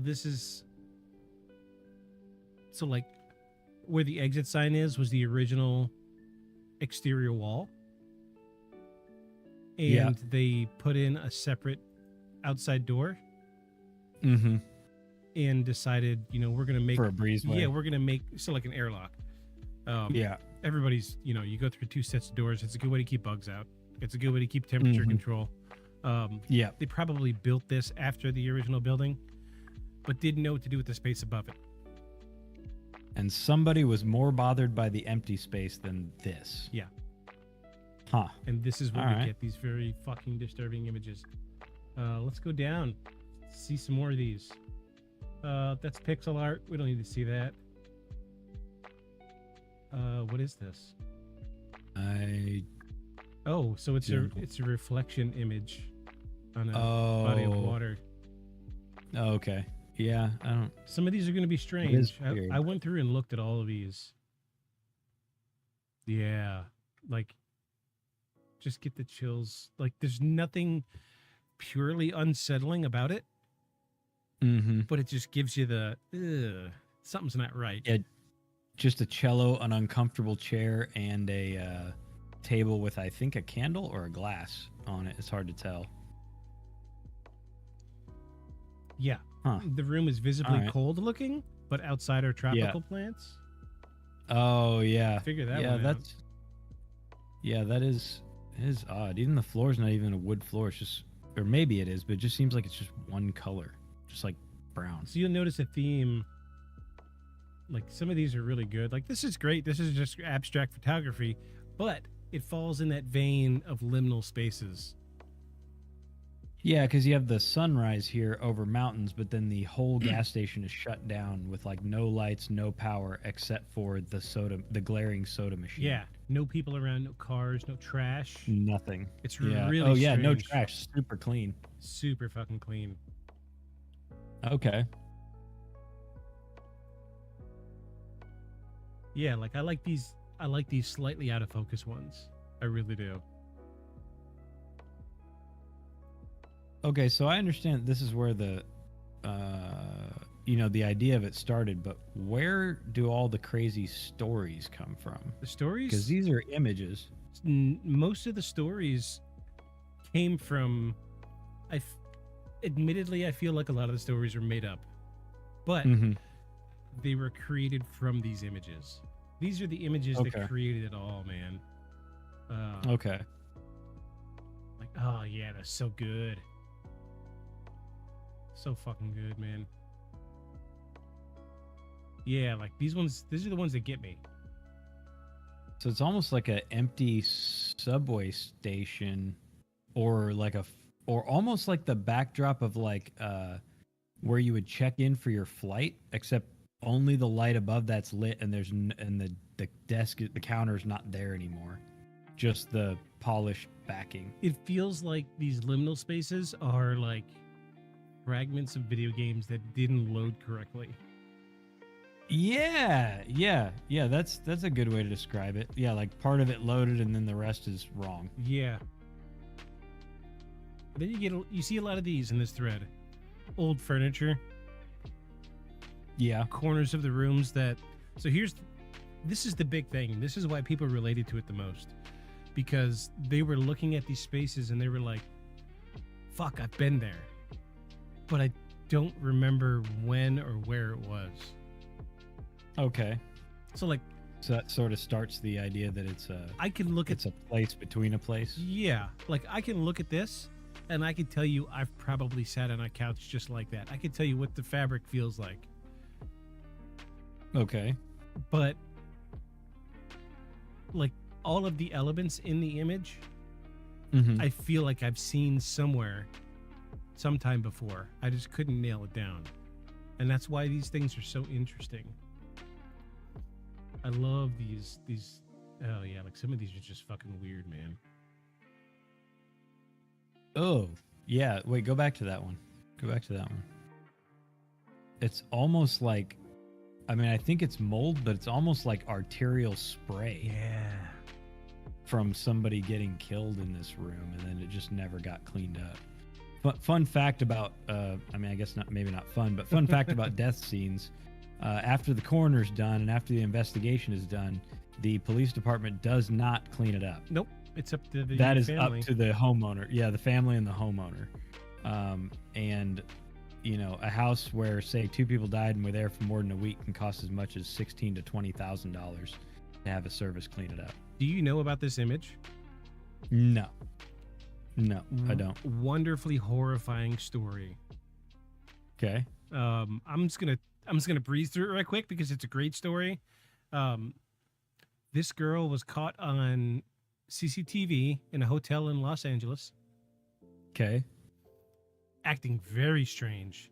She calls for the elevator, and she goes in the elevator, and then you see her like peeking out, looking, and then walking back out the elevator, holding the door the whole time, like she's looking for somebody. Huh. And like, then she'd scurry back to the corner and act scared, and then peek hesitantly out the. And this goes on for like 15 minutes, right? This is Okay. This was the last known footage of her before she died. She was found 3 weeks later inside the water tank on the roof of this hotel. No.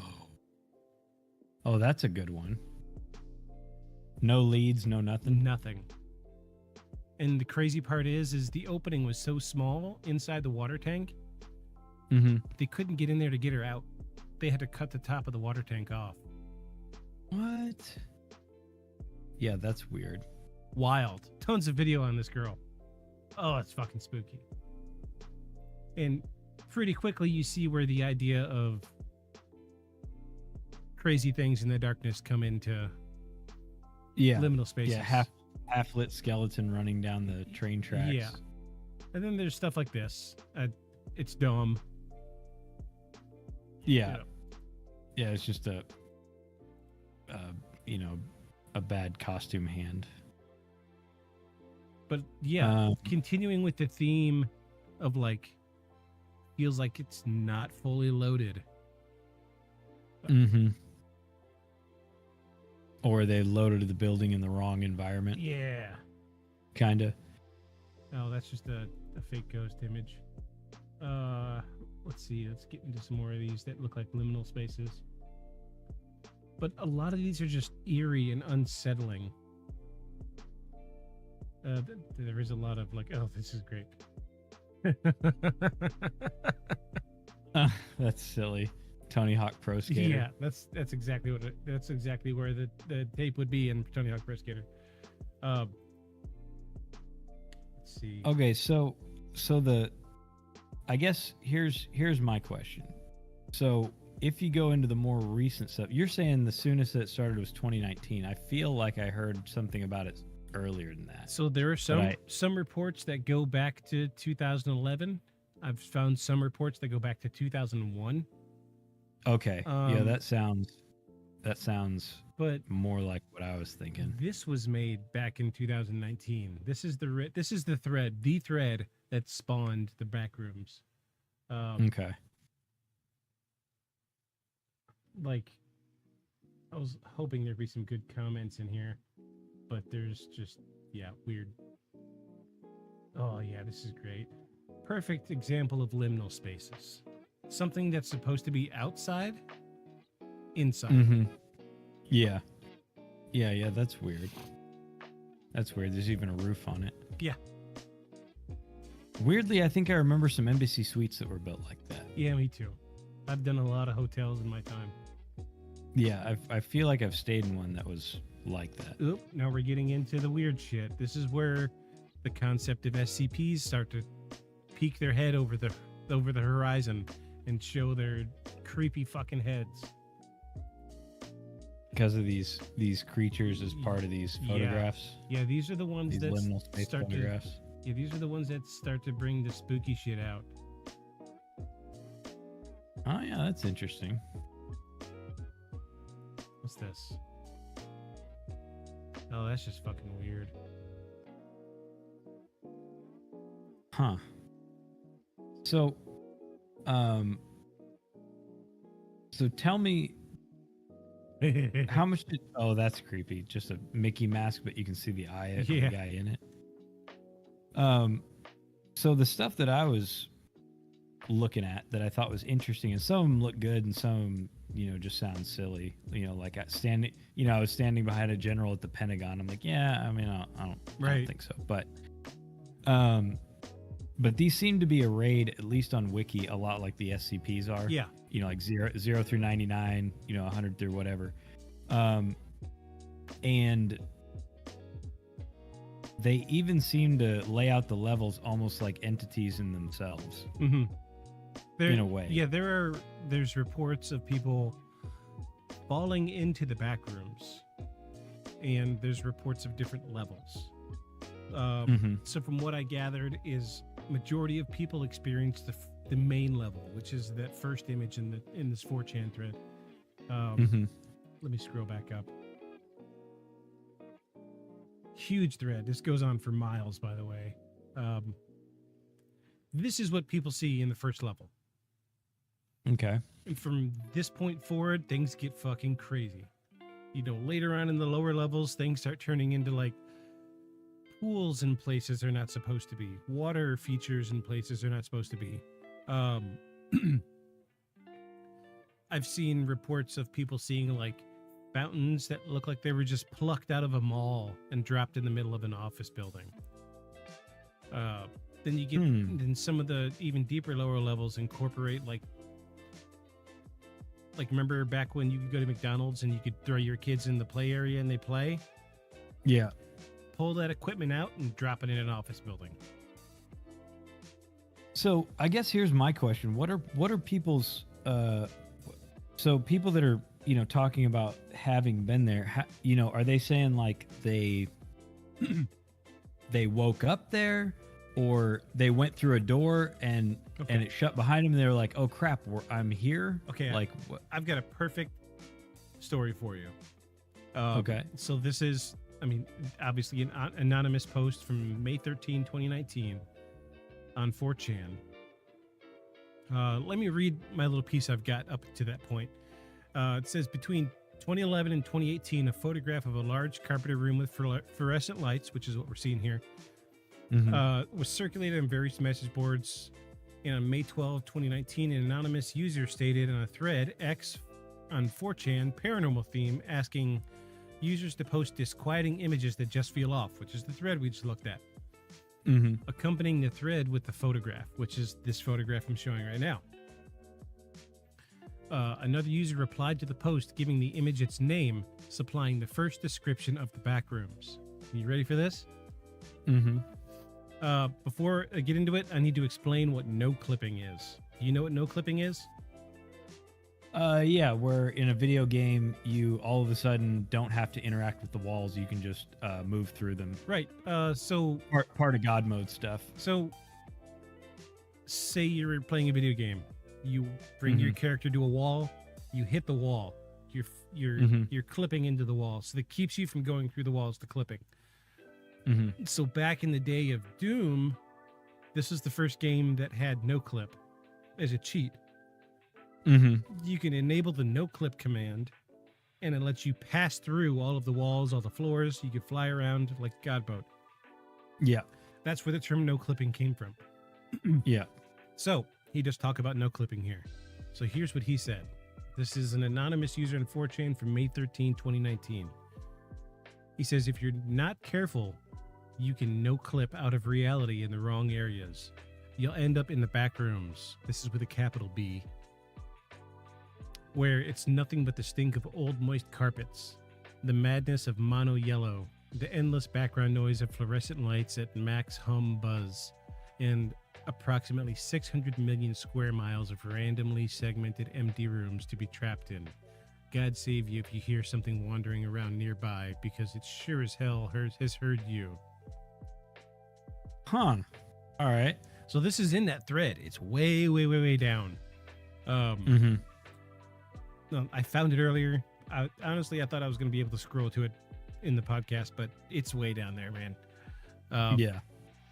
Some sources believe that the backrooms have been the origin of the internet aesthetic of liminal spaces, like we were talking about earlier, which depict usually busy locations that are unnaturally empty.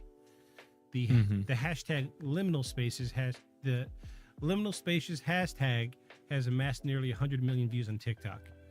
And then it talks a little bit about the game, the Stanley Parable, how it kind of references a little bit of the idea of the back rooms.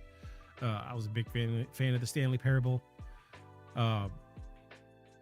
It says it's claimed to reference the back rooms because it's tied to a long tradition of the liminal in horror, and the color yellow as a symbol of caution, deterioration, and existential distress. Okay. The Stanley Parable depicts a more absurdist and lighthearted, but still subtly disconcerting take on the latter. The backrooms is a fungal, sickly yellow where both the person and the mind can lose themselves in it. Oh, I like that. So,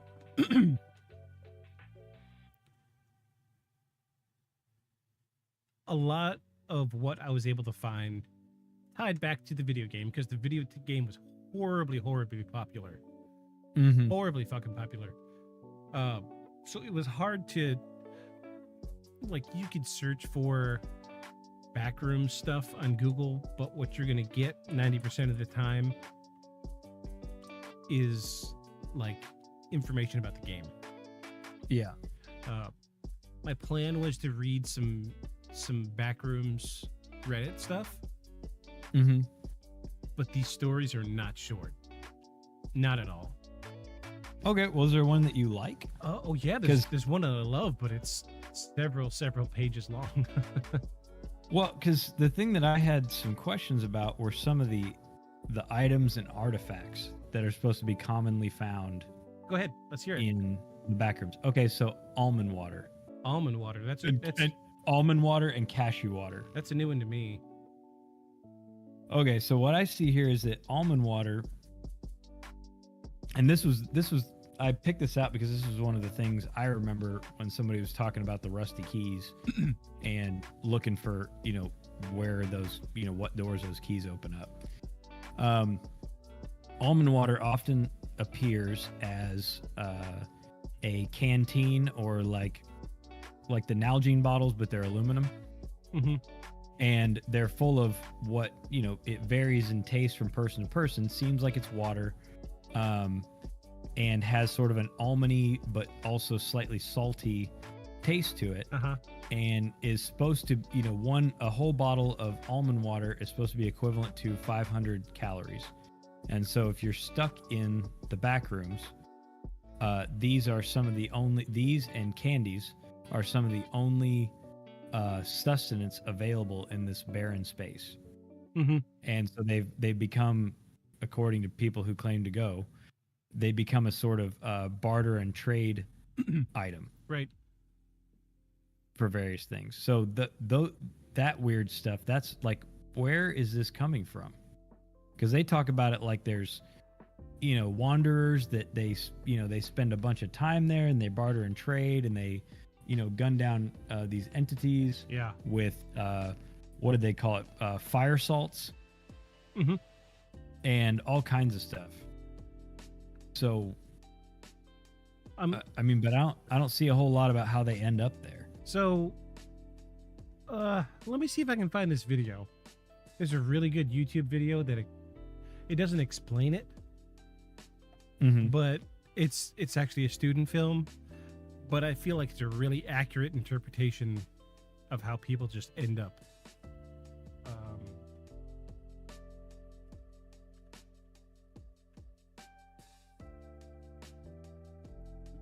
Let's see. Yeah, here we go. I'm gonna mute this so we don't get fucking slammed. But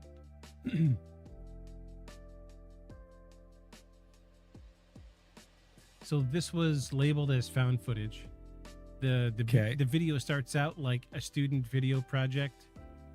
I'm just gonna let this run for a second, and you know they're acting like they're filming a little video, and then watch, he just drops, and this is where the no clip idea comes in. Okay. Yeah, I see they're still, they're like talking about a scene. Whoop. Yeah. There he goes. And then he... Oh, wow. Yeah. And this is where the concept of no clipping comes in, when it comes into entering the back rooms. And so he just fell through the floor and came through the ceiling of this beige office building. So this video is pretty long, almost 10 minutes long. He wanders around this thing for like 7-8 minutes before he sees anything. And he starts hearing noises off in the distance. This is perfect, prime example of backroom. Level 1? Yes. Yeah, I mean, this is super creepy. I would be creeped out. Yeah, like he starts hearing stuff. Did you see the head poking around the corner? Yeah. Yeah, I did. You just see a brief clip of something coming around the corner. A wall that doesn't meet. 2 walls that come but don't meet. And then you can see into the next room. Yeah. Oh, yeah, that's weird, man. That's super weird.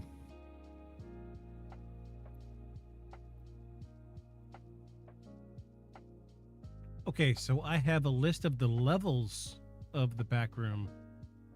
Okay. Oh, wow, they are not organized at all. Okay. Never mind. This is the video game. This is the problem I keep running into. What were you on the wiki, the backrooms wiki dot? Yeah, I was looking at the AI generated results. Oh man. But this is super weird. Everything about this, it's just no one knows where these things, like, no one really knows how the full concept of being stuck in here infinitely came around. But we know that the first real conversation about it was on 4chan.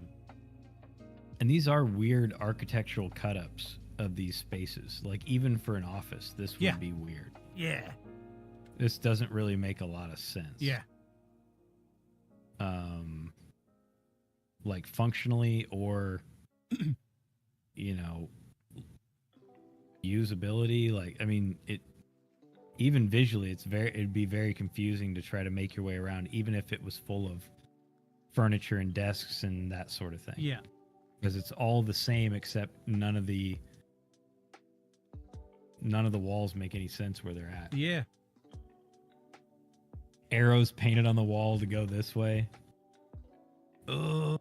Yeah, there's some weird stuff, man. It's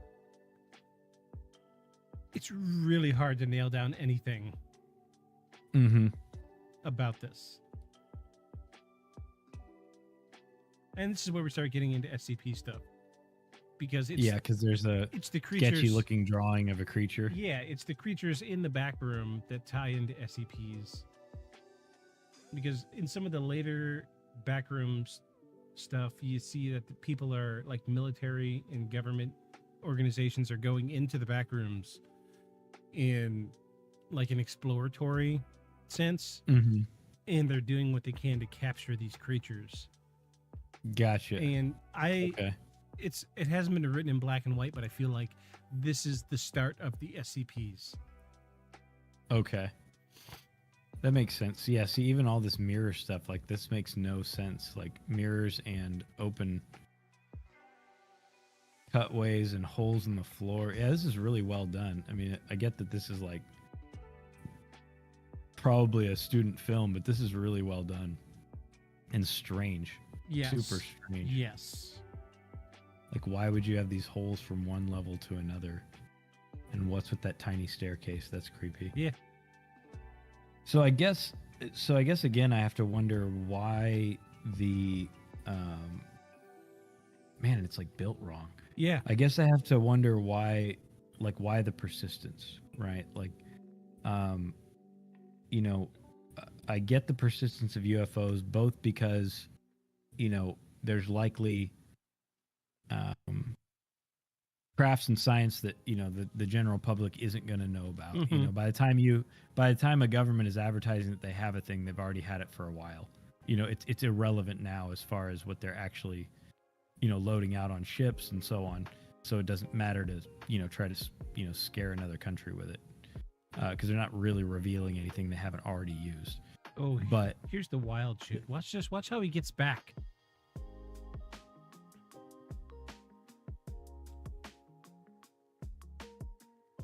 Oh, a wrong way hallway. It's down. It's angled down. Oh, dude. Ugh. Oh, no way. He just falls back into the end. The end, and he's dead. And the camera survives somehow. Yeah. So I guess I get why the UFO thing persists, because there are weird things in the sky and there are weird happenings, and you know, and there's more people than us that want to believe, right? But I don't know that I understand why the backrooms thing, or at least for me personally, because this is kind of new to me, I don't understand why the persistence of this. So it eventually ties back in 2019 to creepypastas. We all know how popular creepypastas got. They are tremendously popular. Tell me you know what creepypastas are. Nope, I don't. Ooh. Nope. How are we friends again? How? Okay. Let me give you a clear-cut definition of creepypasta, because I don't want to get this wrong. So, creepypasta is a subgenre of horror fiction that involves short, user-generated stories or images related to the paranormal or horror that are spread online. The goal of creepypastas is to create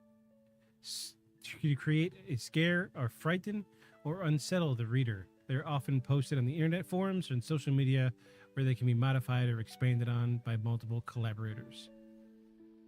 Slender Man. Perfect example. Slenderman. Okay, yeah, Slenderman. He was a creepypasta. Yeah. So, okay. The only thing is, this was around before creepypastas. Okay. So, it's like the chicken and the egg thing. Which one came first? Some people will say creepypastas were first, because it was very close, within a year of each other. Some say the creepypastas were first, and this is one of the first creepypastas.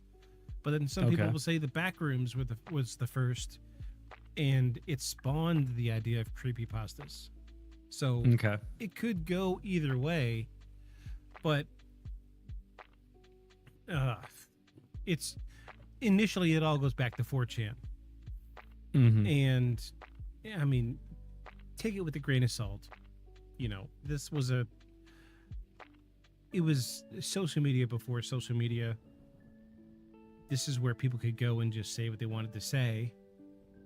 You know, put as much weight on that as you want.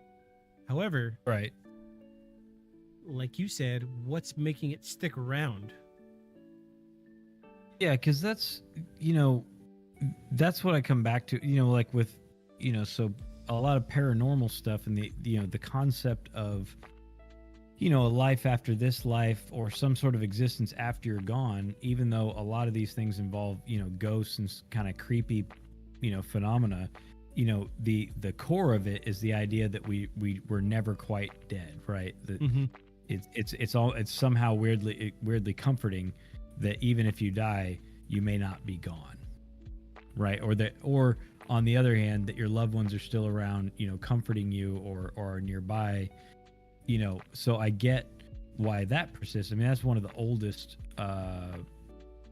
traditions in human thought and spiritualism, is that the soul persists, right? It's the core of most religions.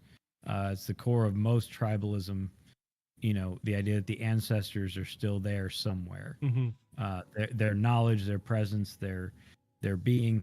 So I get why, now in modern culture, the concept of ghosts and, angry spirits and so on persists, because, it's even for me, it's not weird for me to think that, sometimes I still might feel Jack, my German Shepherd that's gone. I'm not really one to ascribe to that sort of thing, but I really feel like, my art definitely changed because of a dream that I had about him.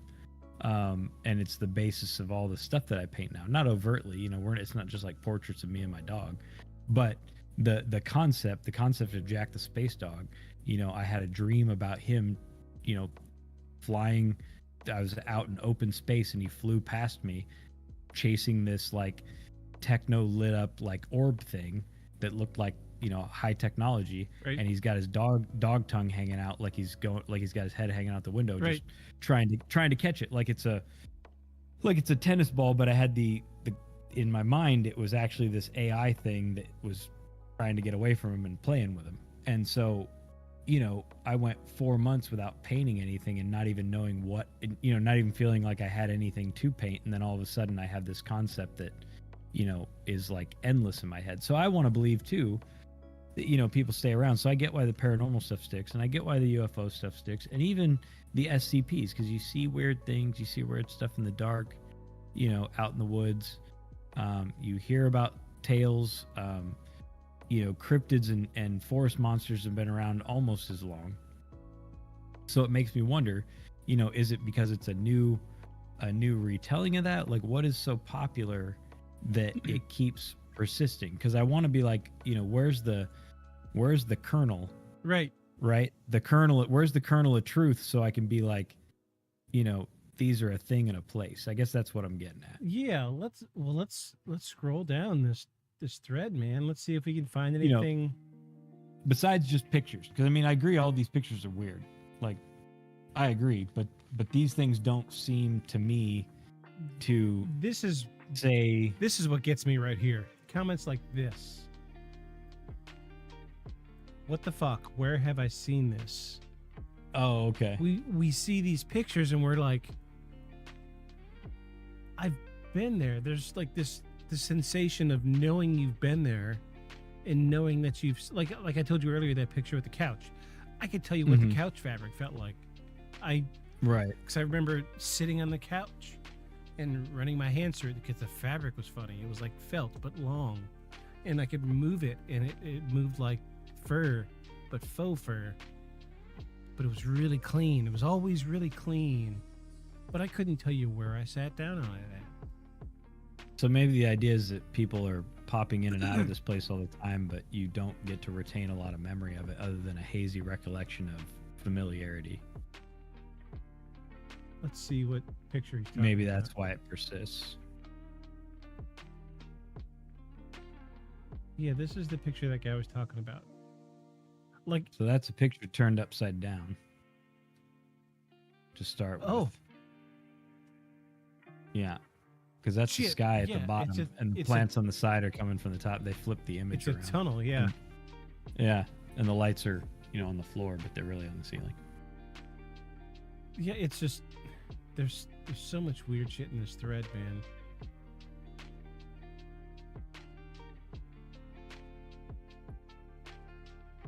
Let me try to find some of the shit that I was looking at earlier.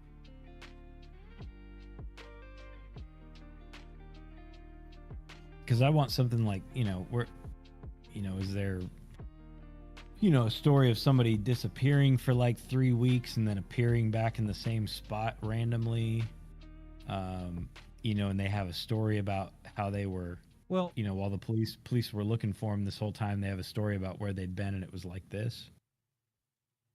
Do you want me to read this Reddit? Sure. All right. I'm going to try to breeze through it pretty quick because it's kind of long. Okay. So it's all it says is 5+ years ago. So we don't have an official date. Okay. But this is titled as The Backrooms on a Reddit thread called No Sleep, which I've been on here before. I know a lot of strange stuff comes from here.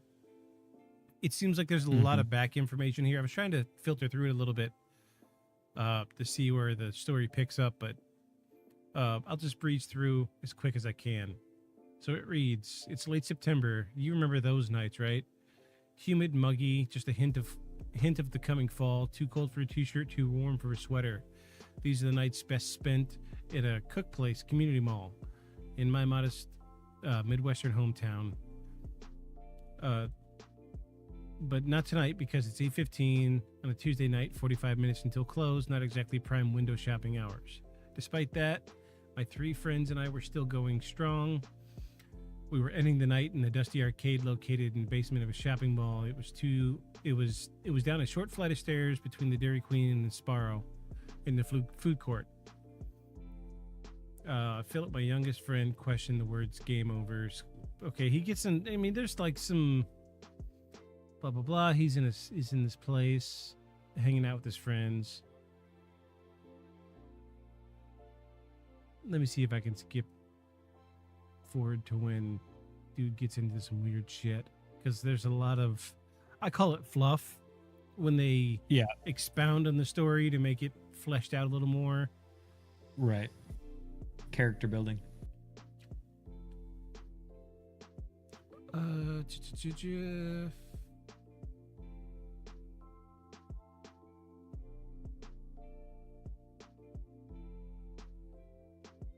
That's the only way I know how to describe it. One moment he had slipped off his feet and crashed into the wall. The next, everything but his legs had gone through the wall as if it were a perfectly shaped hole in the concrete. His legs spasmed in the air for a moment, looping spasmic pattern, but for a few seconds. And then there was nothing left but solid concrete. I don't understand. Philip, there's like direct quotes and some other things. They're freaking out about this kid slipping through the wall.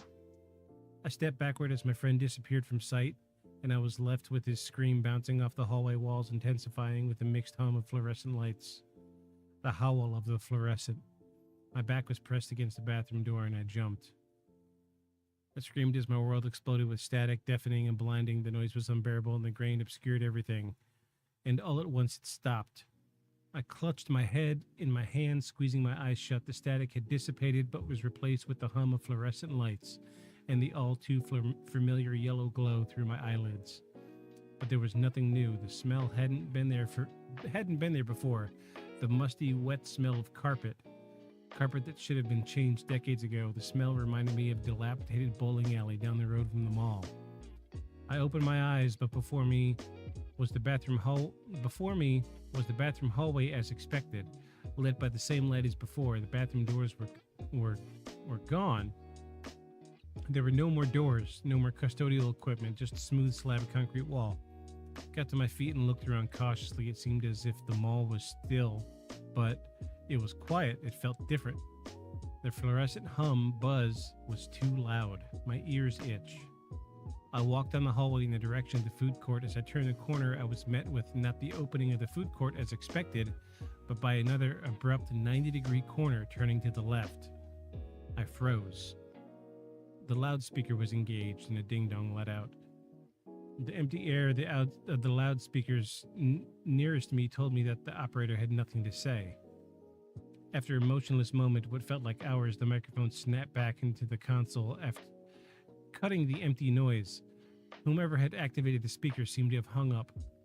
Confused and growing ever more frightful of where I had found myself, I turned the corner. I was met with a large, empty room I'd never seen before, about the size of a classroom, with stained concrete walls. The smell of must was even stronger here.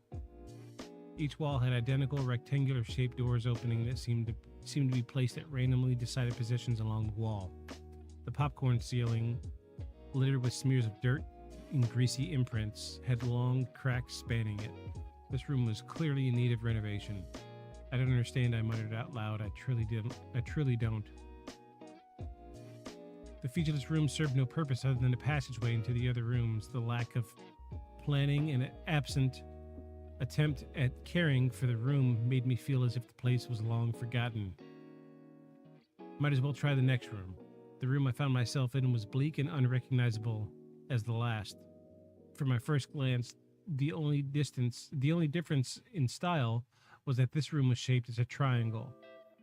I heard a single cry from my right. It was more of a whimper, actually. It was Clay's voice, which is Clay was one of his friends at the beginning of the story. But it couldn't be Clay. I watched him leave the mall. I rushed through the door to find Clay laying in the fetal position in a long hallway, stretching a distance to my left and right. Change the channel, Clay babbled incoherently and sobbed on the floor. It gets Clay up. How can the fluorescent lights be so damn noisy? And then I saw it, and then I felt it. It hung motionless in the air. Feet lightly scraping the ground. It had dry, cracked skin. It was dressed loosely with torn, rough sponge shorts. It had the torso of a man, but its torso was on the wrong way. Its frail and feeble arms outstretched to the ceiling, not quite reaching, as if in an act of surrender. It had a cocked head, as if confused, as it peered down the hallway at me. Dark, beady eyes staring widely at me through the holes in the bloody duct tape wrapped around its head. And then it started to float towards us. Every time I blinked, stunned in absolute terror, it was not where I expected, a few feet forward, some inches to the left, never where it should be, and yet it was getting closer, ever closer. What I saw next will follow me forever. I turned to run, breaking the stillness, and sprinted down the hallway. I don't know. I guess I just assumed Clay would follow in the moment, but I was wrong. A blood-curdling screech shook the hallway, and I whipped around. It had reached Clay. He was still looking. He still wasn't looking, but he was certainly screaming. It extended its long, spindly arms and cradled him like a child. But it wouldn't look away from me. No, its eyes never left me. In one quick jerking motion, it was holding Clay by the top of its head, palming it like a basketball. I blinked and it had grasped Clay's arm with its free hand. With brute strength, it twisted Clay by the torso. Clay screaming cut short with a fleshy crunch as it dropped to the floor in a twisted pile. His eyes finally opened to look at me one last time, and then I screamed. The louder I screamed, the louder the fluorescent hum became, which was louder. I couldn't tell. I turned and ran to the first door I saw, blindly twisting and turning through the rooms that followed. Why on earth does every room look the same? I turned a corner and ran face first into a dark mass. We both fell to the floor. Andy, which is one of his other friends. How did you get down here? Where the hell are we? I don't know where we are. Blah, blah, blah. A bunch of dramatic text. We turned and rushed down the third hallway, perpendicular to the hallway that we were in.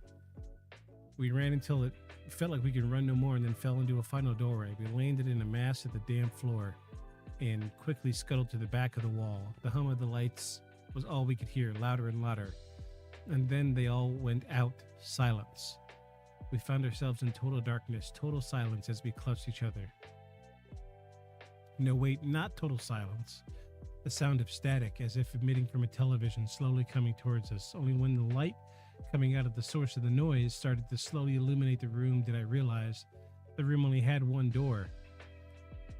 It floated around the door frame, toes dragging on the floor as it cast its bloody eyes upon us.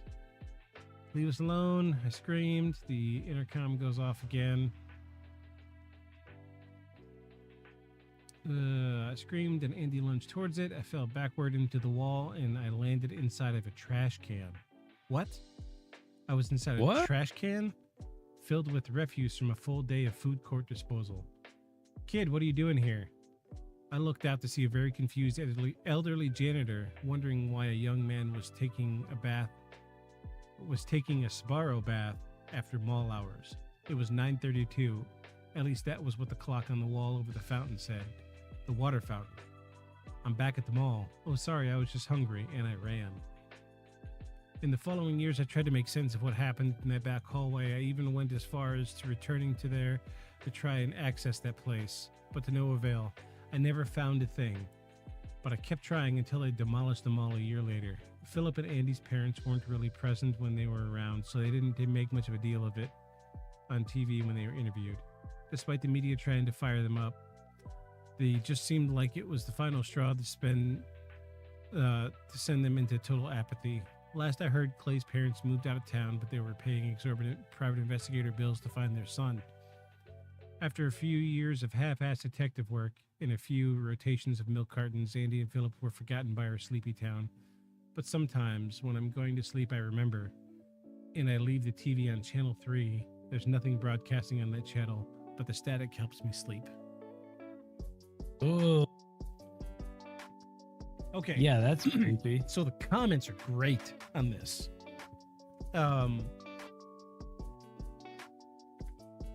Let's see. Guess says for anybody who's seen the original Backrooms post, why do I think I've been there? Like seriously, it reminds me of a store. But I also think of my grandma's house at the same time. I don't know where that picture was taken, but it's extremely unsettling. And then somebody else names the same store that the guy in the previous comment. He's like, yes, I've been there. This is exactly what it reminds me of. Says, bro, that's crazy. Creepy to the first thing we both thought of was a little known department store. The first 2 comments on Reddit over 5 years ago knew the exact same grocery store. What are the odds? Yeah. One guy says, no, it goes even further back for me. It reminds me of exploring an old church as a child in a very creepy way, which I've done that.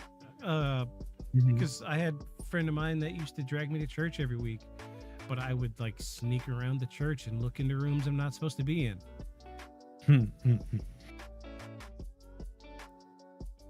And then somebody else says the original Backrooms photo was incredibly similar to the basement of a church I used to have a Boy Scout meeting in.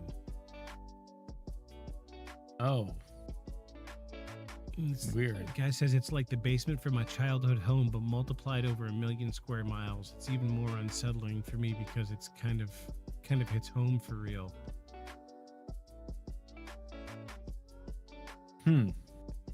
Definitely reminds me of those creepy shops in the corner of the mall, the ones that usually specialize in tailoring and dry cleaning.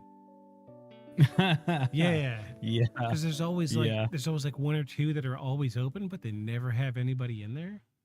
Yeah.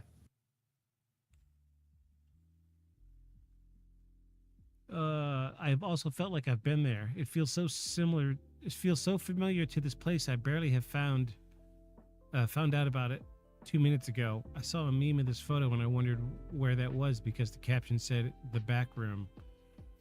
I've been here before, but I don't know when exactly. I know it was when I was a child. It's unsettling me to so many others. But we all faintly remember it too, which goes right back to what we were saying at the beginning of the podcast.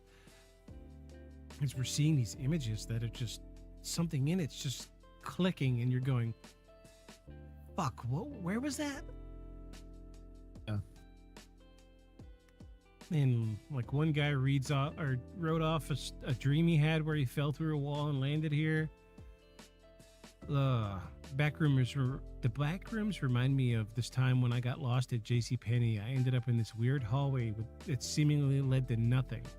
It started at the dressing rooms and went on for maybe 20 feet and ended. I don't remember a single door in that hallway. It had the same fluorescent buzz, same yellow color, and same damn smell. And 1.1 thousand replies to this comment, and it seems like everybody's like, yes, I thought it's JCPenney too. Which, now that he mentions it, fuck, that does look like JCPenney. So I wonder if that's why it persists, is so many people see these images and it feels like familiar, like they've been there too. Yeah. And so there's something spooky about that, with so many people having a shared memory of the same, indistinct but still somehow kind of distinct place. Cool. Looking for a JCPenney picture? Yeah.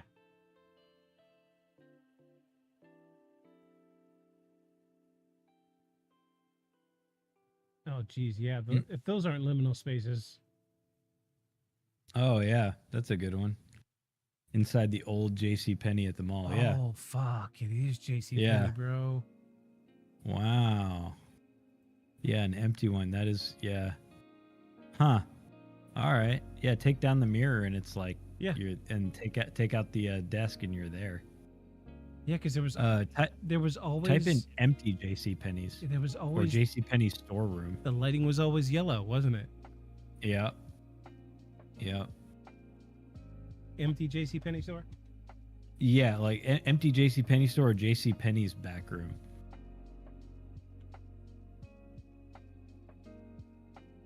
Because I wonder if we can find this space that everybody says that they were in that was near the. Oh yeah. Oh yeah. Look at it. Look at that. There you go. Yeah, if that's not it. Yeah. I don't know what is. Okay, so this encapsulates so many elements of the back rooms. Mm-hmm. Because look, like the weird pieces of like a single mannequin with clothes still on it in the corner here. Yeah, and the weird tiling right in the middle. Yeah. But nothing to distinguish why it would be there. Like there used to be stuff. Yeah, look at that one. Yeah, there you go. Ugh. All the light covers flip down, every single one of them. And pillars and carpet. Yeah, look at that. All the light sconce openings are all flipped down. Yeah. Brightly lit, old carpet. This feels like back rooms for sure. Yeah. Yeah. Huh. Okay, so we're kind of getting to the root of it. So maybe it's like this lingering fear that we had as a kid From getting lost in JCPenney? Getting lost in JCPenney, yeah. Or having to go pick out school clothes with our parents. I didn't mind. That's picking it. interesting. Yeah, because it was a thing for me growing up. Don't go too far. Don't get Right. You know, and how many times would you climb into the clothing rack to hide? Oh, yeah. Just expect to jump out, and your parents are gone. The Mhm. fear sets in immediately. Yep. Yeah, I've done that. Or gone wandering and it whole sections of the store will be empty, but it's full of stuff, but whole sections of the store will be empty. Or I do seem to remember there was one that was being remodeled and like half the store was full and the other half was just completely empty, but still set up like it ought to be. Yeah. But nothing in it and stuff pushed to the side, kind of like this picture you're showing here. Yeah. So maybe that's where I really feel like that's the root of why we find this so terrifying. Sure. Yeah, that makes more sense. That feels like a kernel of a thing for why it would persist and why everybody finds these pictures so disquieting. Yeah, because especially as we're looking through these empty pictures of JCPenney's, like this seems like, I don't want to be like, we solved the back rooms, but this seems to make it relate to something real. Yeah. You know what I mean? Like something real inside the brain that's making these spaces seem so off. And why the architecture looks so weird when there's nothing in it. Right? Like why it seems so like haphazard when there's nothing in it or anything displayed. Yeah. Yeah. Like that. Like yeah. that That's one. Yeah. Yeah. Huh. Okay. Well, that makes a little more sense to me then. Yeah, it's there you why it go. persists a whole, and this is also going to be the whole generation that whose parents were Gen Xers and we're like on the cusp of Gen X, Gen millennial. Because you and I fit right there on that cusp. Yeah. Between the two, so we all shopped at malls. Oh yeah. As a kid or hung out there, and were they were really popular when we were really little. Yeah. So it was where you went and bought anything. JCPenney was the place. JCPenney or Sears. Yep, JCPenney and Sears. Yeah, and they all would have looked kind of like this depending on what decade they were built in. Okay, well, see, that kind of forms a better picture in my head of why. Look, 4 clicks later, back rooms. Yeah, and then there it is. Yeah, and then there it is. Yeah, and then there it is. Yeah, you start searching for empty JCPenney's and then you come up with back rooms. Yeah. So yeah, that's wild. Yeah, that didn't even, until they made that comment, I didn't make that connection. I didn't either. That's what looks so familiar about it. That makes sense. Yeah, it is. It's super strange to see them empty. You know, that's the same one. Look at the floor. Mm-hmm. So weird. Oh, and that'd be that center section where they had everything lined up on aisles going out from it.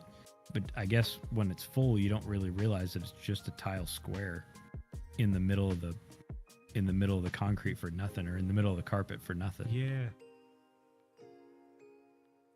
So maybe that is why this persists so much, because Yeah, I feel like we've pulled something out here. I really feel like we've figured at least something out, because I can remember like just my parents drilling it into my head. I mean, I was that kid that wandered off. I remember as a real little kid, I was that one that had the harness on and my parents had the leash. Yeah, my mom had one of those. Yeah. And because and, I would wander this stuff's off. scary too, because we were the stranger danger generation. Yeah, because right, especially as little kids. It seemed like anybody that wasn't in your family was a threat. But doesn't matter what they look like, and because that's what your parents told you. Yeah, and they'd scare the crap out of you with it. Like the Dare program would come to school and tell you to be afraid of anybody that you don't know, and so you would go to JCPenney. It was always JCPenney. Damn. Right. Yeah, that's anywhere else. See, this is what I was looking for. I was trying to understand why, because it's just a fictional tale that somebody put up. Like what's so? I mean, because it's not, it's not particularly terrifying in a traditional way, and it's not, spectacular, happenings. They're just weird and uncomfortable. Yeah. And so I wanted to understand why they persist, and these pictures like this explain a lot. This explains a lot about why, especially, people our age, a little younger, a little older, this stuff seems creepy. Yeah. Because there's nothing particularly creepy about it. It's just a fucking empty building. I mean, there's, traditionally there's other buildings that should be creepier.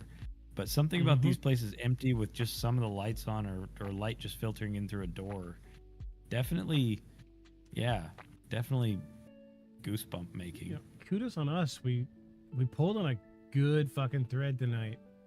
Yeah, that's really good. That feels more satisfying, because I was just kind of like, I felt like we were kind of, at least the concept was just kind of hanging out there like an anomaly versus, other stuff that we cover and will cover. I feel like most things. So I don't know if you listen to much Terrence McKenna or read, a whole lot of his stuff. A bit. But okay, so he talks a lot about, I mean, obviously he was a proponent of changing the American psyche through psychedelics, but one of the things that he talked about was that culture itself is a living, breathing creature, right? Culture itself, the thing that we make together, right? And he said if you took the time to unplug, meaning now turn your phone off, don't go buy a newspaper, don't watch the news, make your own culture within your own house, meaning like you and your family. He's like, you would realize how much you're drowning in the culture of everything. Mm-hmm. Meaning you just go about your everyday participating in all these things, all the stimuli, all this stuff all the time, unconsciously. You're just immersed in it all the time. And so a thing that he talked about, before everybody knew memes as funny phrases put together with a funny picture, memes are cultural ideas and cultural concepts that persist like a gene does from one human body to another, like from one generation to the next. Mm-hmm. Right? It's a strong idea that propagates because it has some advantage to do so. So, some of those things are concrete facts, like fire is hot and it'll burn your hand. Don't put your hand in the fire. Yeah. Cultural meme. Also a fact, but we all just know it because it's a thing that your parents tell you and everybody just knows it, right? So that's a meme. That's an example of a meme. Yeah. And memes that are advantageous for some reason propagate. So that's why I'm always like, where does this come from when we cover a concept? It's like, why does this persist? Why does this meme, what is this meme's advantage, and why does it persist in the human consciousness, right? In the cultural cultural overlay of our lives. Why does this thing persist? And so in this case, you know, I think because I think they all have a reason. All these things that we're going to cover and all this weird stuff is going to have a reason. Yeah. Because it's not like you and I just have the weird lives and we just in a vacuum experience some weird thing. These are all things we're covering and pulling out of culture. So I think this persists because of, you know, the mall culture and this, you know, in some ways the stranger danger culture. And, you know, everybody has a bit of a fear of like a sudden aloneness. Mm-hmm.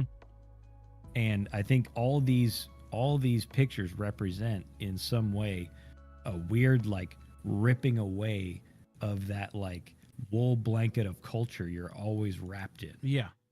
You're always surrounded by. These things are stark and devoid of all that, but have the semblance of it, kind of like the creepy valley of synthetic like robot people versus people, right? Yeah. There's that weird divide between like even really good, you know, synthetic characters or like AI voices. You know, Siri always comes across in that creepy valley. Like you don't think that she's real, Right. you know, on your phone, because she falls into that creepy valley where it's like, yeah, it sounds realistic, but does not fool me into thinking it's a real person. Right. It's that divide between real and not real. And I think these things fall into that place because obviously it's made, but it doesn't have all the trappings of what it should, and so it falls into that zone. Yeah. Right there. So Yeah, I think we. Damn it! Did we figure this shit out? I kind of feel like we did. I mean, I hate to be like we solved backrooms because somebody's gonna be like, you didn't. But Well, I mean, yeah. I feel like we found the thread that runs between all of it. Yeah. Let me put it that way. I feel like your research and us being able to look at this stuff, and your recollection of being like, yeah, I feel like I've seen that stuff too, and that person saying J.C. Penney's like, I feel like we found the thread that stretches and connects all this stuff. Right. And it. Which is what we're doing. That's what we're doing. I feel like a big portion of this is, for me, like when you go into a space that you know you're not supposed to be in, and your head swims Right. a little bit. Right. It's that moment. Yeah, because it's comforting because it looks familiar, but your head's doing that swimmy thing where you know you shouldn't be there, but you're there. What do I do? Because if it was a place that was supposed to have people, it would have the trappings of people, right? Yes. And this has none of that. Yeah, and it's like it's not supposed to be occupied, and you're occupying. Yeah. I mean, kudos on us. Yeah, we did. I think that was great. It was for really the research not being super fleshed out. It's hard to nail down exactly what started it all. Maybe it was a dream that somebody had, because I feel like this could have been a dream that somebody like dreamt. I was in an empty JCPenney, but they didn't put it together that they were in an empty JCPenney, because this picture feels like it JCPenney. Yeah, this feels like this could be like as you're going back towards the changing rooms, almost like yes, it's or a home section of Sears. I think that's probably why it was such a slippery topic to try to nail down, too, is because it's really like this weird thing that's lodged in the subconscious of us as kids, and why a lot of people say like, I think I was there as a kid, right? Mhm. All those pieces fit, and that, like I said, that's probably why it's so slippery to nail down, because like the variation of these across the country, plus variation in age, plus variation in culture, everybody kind of feels like they were at one of these. Like even that space that I was like, that looks like an Embassy Suites. Yeah. Like the courtyard inside an Embassy Suites, except it's missing all the stuff, right? It's missing the fountain, it's missing the food bar, and it's missing the plants. But the shape and that indoor courtyard thing, like there was one in Florida we went to like every year. Yeah. That was like that, except it had a skylight. But they weren't looking up far enough in that picture to see whether or not there was one. Right. But that one made me feel like that, like, oh no, that one I do know. But I think it's because it's these places we've been, and then these are pictures of them without it. And so it, and that stuff probably works its way into your dreams too. Yeah, absolutely. So I think residual I think shit gets reamalgamated into these weird things. So I wonder if this isn't, like I said, it's more like a subconscious, spatial meme that's worked its way into so many people from all these industrial commercial spaces. Yeah. That we exist in and out of all the time. And I mean, like all the time, we're saturated with it. Then maybe the twist of, they were saying, oh, cool, people are talking about these weird spaces. What can I do to put a twist on it to make it more terrifying? And people are going to want to read my posts, because now we're getting the younger people in. They don't necessarily remember it, but they were like, hey, this guy's getting noticed online. What do I got to do to get noticed online? So Right, because I see it's gotten very elaborated on, especially like you said, post the video game. Yeah. There's people out there doing whole authorship. Yeah. On like levels and places, like very imaginative stuff, but it definitely reads like somebody's trying to write a creepy fictional story. Yeah. Which is something else I noticed in some of the SCP stuff. Like some of the older stuff seems like they're following a formula, like a reporting formula, but then interspersed in there's stuff that's just somebody's like like a diary entry or a fictional story blurb.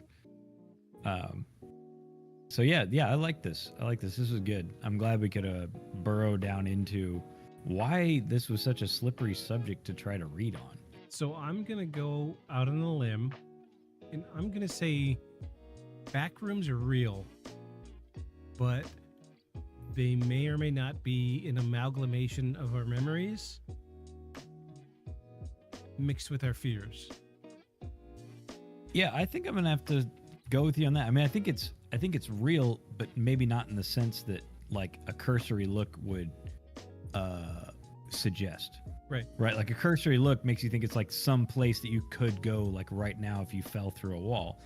I feel like you're saying. I think it's fragments of shared experience, shared human experience, because this stuff was everywhere. Mm-hmm. And it's worked its way into the vast majority of our consciousness, and then mix it with childhood and fears and a culture of fear. And I think you have the backrooms, and your dreams are a place too. I mean, yeah. That's why people are afraid of nightmares. I mean, they feel terrifying. It's not like it's a part and you can, in the middle of it, you can be like, oh no, I'm in a dream. It's as real to you then when you're doing it as this is now. Right. Hence the fear. And night terrors and things like that. So, I mean, I think in that sense, I mean, I think it's real. I mean, I think it's a real thing. Let's chalk that one up as a win. Yeah, I'll call it a win. That was a good one. Honestly, I was very unsure where this was gonna go. Oh, I had no idea. Like I said, I started looking into all these like detailed reports of like objects you could find and all this other stuff, and I was kind of like, But yeah, it was starting to sound like a fictional movie. Yeah, it got a little crazy a little quick, but I'm glad you found this earlier stuff, because that explains a whole lot more. Yeah, about where it came from. Even though initially I was like, okay, they're creepy photos, but once we dug down into like the subconscious part of it, yeah, I think the early stuff really explains it in that way. So I will say, if any of our listeners out there have any experience with the back rooms, please feel free to reach out to us. If we get enough people to email us, we will read your emails. We'll talk about it. We're cool dudes. We'll do that. We are at Beyond Shadows Podcast at gmail.com. You can also find us at Beyond Shadows Podcast on Instagram and Beyond the Shadows Podcast on Facebook. Let me drop this down. Well, that's our logo. It's everywhere. Look for it and you shall find us. Look for the skulls. That's us. We are unlike any of the others. We're not the serious type that are going to sit back and, only chat about, ghosts and happenings. But we do, we'll do our thing. What are you thinking for next week? I think we're due for a good ghost investigation. You mean like a singular investigation? Yeah. Okay. Yeah, I like those. Those are really good. We had, I liked the one about Enfield, the house with the flies. Yeah, Enfield. Yeah, Enfield also. Yeah, I like those. I like digging into those and really seeing, putting it to the test. I'm trying to steer clear of subjects that have been turned into mainstream movies unless they have super deep roots. So like the Enfield Poltergeist was an individual account, but they turned it into a fantastical movie, which the movie's completely unlike the actual story. And I think through our conversation we discovered that it probably wasn't true. Oh yeah. But you know, I will poke through and try to find us a good ghost story. Something... Okay, I'll try to take a look too and see what I can find. Yeah, hopefully find something, because that's another thing I look for when I'm researching, is I'll try to look for something that we could talk about that has evidence that I can show you. Right. Yeah. We like evidence because it makes it easier to burrow down into it. Because just talking about it, it's hearsay at that point. So, yeah, it's a good story, and a lot of people write good stories. Right. So what I'm going to try to do is steer away from just the stories. I'm going to see what I can find, photographic, video evidence. Push comes to shove, we'll do another Scramble episode and just talk about what the hell's on Reddit. That's actually seemed to be a pretty good episode. Some of our most popular video, I think our second most popular video on YouTube right now is our Scramble episode, and that was thrown together in 15 minutes. So I thought we did pretty good. But we'll shoot for something ghostly, some ghostly happenings next week. Do you have anything you want to add before we wrap it up? No, just, everybody, keep your eyes open, see what you can see. And I think there's always interesting stuff out there. And, I've had my fair share, and I know you have too. Yeah. So, keep listening, and, just remember to, follow us. Beyond the Shadows. All right. Good night, everybody. Good night, everybody. A creature like that, how would it ever die? And this monster starts running right at me. Annihilated by nuclear bombs. Beast is not dead. I put 4 bullets into him. Why, you're crazy. But I saw that monster too. All I want is for someone to believe me. Contaminated. Face. Horrible. Look like it would scare you to death. All right, let's get to work.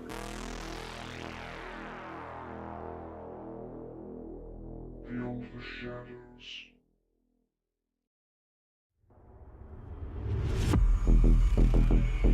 It's alive! It's alive! A creature like that, how would it ever die? And this monster starts running right at me. Annihilated by nuclear bombs. Beast is not dead. I put 4 bullets into him. Why, you're crazy. But I saw that monster too. All I want is for someone to believe me. Contaminated. Face. Horrible. Look like it would scare you to death. All right, let's get to work.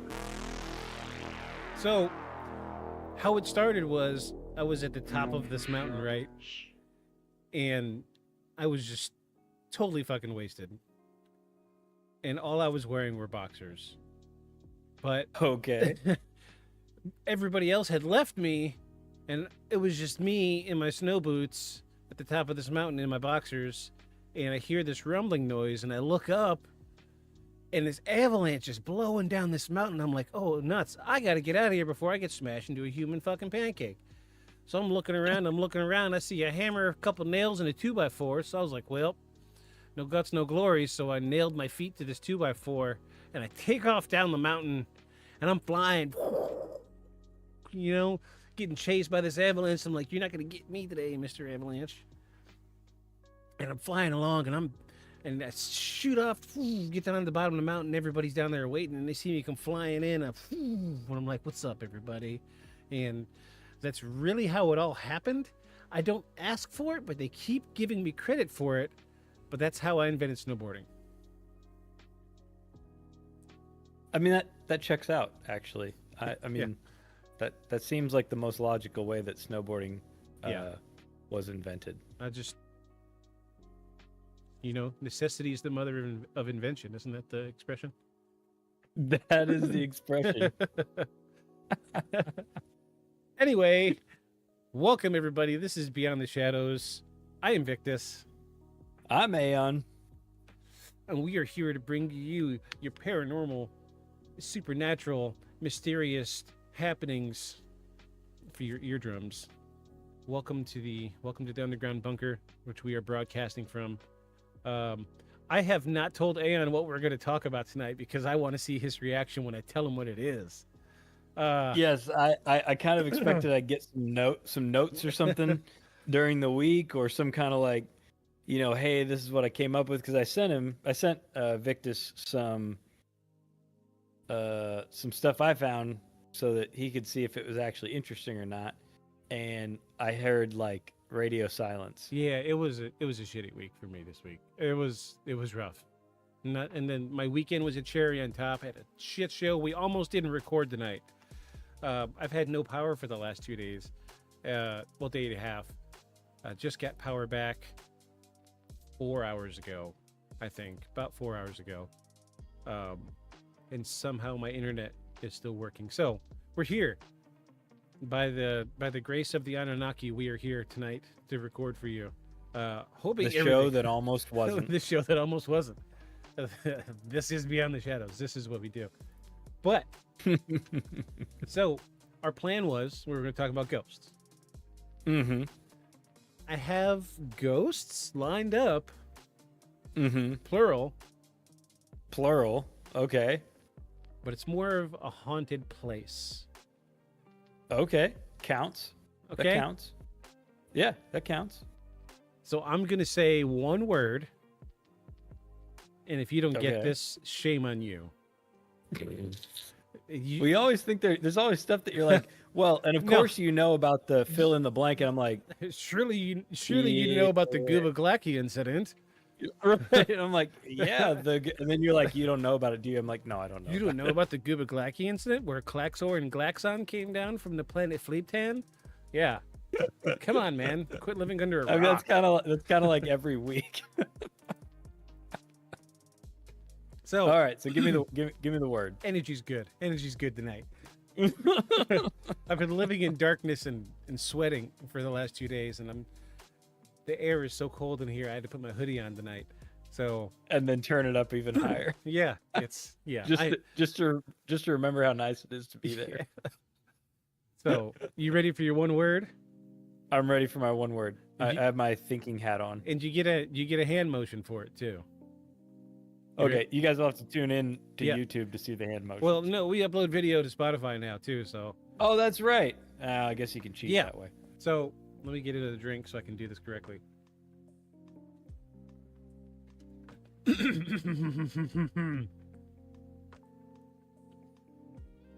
Red from.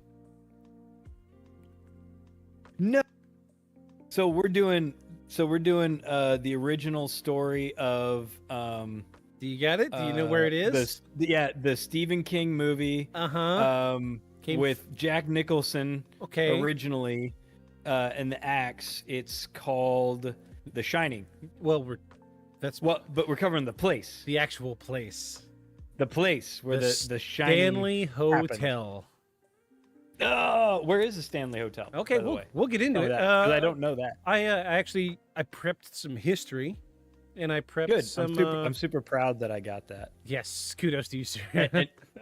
and just to fill in, I've never actually watched the whole movie. You've never seen the whole? It's horrifying. Every time I watch it, it gives me horrible fucking nightmares.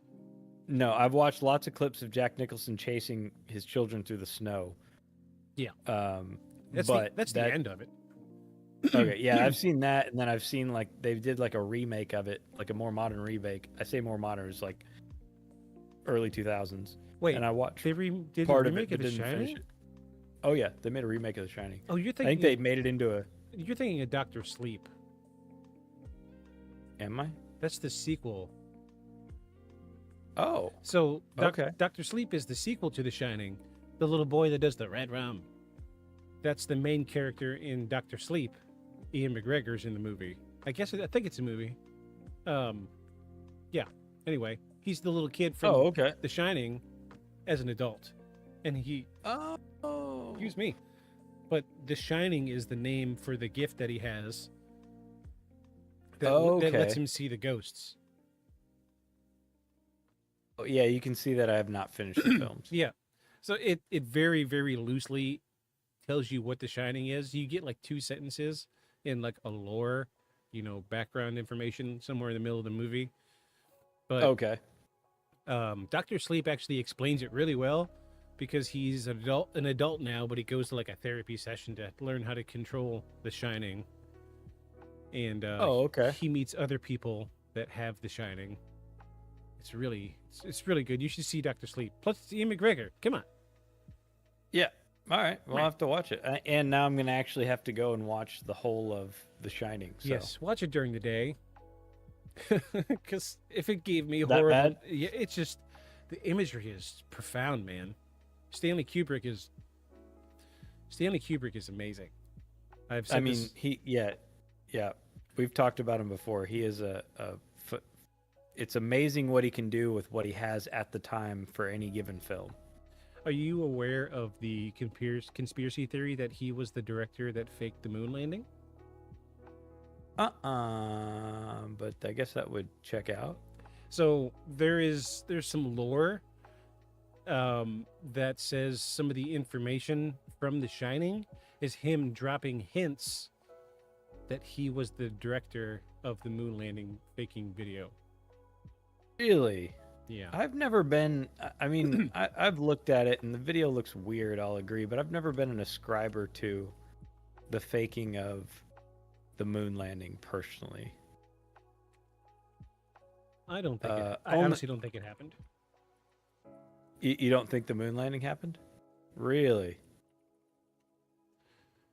I mean, it does seem wild given that all they could have fit in that craft was like the computing power of like a wristwatch. Let me just say this, and this is my favorite one. Everybody can, we've seen the pictures. There's all sorts of stuff with like, okay, no stars. You don't see stars on the moon. Well, I get that. I understand why the stars don't show up in the pictures. But the little crosshairs, have you seen that? So there's crosshairs that are etched into the lens or not the lens, the interior parts of the camera that they took to the moon. So no matter what you take a picture of, those crosshairs are always going to be in front of everything. Okay. So they're used like with deep sea diving, like they'll send a drone down and there's markers on the cameras so that when they find something, all they got to do is look at it and it gives them a scale for reference. Okay. So you know how big it is versus the size of the... Right. Right. The crosshairs. Got it. And there's parts of... There's several pictures from the moon landing where parts of the crosshairs are behind astronauts' heads. Oh. Which should physically not be impossible, or should physically be impossible unless the video or the footage is edited. Right. Okay. I see what you're saying. But my favorite one, and this is the one I always bring up to skeptics, and my listeners out there, our listeners out there, if you're on the same page as me, I know my buddy Lost Property is listening to this, and he's probably shaking his head because we've had a long discussion about this. So my favorite thing is we know how the moon lander landed, much like the SpaceX stuff did. Right. There was a shuttle with legs, and it had a thruster on the bottom that as it landed, a giant rocket slowing it down, right? Right. But when you look at the pictures of the moon landing, remember that iconic first step right outside the space shuttle? They took pictures of it. Everybody's seen the photo of Neil Armstrong's footprint on the moon. That's that was the first step on the moon. They took a picture of it. So how is there a space rocket pointed straight down at the moon, covered in dust? How is there still dust at the bottom of that ladder? Point number 2. How is there no blast crater beneath the lander in any of the photos? Yeah, I would wonder. I guess a blast crater, that makes a lot of sense. Absolutely, because there's absolutely no way anything could land on something covered in dust with a fucking rocket pointed straight down at it and not disturb the dust. Right. As a matter of fact, with less gravity, it should be even more devoid and more of a prominent crater beneath it, right? Right. And really, I would think if the dust is soft enough that it would leave prints, then, you know, it'd be like talcum powder. Yeah. Is what it looks like in the photos. Very, and there very shouldn't be fine much there. dust. I did see a thing too that was supposed to be his spacesuit and the boots that they wore. Yeah. And they didn't have that tread on it. Yeah. Funny, isn't it? Yeah, I mean, I still don't like it, but I get what you're getting at, but I still don't like it. I'm just saying there is more Still don't like it, evidence. which is- There's more evidence. It's probably to why it's so contentious. In my eyes, there's more evidence to show that the moon landing was faked than there is to prove that we were really there. Right. It sure is funny that Right. we can find stuff all over the universe, but we can't zoom into certain parts of the lunar surface and look at the lander. Yeah, you know, they just finished a big project that were supposed to be the best photos taken of the moon. It's like a couple thousand super high res, supposed to be the most high res photos ever taken of the moon. And I haven't gone through them to try to see if you can see something like that. All I gotta say is, in the words of my main man Borat, wee wah. King and castle. I have chair. I have chair. Anyway, we are talking about the Stanley Hotel tonight. Enough. Yeah. As one of my favorite podcasts like to say, enough dilly dallying. We're gonna get into this. I got a nice comprehensive history of the hotel. I've got a nice list of some of the best hauntings. Mm-hmm. And I have some picture evidence for you. Oh, good. I like picture evidence. Mm-hmm. Pictures are always good. Now, They're not everything, but they are good. Full disclaimer, there's only Mhm. two. For somebody fine. somewhere as popular as the Stanley Hotel, I'm really surprised that there's only two good pictures. There was a lot of pictures of like people doing investigations and like zoom. These 5 pixels make the face. Proof that this is haunted. Yeah. Right. I hate those. Come on. Like, I hate those. Just don't put anything up if that's your evidence. come on, man. Skip it. So, Just skip it. what do you know of the Stanley Hotel aside from The Shining? Nothing. Nothing. I don't even know where it is. All right, let's break down the history then. Let's go. You ready? I am ready. This sounds super interesting. I love. So I'm a history junkie. So this was like, it tickled that part of my brain that I love doing research on. Also, it's nice when there's a lot of background on a given thing. Oh yeah, this is a phenomenal story. I mean, hauntings aside, the history of the Stanley Hotel is great. And there's stuff that I don't touch on in the histories that not 100% written in stone. A lot of hearsay, stuff like that. Right. Like there was whispers of like secret tunnels under the hotel. Like maybe the Stanley guy was doing bootleg liquor and all sorts of stuff. Makes sense. So, let's dive into it. If you get bored of this history, you just let me know. The Stanley Hotel's story begins in the early 20th century when I think this is a typo. I'm sorry. I think it meant to say freelancer. Oscar Stanley, a prominent American entrepreneur, and his wife Flora arrived in Estes Park, Colorado in 1903. Stanley, I've been there. Really? Yeah, I've been to Estes Park. Yeah. And you didn't go. You were that close, and you didn't go to the Stanley Hotel. And I had no idea. Yeah. Shame on you. Shame. I know. No, I rock climbed and did a bunch of other cool stuff there, but no, we did a horseback ride to breakfast kind of thing. Oh, cool. You know, like all the touristy shit. But Yeah. no, I did not know about the Stanley Hotel. Shame on you, sir. Oh shit! So I missed my chance. You did. You were there. Missed my one chance. It is in the middle of nowhere. Middle of fucking Is it? nowhere. Okay. That's probably why I didn't see it. Because I was gonna say, I thought we saw Estes Park is not huge. Like, Yeah, they Tourist. It's a tourist town. Like, they didn't exaggerate in the movie when they're talking about, oh, once you're out there and the snow's in, you're completely isolated. That's the way it is. Okay. One road in, one road out. And if anything blocks the road, you're done. You're going to be there for a while. Okay.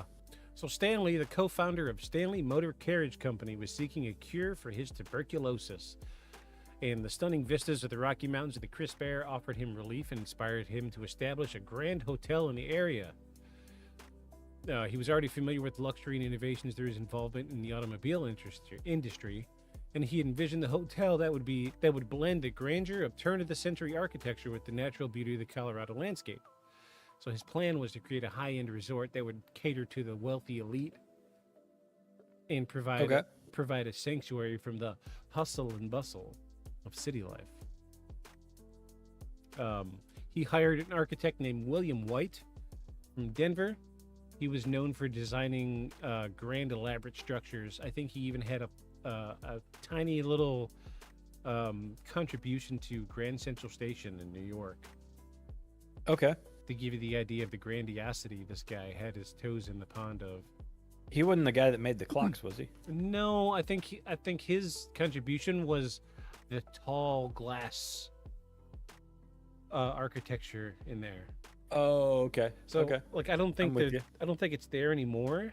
I think now it's kind of boring, but it used to be like I'm sure we've all seen like somewhere in a movie or pictures of the really tall and then like the beautiful sunlight coming in. That was his contribution. Okay. His design for the hotel was inspired by Gregorian revival style, characterized by symmetrical facades, columned porticos, classical proportions. The design reflected the opulence and elegance that Stanley wanted to convey, and the construction began in 1907. And 2 years later, on 4th of July, he opened the doors. The building was an engineering marvel of its time, featuring modern amenities such as electricity, telephones, running waters, luxuries that were definitely not available in such remote areas at the time. This was 1909. They were still. Oh wow. They were still gunslingers back then. Right. So, yeah. Yeah, the 1880s was Wyatt Earp and all that. I Yeah. mean, shit, that wasn't that. It's pretty close. That was 20 years before. 30 years before. That I have been to. I have been to the spot where the shootout at the OK Corral was. They say I have been to that. They say, oh, who's have been to that? Who's wee wah now? Ah, King in castle. King in the chair. I have chair. Throne. Look at my chair. Wee. Ooh-wee. Love you some Borat. So the hotel was designed to accommodate 100 guests and had a large dining area, grand ballroom, expansive veranda, sweeping views of the mountains. About what you'd expect. Early 1900s, this hotel was a monstrosity. It was like, I think that so you're familiar with the Crescent Hotel in Hot Springs. Oh yeah. Imagine the Crescent in the mountains. Okay. I got you. That's what they were going for. Elegance, opulence. They wanted everything fancy and nice to bring all the fancy people there. Like, I think Frank Sinatra stayed there. A bunch of presidents stayed there. Okay. Lots and lots of super famous people. I can look it up later if we really want to. We'll see how much time we got to kill. Here we go. Yeah, so the luxurious retreat in the heart of the Rockies attracted a variety of notable guests, including politicians, writers, and celebrities. The hotel's grand ballroom became the hub for social events featuring live orchestras, elegant balls that were the highlight of the social season. It also made it a destination for outdoor enthusiasts, including horseback riding, hiking, fishing, lots of lakes and rivers nearby, so it was obviously very popular. I think, did Roosevelt stay there? Was that too early for Roosevelt? No, he was he was 1930s, wasn't he? I can Google box it. Google box it. Google box it, but I don't know off the top of my head. I feel like Roosevelt had been there. I'm probably wrong. It's fine. But by the mid 20th century, the Stanley Hotel faced several challenges. Changes in travel and tourism patterns, along the increasing popularity of automobiles and national parks, led to a decline in the hotel's prominence. The rise of modern hotels and roadside inns offered more affordable options, so the Stanley Hotel struggled to maintain its status as a luxury destination. So, Right. Getting hit by the, what's the word? The ghost town effect. Right. Yeah. Railroad comes through. All of a sudden, the village off the side of the highway in the middle of the desert's not important anymore because everybody's on the railroad. Well, and I'd imagine with the size of the hotel, it had its own smaller town supporting just the place where all the people had to live that worked there. Oh no! Everybody stayed at the hotel that worked there. The workers lived in the hotel. Oh, holy crap! Yeah. Okay, Let me. That's big. Let me pull up a That's picture. big. That's big, yo. That's big. That's big. Let me pull That's up a a big picture place. of the Stanley Hotel. Let's get an image up here so we have something for reference. Yeah, that'd be helpful. Oh wow, all sorts of stuff popping up. Cool. Oh yeah, we're still on stuff from last week. Cool. All the SCP stuff or all the backroom stuff. Yeah.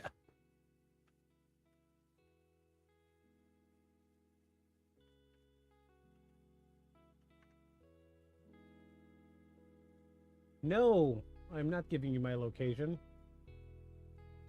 Oh wow. Yeah. That's there you go. That one. Yeah, pull up that one. Yeah. Yeah. Wow. Okay. Massive place. Yeah, that's intense. Massive. Yeah, that's intense. Built it up against a big rock prominence. That's cool. In the I like it. middle of nowhere. I like it. I'd stay there. Could you imagine? Yeah, I mean, I'd stay there. Hell yeah, I would too. I think now it's not so isolated, but Yeah, probably not. in but 1909, this was in the middle of nowhere. I'm just thinking early 1900s. Pulling their skirts all the way up so their ankles show. I mean, all kinds of risque crap going on out there. Let's pull this up on Google Maps. Okay, yes, now it's not. Oh yeah, it is not isolated anymore. no, it's not. It's just like right on the edge of town. Like it's not. Yeah.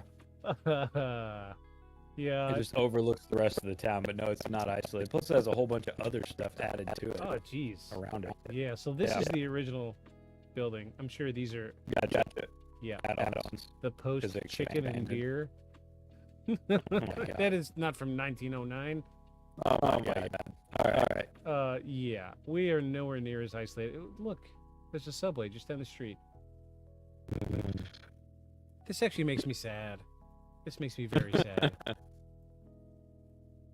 But I mean, look where it's at in the mountains, though. In 1909, you were not. Yeah, you were that not would've making. been tough. Yeah, you had to have some money to make that trip. Yeah, that would have been a tough haul. Nice looking place, though. That gives you an idea Yeah, of what we're looking at. very nice. So, Very nice. during this period, the hotel fell into disrepair. Financial difficulties, lack of investment led to deterioration of the building's condition. The once grand structure became a shadow of its former self. And it actually, if I remember correctly, it actually became completely vacant and abandoned for a great number of years. Really? And I think somebody came through in like the 60s and bought it. Bought it and rehabbed it? Yeah, and I think it was during that renovations when they found the tunnels. Gotcha. There's all sorts of whispers about things that they found. I remember reading one thing about like people found like skeletons in the walls and shit. Take that for what it's worth. I heard about it. I've read about it somewhere. I don't remember where. I just know that I've heard it, but I was unable to find. Dude was throwing some hostel parties out there. Yeah, he was the most dangerous game. That's what was going on. Hunting humans. Hunting humans. Hunting humans. So kill rooms and tattoos. Here's what, right? So now we're starting to get into the Stephen King influence. Okay. So let me see. From it being vacant, you mean? Or the era? So, kind of the era. Okay. Historically, how the movie starts off, he's like, I'm a writer.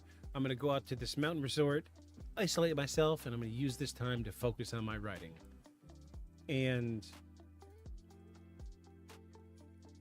what I recall of the story, Stephen King did the same thing.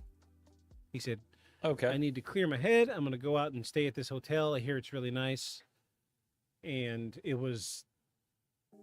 So part of his creative process is he would just walk around the hotel. Right. And I get it. You know, I could see him just like pacing around and seeing some like strange piece of architecture, or I like the pattern of this carpet, and then standing and staring at it and imagining an entire scene. Right. Yeah. Yeah, I get that. So, 1974, the Stanley Hotel experienced a resurgence of interest when Stephen King and his wife Tabitha stayed at the hotel. They were visiting the area, spent the night at a room number 217. Remember that number. During their stay, they experienced a series of eerie occurrences, including strange noises and a feeling of being watched. The unsettling experience inspired King to write his famous horror novel, The Shining, published in 1977. That was a year later? No, 5 years later. 5 years later. Okay. Which took place in the fictional Overlook Hotel, but ironically bore a striking resemblance to the Stanley Hotel, which the Stanley is where they filmed The Shining. Oh, wait, yeah, here we go. Okay. King's novel was later adapted into film by Stanley Kubrick in 1980, further cementing the hotel's association with the supernatural.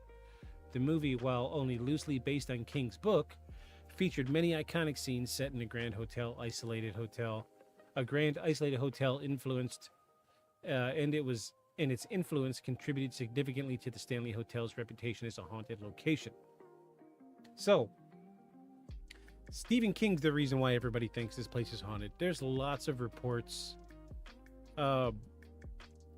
like, you've seen the movie Rose Red, the show Rose Red? Nope. Oh, jeez. Wow, it's a good one. It's Stephen King. He took the same kind of story structure, went to a hotel, was inspired, wrote a book about it. So it's kind of loosely written about a hotel that exists. But he wrote a book called Rose Red, which was turned into a TV series, which was excellent, by the way. And but his inspiration wasn't a hotel, it was the Winchester Mystery House. Oh, I know about the Winchester Mystery House. That thing's fun. So stairs that go into the ceiling, and doors that go to nowhere, and hallways that just go around in a U shape. And yeah, I like that one. That's, man. So you get some time. If I was a billionaire, I'd buy that thing for sure. Get some time. Watch Rose Red. You'd enjoy it. Okay. It's think of the Winchester Mystery House crossed with The Shining. Okay. Cool. But I love the Winchester Mystery House. Yeah, great story. Love it. I'd buy it and live in it. I'd have guests over and freak them out. Oh, hell yeah. My favorite. I'd be like, oh yeah, the kitchen's that way, and then let them try to find it. Oh yeah, there's no bathrooms in the rooms. They're down the hall that way. Yeah. Oh, did I say that way? I meant this way. I meant this. It's that. It's way. over there. It's there? My favorite scene from Rose Red was they were like, don't go wandering because you're going to get lost. Because this house is huge, and this like snarky people, somebody got lost. So they were like, well, we can find them. So they tie off a rope to the front entrance, and, it's a movie. So they got like 15 miles of rope in their arm. And they're going down this hallway, and they turn a corner, and they're like, oh, well, he's not here where we thought they were, so let's just backtrack. So they're pulling the rope back and they're coiling up as they go, and they turn a corner, and the rope is just in the middle of a wall. Yeah, yeah. That's good. I like that. They're like, this doesn't make any sense. Yeah, it was I like great. that. I love Rose Red. I've seen it so many times. So now we're going to get into the hauntings.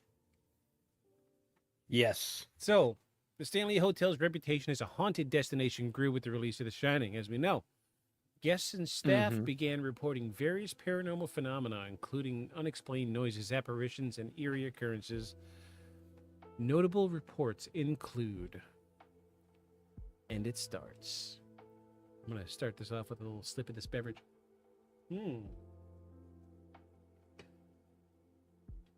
Room 217. Bum, bum. Wah, wah, wah. Perhaps the most famous ghostly legend associated with the Stanley Hotel involves room 217. I bet they charge a bunch to stay there. I think, so it's been a few years since I've heard reporting on it, but I think it's almost always empty. Okay. Because nobody can stay a whole night, so they just don't rent it. Yeah, I just charge extra. But there's like Do you videos. like those food contests where it's like if you finish the whole thing, it's free? Yeah, there you go. But if not, you're about to pay $200 for this 45-pound hamburger.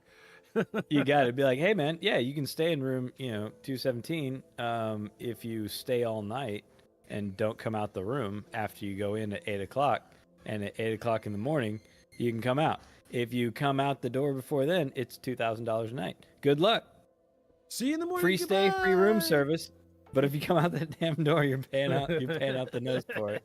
Good luck. Puts a piece of crime scene tape over the threshold. This'll tell me if he comes out. Yeah. Yeah, it's a good... so the last report I heard was nobody has been able to stay a whole night in the room. So they were having trouble. People were like, "Oh yeah, I'll stay in 217," and they'll go in and 2-3 hours into the night, they're like, "I need to change rooms." Yeah, that'd be me. I'd be like, I can do it. It's no problem. I mean, whatever. Some freaky stuff happens. Like I'm down for it. Like I go and like bring food and like Netflix. Oh yeah. I'd be like, try me. Bring on the weird. Yeah. Like, but yeah, but I'm sure I'm not the first one to say that. So Yeah. that's interesting. Because that's what I'd be like. Whatever, I could stay in there. It's just a night, and then there'd be blood coming down the walls, and I'd have to blood run. coming up the walls in that room. Up the walls. Yeah. Yeah, even freakier. Figure that one out. But hands grabbing your ankles from under the bed. Hands grabbing your ankles from the ceiling fan. Whoa, whoa, whoa, whoa. But apparently they got tired of changing people's rooms in the middle of the night, so they just said, forget you guys. We're not going to rent this room out anymore. I mean, it just makes me want to do it that much more. Right? God. It just makes me want to. So there are, like, you can be like, hey, I'm a paranormal investigator. I want to stay the night in 217. And they'll be like, okay, have at it. Right. And so, like, there's reports of people, like, staying the whole night and not hearing a thing. But then there's people that, like, tapping out at midnight. Can't do it. Huh. So it's up in the air. There's no consistency to it. So room 217. Story goes that in 1911, a chambermaid named Elizabeth Wilson was working in the room when a gas leak caused a massive explosion. So this was back when, if I remember correctly, it was gas lamps. The wall sconces would have been. Right. That would have been your only way to light the rooms. Right, and this was the reason he converted to electric. Right. Because of this massive gas explosion.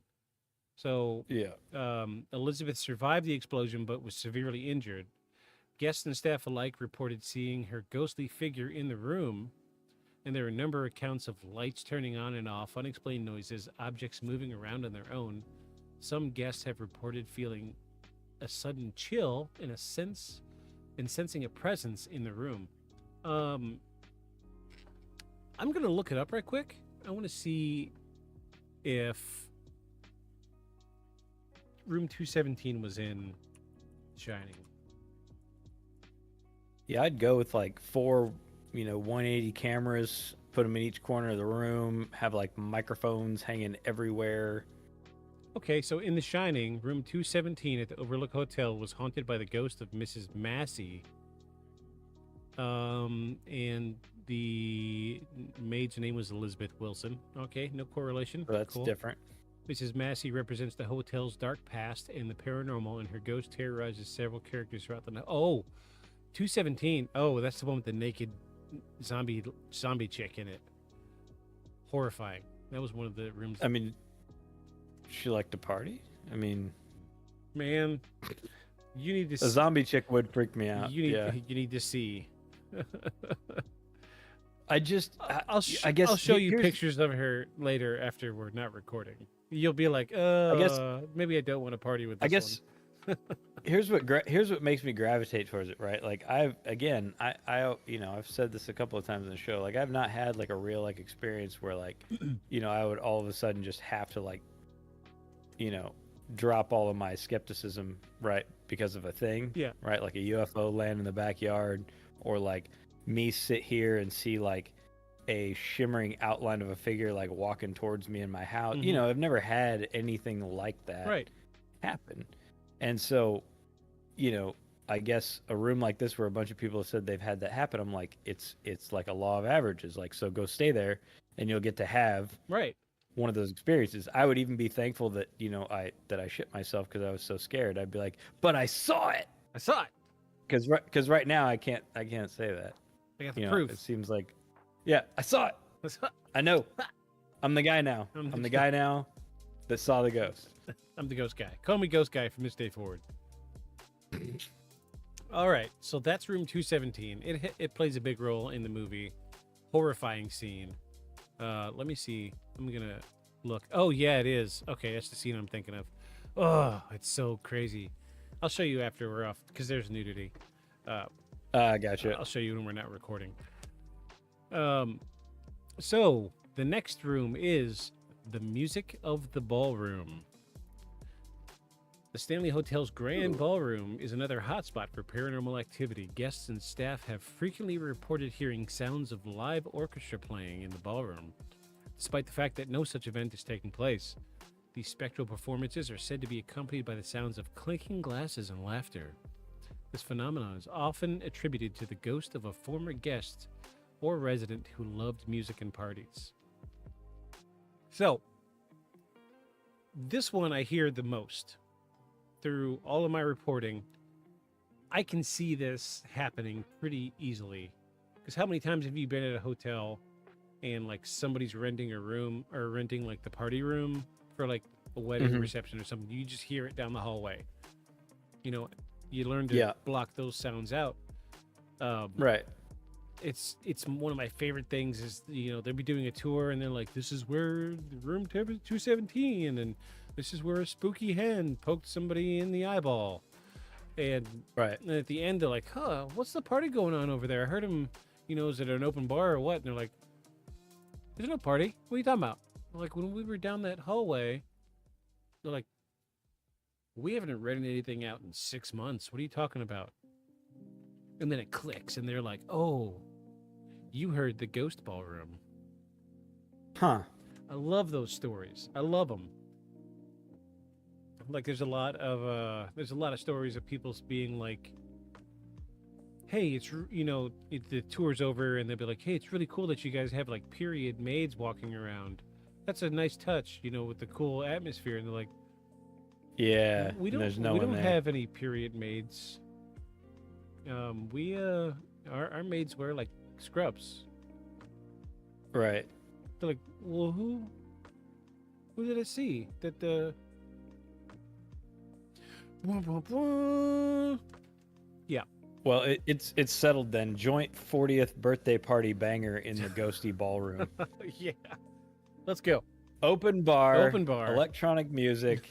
You're not renting a hotel room because it's going all night till 5 a.m, and we're gonna find out. Turned down for why?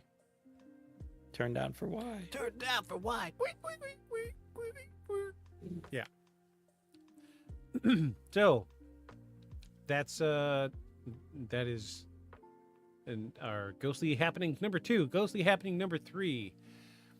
Oh no, his name is Freeland. How weird. So I thought it was a typo. I thought he was a freelancer. I got you. No, his name is Freeland. His first name is Freeland Oscar Stanley. So okay. Our third ghostly happening is the ghost of Freeland Oscar Stanley. Some say that the hotel's original owner still haunts the premises.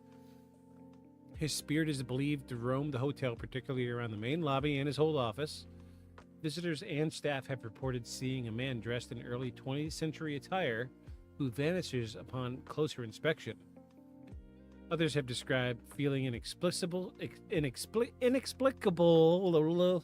sense of comfort or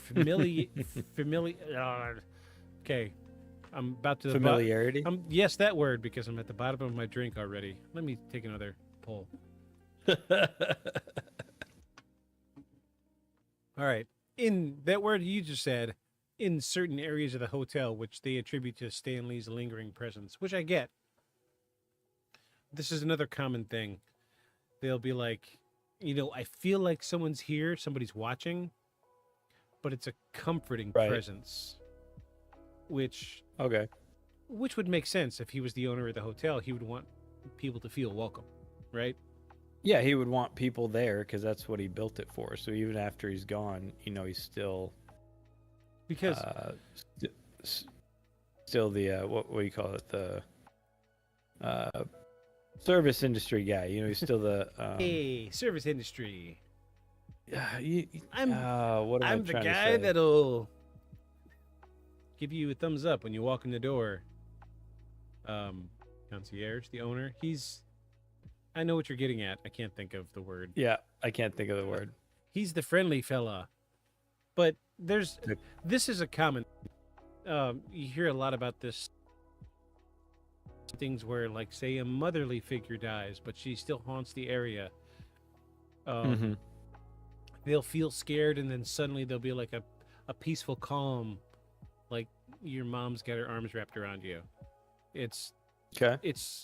I feel like when it comes to hauntings, the emotional part of it is what lingers in a place. Right. I get, like the, what's it called? Residual hauntings, where something traumatic happens and the same event plays over and over again. But while we're on that subject, there's a guy who recently started investigating residual hauntings, and what he figured out was, in a lot of these residual hauntings, they'd be like, every year at this one date, at this one time, this ghost will show up, and he always does the same thing, and then he just walks straight through the wall, but I can hear him keep walking. And so he will pull like the original floor plans from the house that he haunts, and like the wall wasn't there to begin with. Right, it was a doorway. Right, so he's following the original floor plan, and that is very, very consistent in residual hauntings. Something like 72 or 75% of residual hauntings, the ghost will follow the original floor plan. And makes sense because they're seeing it as they saw it. Right, which is like an overlay. Right. So, I want to throw that out there. That's for you. Enjoy that. Take that home. Enjoy it. Taste it. Put it in the doggy bag and enjoy it later. You hungry? Little snack? You want some food? Want some snacks? Hand gestures. Hand gestures. Everyone, hand gestures. Hand gestures. Hand gestures. You can't see them, but we're doing them. We're doing them. And it's a thing because we've known each other for a long ass time. A really long time. I don't know how many times I've seen you from across the room. I'd look your direction and be like, time to eat? I still do these. Time to eat? You want some food? You want some food? I can eat. Yeah. Huh? Oh my god. my hard drives are spinning up. Yeah. I remember a lot of that. I do. Yeah. Yeah. Good times. Indeed. So, haunting number 4, the Phantom Children. Ooh, yeah, that's creepy. So, this is one I have a picture of. One of the more unsettling aspects of the Stanley Hotel's haunting involves the spirits of children. It is said that the ghostly sounds of children playing, running, and giggling can often be heard in the hallways, particularly on the 4th floor. The most commonly reported phenomenon involves the sound of children playing in the corridors and the inexplicable appearance of children's laughter. Some believe these spirits are former guests who were children, or that their presence is connected to the hotel's early days when it was a popular family destination. Are you ready to see the first photo? Okay, hold on. I actually didn't download it off of Discord yet. Sorry.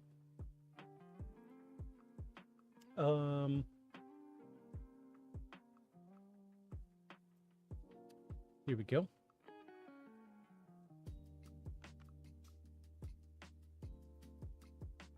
What? What are you doing? Did you save the page, not the picture? I may have. That's what it looks like. Wait, no, hold on. Opening page. Yeah, that's what. There we go.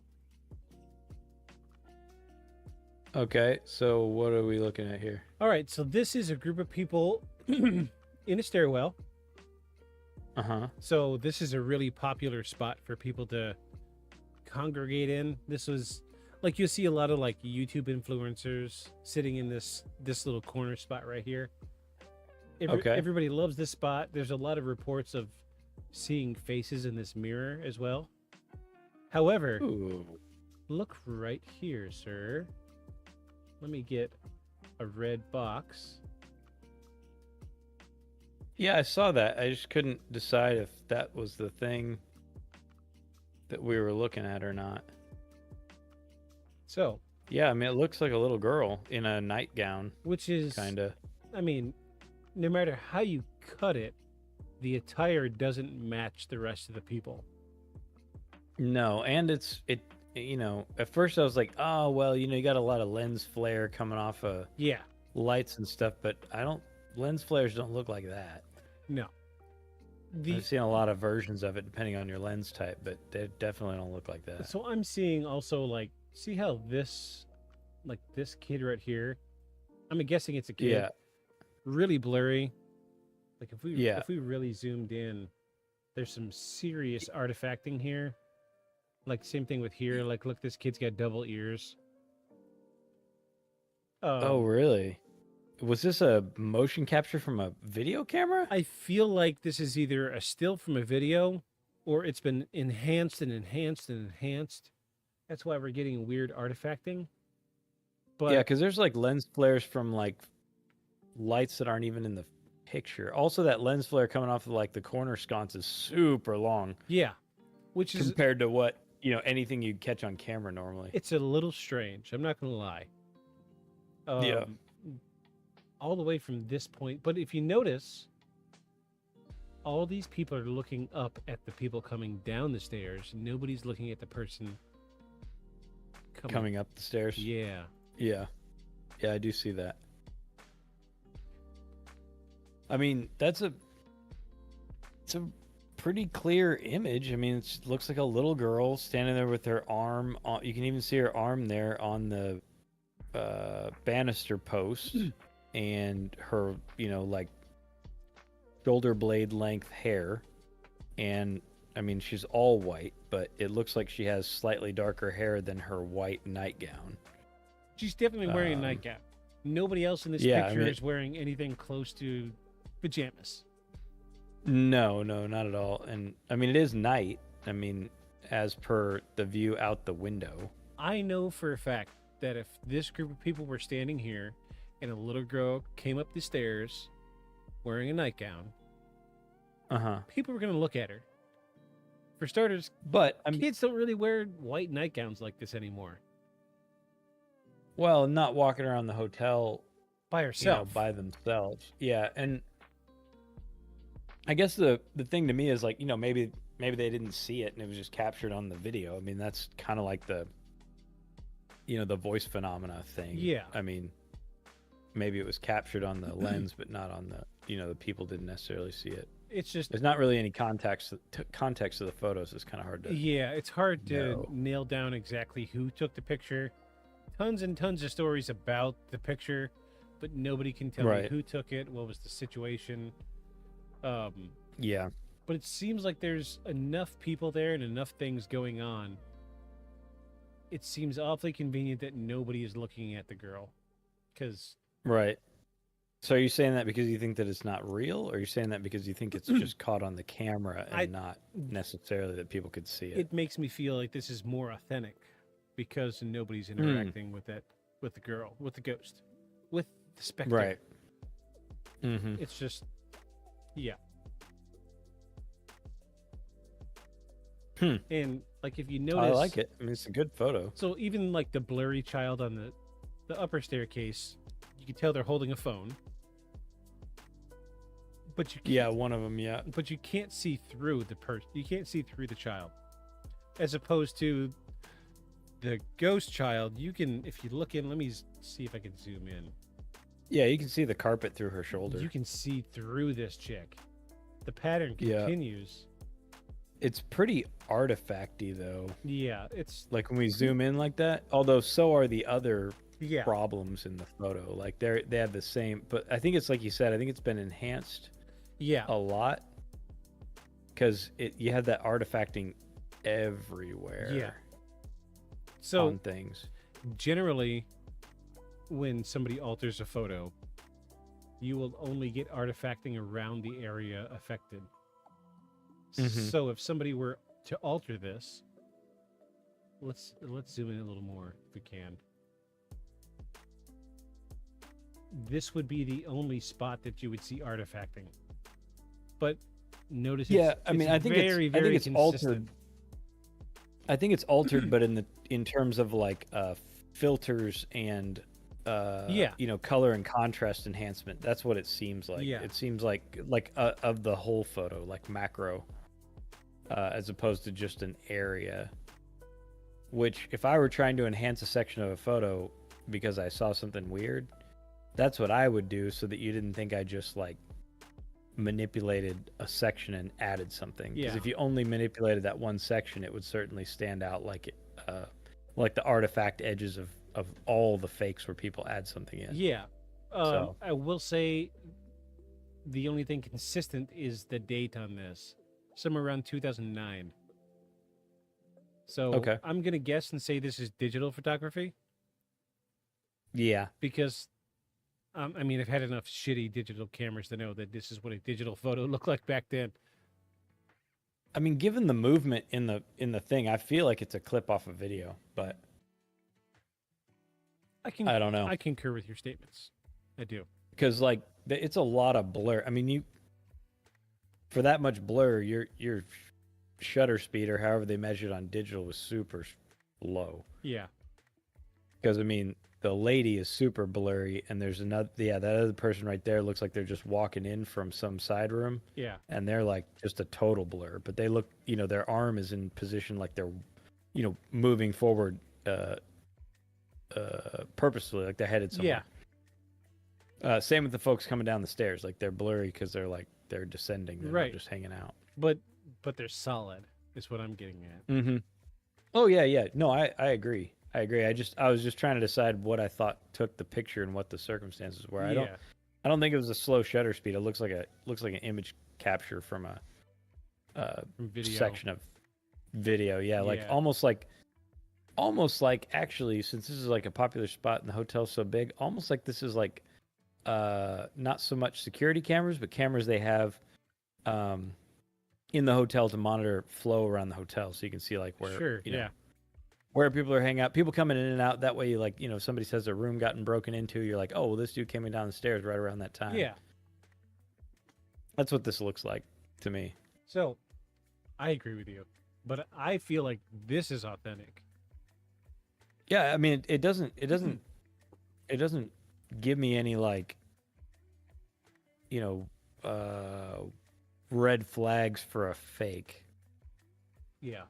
You know, I'm just trying to. Some of the stuff is weird, so I was just trying to like explain to myself why the image is so funky. But yeah, I think it's a digital.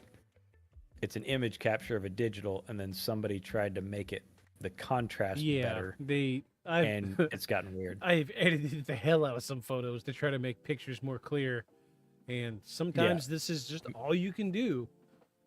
Get artifacts and weird texturing stuff. Like if we zoomed out, it's actually a decent photo. Oh no, it's a good photo. Like the quality of the photo is fine. So there you go. Well, cool. I like that. Evidence number 1. Evidence 1. Evidence uno. That's Spanish for the first one. All right. So ghostly happenings number 5, the lady in white. Another well-known apparition is that of a woman in a white dress. Surprise, surprise. This is a staple in any haunted location. Every haunted location's got a woman in white, or a woman in black, or a woman in or it's always a woman wearing a dress. The ghostly figure has been seen wandering the halls in the Stanley Hotel, particularly near the grand staircase in the hotel's garden. According to local legend, she is a bride who died on her wedding day, or a woman who lost her life under tragic circumstances. Her spirit is said to be calm, but can occasionally be seen appearing unexpectedly or disappearing without a trace. Okay. So, we haven't covered a lot of ghosts, but you will not ghosts, see just haunted places. You will see in a lot of these places. I'm doing the clap. That's how enthusiastic I'm about this. You will see the haunted lighthouse. There's a lady in white waiting for her husband to return. Or the haunted bluff. There's a lady in a white dress. There's always a lady in white or a lady in black. It's easy, you know. Probably half of them are just somebody catching somebody wearing a white coat going around a corner. Right. And they just assume, oh, it was a lady in a white dress. Holy Jesus. Right. Yeah. Well, I wonder why the prevalence of a white or a black dress though. It's, you know, let's do a little thought experiment here. Just think, you know, close your eyes and imagine a haunted graveyard. And the first thing you see is, you know, a woman in a dress floating above a gravestone. It's I don't know where it started. It's somewhere in the zeitgeist of the human thought that a lady in white is always going to be the ghost. And it is my most frustrating and least favorite haunting, because everywhere you go, there is one. Yeah. I mean, we even, like, I think our first rapid fire, you remember the Gettysburg ghost? Yeah. Yeah, I do. They said that was the lady in white. Yeah, I don't know. I don't know about all that. But it was, I mean, it was white, but it was, I mean, to ascribe that it was a lady and there was a dress, I don't think so. You know, let's break it down to our most purest thought of what we think a ghost looks like. A sheet with a face. Right. You know, let's take that shape. It's a person in a dress. It's easy. Right. It's right. Yeah. You know, we saw something we can't explain. It was a woman in a dress. It was a ghost in a sheet. It's easy to make the connection. It frustrates the hell out of me. I'm sorry. Come up with a better story. I'm just. Yeah. Well, it's like you said. It's in the human meme. Yeah. Idea of ghosts. So I think I think that's where people's mind goes, because you have a conflict between what people saw that they can't explain, and then your brain immediately starts to try to explain it. Yeah. You know, visually, like, you know, fun phenomena. If you notice when you turn your eyes like left to right real quick, yeah, you don't actually see, like, put your eyes all the way to one side. Okay. and then move them all the way to the other side real fast. You don't actually see what's in the middle. You see the edges of what you formerly saw and the edges of what you're now looking at. Yeah. What you should see is what you see when you sit on a merry-go-round and just look straight ahead and spin. Yeah. It should be a blur. Right. But it's not. Because your brain makes sense of, oh, you went here to here, no need for the garbage in the middle. Image. Right. Simplest example of your brain filling in a thing that it can't make sense of. Right. Because there's no shapes or anything in between. You just have this blur. So I wonder if when people see this stuff, right, they immediately have a fear reaction or a reaction to the unknown, and then their brain starts to fill in what they know about ghosts. Right. Yeah. Which is deep. As a kid, you're seeing cartoons with ghosts. I mean, right? even So our podcast, I- the background is, it looks like a traditional ghost shape. It looks like they're wearing a black fucking sheet over their head, and they got white lights for eyes. Invert those colors, you So get a traditional ghost. So I think you're right. I think that's where people's minds go because they saw something they can't explain, and then their mind starts to fill in all the stuff. Yeah. And you get the lady in white. My least favorite ghost story. They're everywhere. There's thousands of them. Everybody's got one. Yep. And all they got to do is say, "Oh, we've got a lighthouse, and we've got a lady in white that appears at the third full moon of the year. You better come down and reserve your tickets. You'll never know. Right. Never know what you'll see. Only $300. Oh yeah. And nobody sees it. Well, too many people here. She might have been gun shy. Right. Or oh nope, the moon wasn't sitting. Yeah. Fuck. Get out of here with that bullshit. Get out of here. Get out of here. Get out of here. Get out of here with all that shit. So those are our top 5 most prominent hauntings in the hotel. Okay. For the spirit of clarity, I will say that these all started after The Shining, which kind of bums me out. But then there's stuff like this photo. Mm-hmm. But it's hard to say if this is like residual, a true haunting. It's really hard to say without some background information. But we've got one more. I'm gonna get to that. So I'm gonna wrap up a little bit of what's happening now with the Stanley Hotel. So from the 1980s to the 90s, significant turning point for the Stanley Hotel, recognizing the importance of preserving the historical building. New owners invested in extensive renovations, and they're returning it to its former glory. Included repairs for repairing, refurbishing the grand staircase, the ballroom, and the original guest room. So they're trying to go back to what it was back in 1909, is what they're doing. Okay. The renewed interest in the Stanley Hotel, fueled by its connection to The Shining, transformed it into a major tourist attraction. The hotel began offering ghost tours, historical tours, and themed events that capitalized on its haunting reputation. These activities drew visitors from around the world eager to explore the hotel's rich history and paranormal lore. In addition to its role as a tourist destination, the Stanley Hotel has become a cultural icon, frequently featured in documentaries, TV shows, and paranormal investigations. It served as a case study in the intersection of history, literature, and the supernatural. So, that being said, this is the cusp of the one thing that we always like to ask when it comes to stuff like this. Who's making money off of it? Well, in this case, obviously, if the hotel was on the decline and then they spent a bunch of money to renovate it and then publicized heavily its history and its ghost history especially, and then now offer tours, they've essentially made it a ghost tourist trap. Yeah. So it's easy to say like that stuff perpetuates because obviously they're hinging a lot of their revenue on the draw of this one thing, other than it being nice. But even remodeling it to the period correct look, like says they're trying to get people into that headspace when you walk in of like old And because walking into a place like that that's 100 years, now 120 years different from what you're used to, definitely puts you in a very different headspace. Yeah.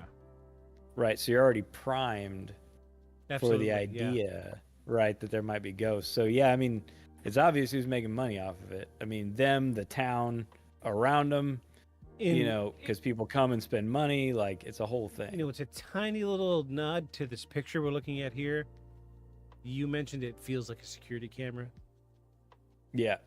It is awfully convenient. It does look like a security camera. And who's making money off of it? The hotel.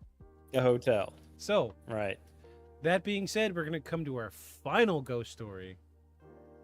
Okay. And this comes with a photo. So this happened in April of 2016, so pretty recent. Pretty recently. Yeah. Yeah. Henry Yao, in April of 2016, after arriving, he had dinner and then wandered around the Stanley to take photos, stopping at the staircase, which is, it's the big, it's like the Titanic. Everybody wants to see the staircase. The grand staircase, yeah. He waited for people to clear the area, took a picture, thinking nothing of it. And later that night, he felt seriously ill. The people that he was with actually, told him, you need to go to the hospital if you feel this bad. He was horribly, horribly ill. So... It was the shrimp. It was the shrimp. Yeah, absolutely. So what happens when you try to get seafood all the way up in the damn mountains? I know, right? It's got to get there somehow. It's not it didn't get helicopter dropped.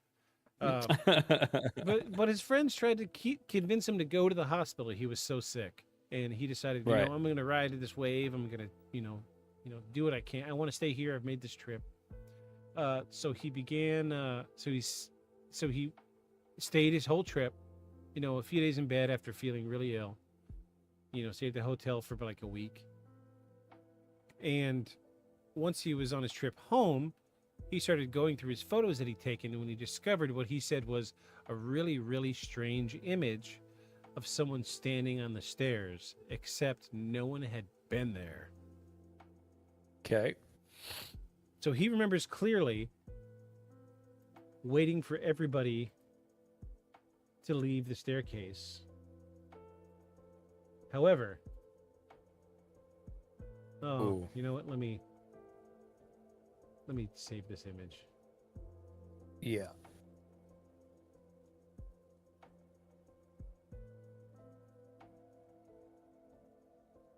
And this is what he captured. Okay. It's a weird looking person. Yeah. Definitely a person standing there. Yeah. Again, for 2016, not a great photo, but I feel like this one has been edited a little bit to show contrast. Yeah, because again, the lens flaring on those lights, like Jesus, it's weird, right? If that's how my cameras always took a picture, I'd be like, what the fuck? But then again, like, think of Facebook and all those people that just don't know how to go and clean off their lens before they take a picture. That's true. I mean, that is what this looks like. Is like he's got grease on the lens, like. So let's zoom in here. Yeah, let's see it closer, cause. Huh. So the artifacting is consistent. Yeah, it doesn't look like it's inserted, but. Just I'm not sure what to. It's hard to tell if that square at the top that looks like it would be like a hat. Yeah. I think that's part of the wall, but I can't tell. Like it's consistent with the pattern of the window, but yeah, like I feel like here there would be another pane. Yeah, or big hair, or that maybe. But then what's that thing around the middle? Is that like a collar, a big collar, maybe? Yeah. You know what? I don't know. Yeah, that's just weird. Let's look up, see what clothes look like. Formal wear for 1909. Okay. Formal women's clothes. How about that? That feels woman or female, right? Wouldn't you say? Yeah, think so. I mean, it certainly didn't look like a suit. Like, well, it didn't look nothing like that. Yeah. Let's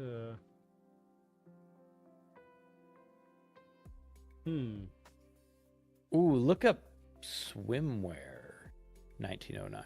Formal. Just women's swimwear, 1909.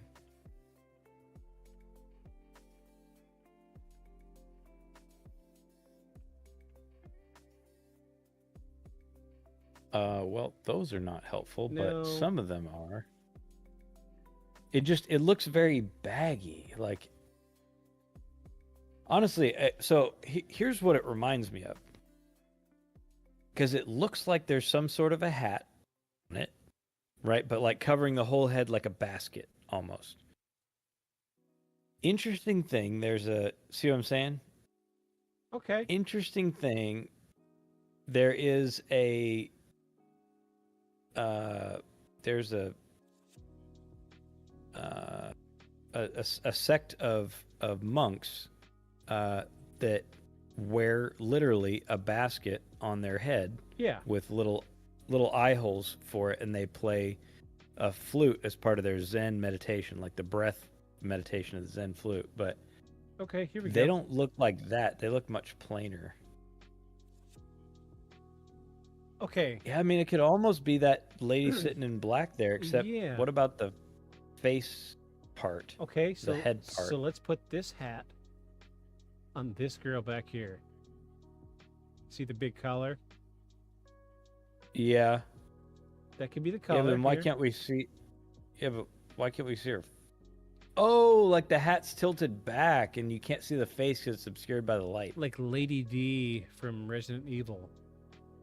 Right. The Okay. big Yeah. Like you vampire just chick? can't. Yeah, you just can't make out the face because, I mean, one, it's far away, and two, it's been enhanced. Then It's a little grainy. and she's dead, so she has no face. Yeah. Okay. Because I mean, someone definitely messed with the brightness. Yeah. And brought it up so you could see it better in there. But yeah, it seems like a woman. I could see like elements of this dress with Right. elements of this dress, but then Yeah, also yeah, elements I of this see that. dress. And the long sleeves, I mean, that elbow length But look at this long sleeve. Look at this arm right here. Look how skinny Skeletal. it is. Yeah, it's like a skeleton. Yeah. Yeah.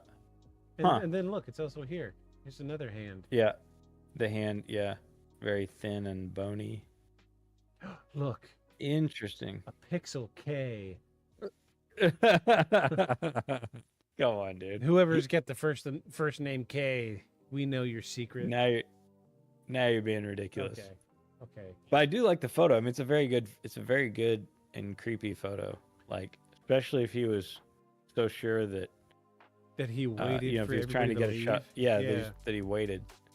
So he actually was interviewed by USA Today, or no, not USA Today, the TV show Today, Oh yeah. and he was like vehemently passionate about how I waited till everybody was gone. He's like, the staircase is Right. the everybody wants a picture of the staircase, so I Mhm. waited till everybody was clear. There was nobody at that staircase. But on the flip side of that, I feel like I could see somebody coming down the stairs and like coming around the corner real quick and being like, Right. ready, so he took a picture. And then like later on, he was all like, oh, well, that looks kind of spooky. Look, I got a ghost. Right. But Well, it's, I mean, that was what did we say, 2016? yeah. Even still, it should look better than that.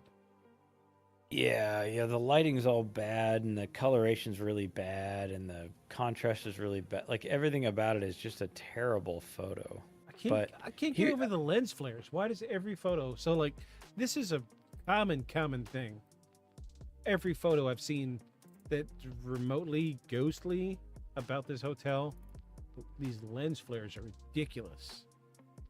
So that could be, and I don't know, but that could be if they're using the original sconces that were intended to have gas, right?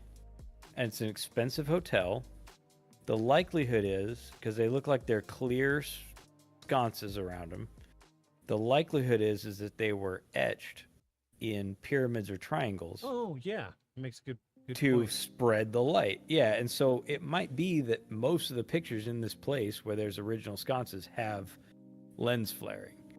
That just could be a common issue because they were intended to spread the light, but it still seems pretty exaggerated. Like this is like when my eyes are dry and I'm on the highway and headlights are looking at me type of lens flare.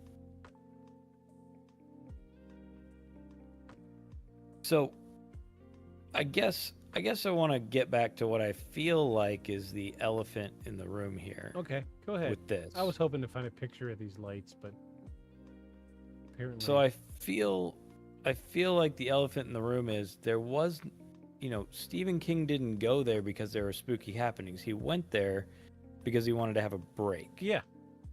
But spooky he happenings happened. Right. And then spooky happenings happened to him, which he talked about and wrote about. Yeah.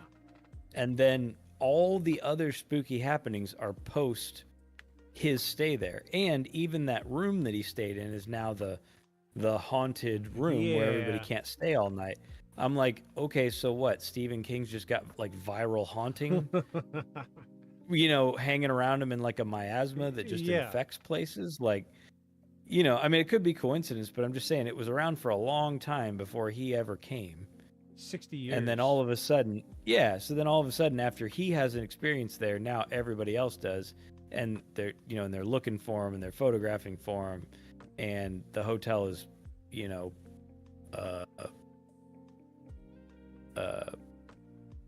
advertising for it. Right. And so on. So that makes me, it's like you said, when you follow the money, it makes me suspicious. Yeah. With the timing, because nobody thought it was haunted before that. And I feel like a whole bunch of bad shit probably, happened previous to that. Sure. Yeah.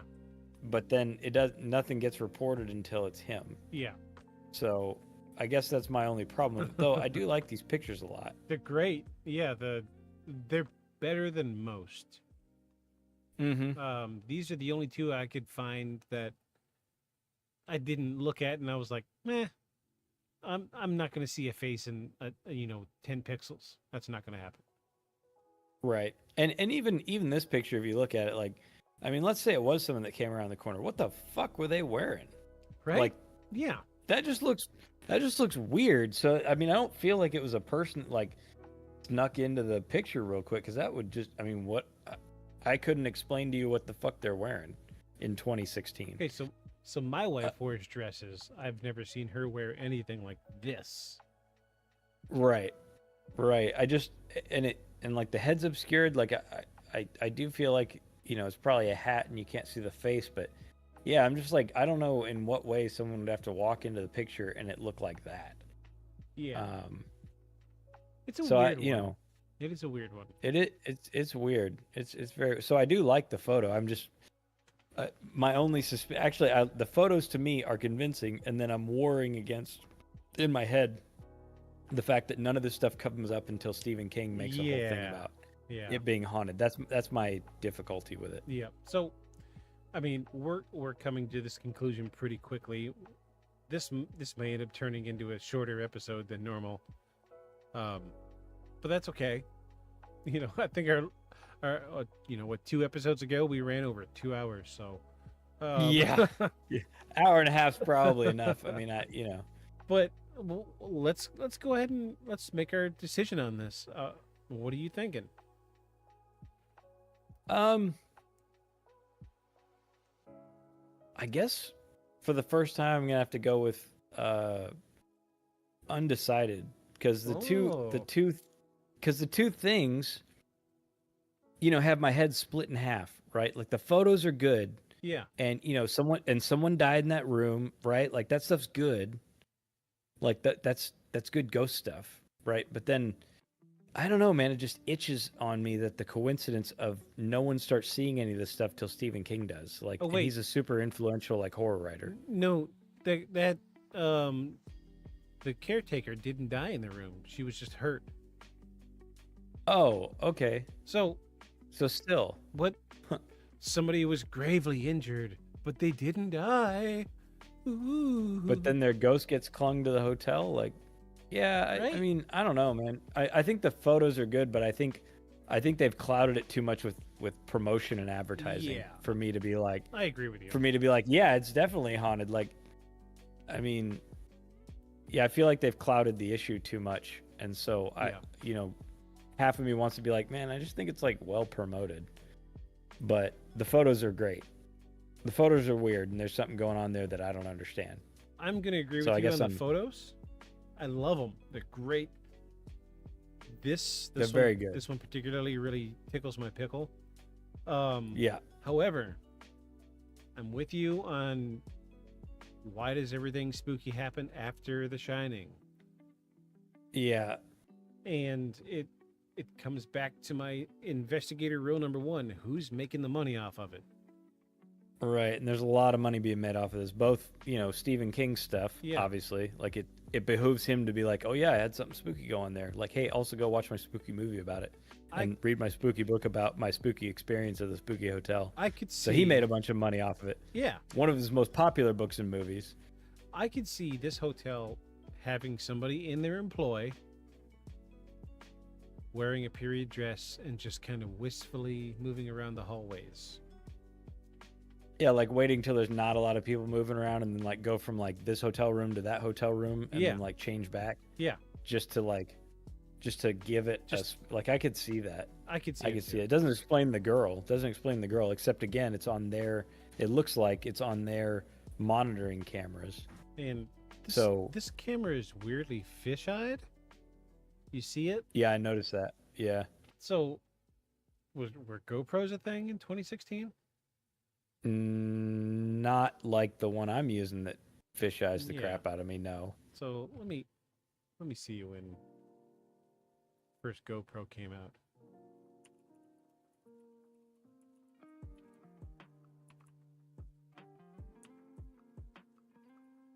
Can't type tonight.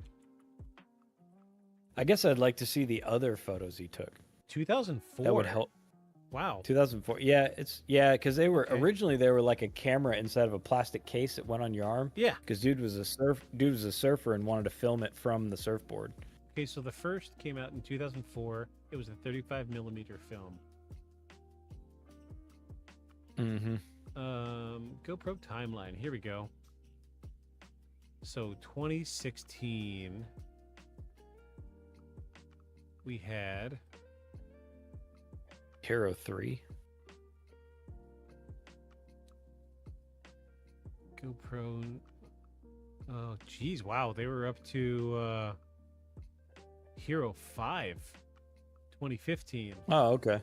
Which is still a very good camera. Yeah, I mean, because I'm filming on like a 10 black right now. Yeah, so like the GoPro Hero 5, I have like a 2 or 3 and barely fucking runs. It looks like trash. It does better images than this. Yeah, I feel like he just had a cheap camera or it was on his phone and he went to like wide mode. And I hate to say it, dude's got a Chinese name. He probably had a Chinese camera. Yeah, or phone Yeah. or whatever. So, yeah, I don't know, man. I'm going to say no on the Stanley Hotel. Yeah, I hadn't even thought of the idea that they might promote, like go further with the promotion by having, someone go through in a spooky dress to like go from one spot in the hotel to another. Like I hadn't even thought of that. Just stay out of sight. And it makes me believe it. If you think less. someone's going to see you in the face, turn around really quickly and whisk down a hallway. Yeah, because think about it, like that's like huge, right? If your whole hotel is promoted on ghost stuff like that, that'd be totally worth it to fake it and be like, yeah, we just had a new one in 2016, like we just had it. Yeah, it's I could see that happening for sure. Mm-hmm. So, my official word is no. I'm going to say that this probably isn't haunted. I would be willing to wager that you and I both could probably handle room 217 just fine. Yeah, I think even like if you were like, okay, well, no Netflix and none of that stuff, and just sit in the room. Sit in silence. Yeah, I mean, I'd be bored as hell, but I don't think I'd have to run out of the room other than just being bored. I feel like it comes down to something psychological where when you look into the darkness and you want to see something in the darkness, you're going to see something in the darkness. Oh yeah, like I said, your mind starts to fill in stuff. Yeah. I mean, the human mind fills in stuff all the time. Like But don't get me wrong, these photos are great. Yeah, I mean, the first photo is my favorite for sure. I like it because it's, and I guess it could be some sort of weird filter job on Photoshop or whatever. I don't know, man. I mean, I'm not putting this in an editor and analyzing it. But that I like that one more. It is a good one. This for one, sure. This one feels more authentic than the other one. Mm-hmm. It's a little harder to explain. But I am like you. I'm like, I feel like they spend a lot on promotion and they push the ghost thing pretty hard.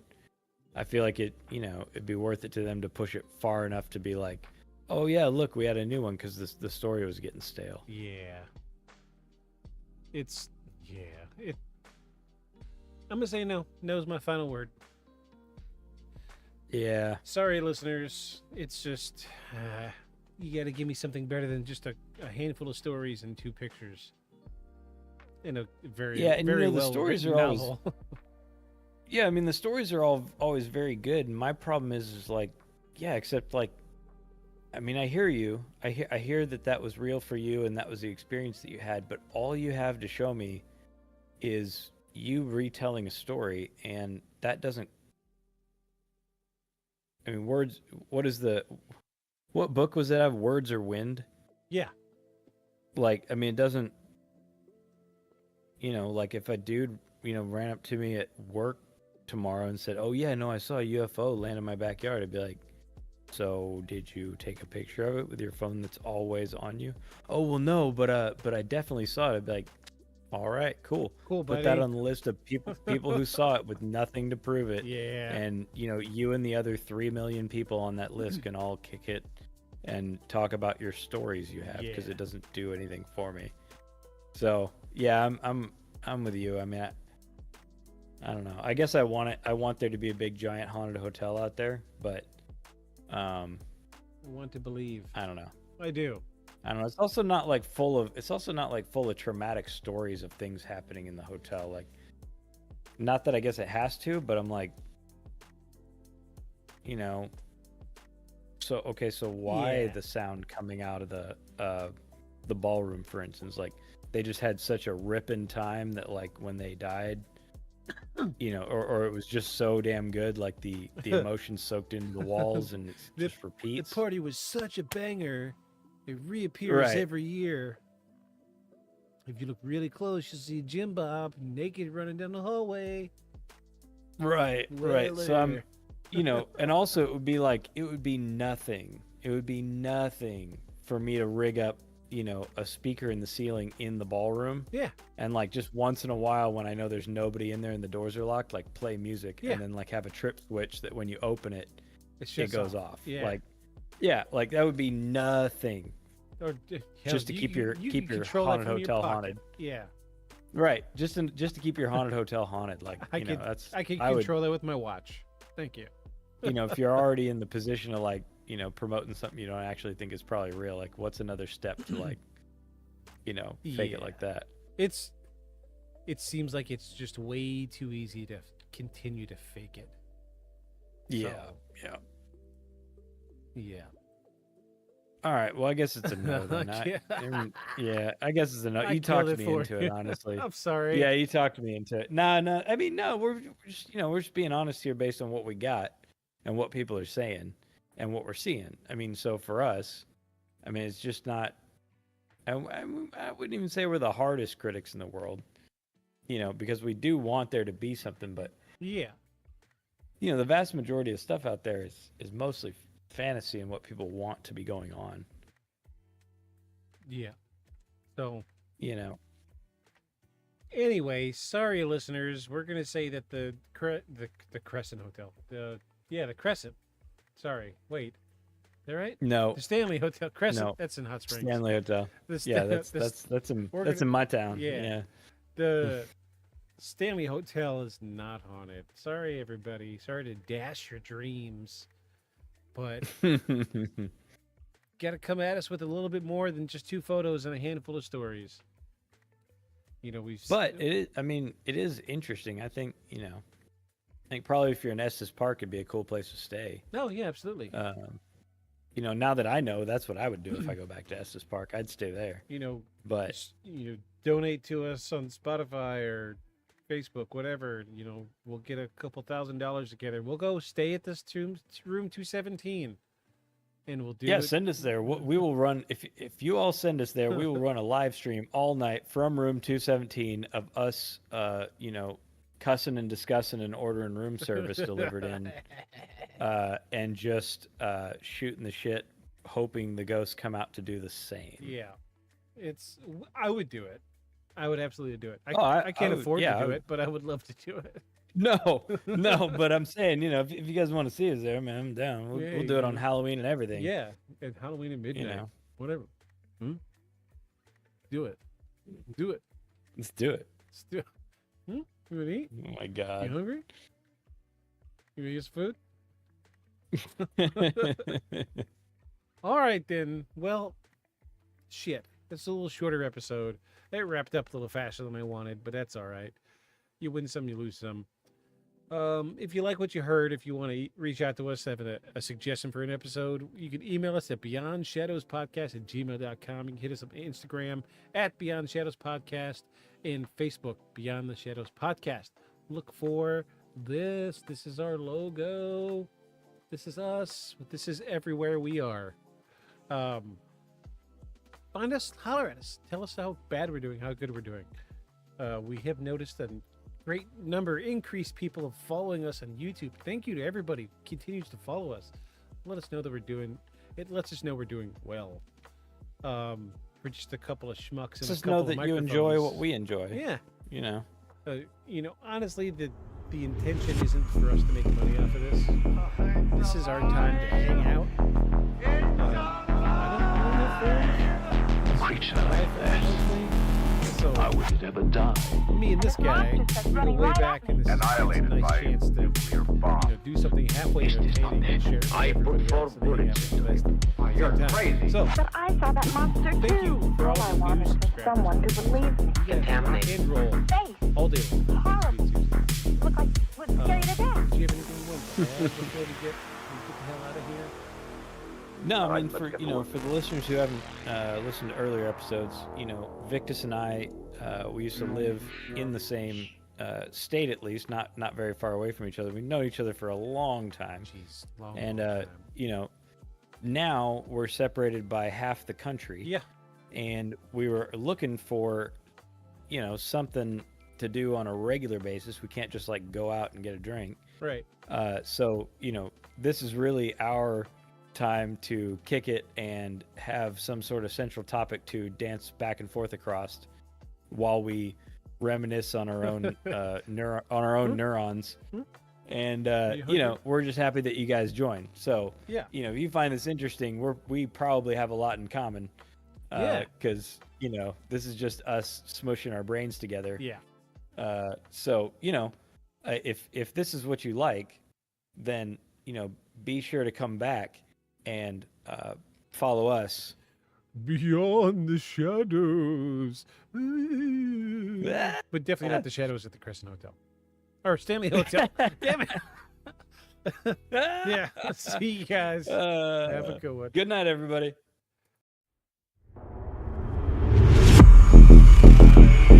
It's alive! It's alive!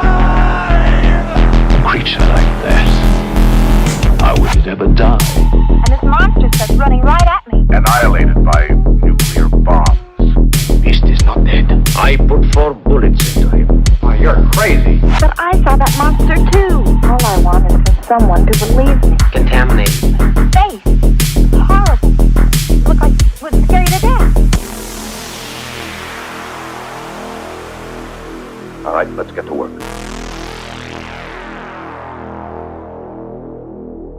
Feel the shadows.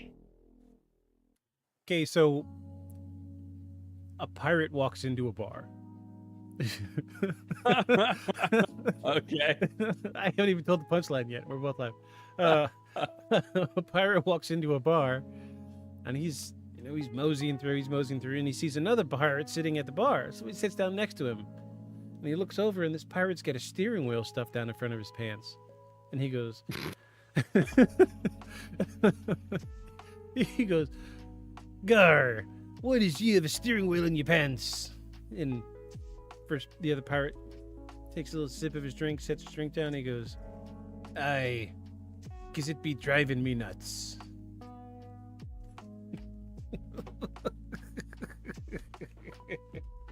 You're fucking stupid. Thank you. I love that. I'll be here all week. Hey, try the veal. Holy shit. Oh my god. Welcome in, everybody. I'm sure you've noticed we have a new opening video. Yeah, totally new. I reworked the entire the opening video. Hopefully it's. I was gonna say, don't say better. we. Victor spent like hours making a sweet new entry video to go along with the music that he made for our opening music. So yeah, applause. That is dope. I love it. It kind of fits more what we're going for. You know, it's the vibe.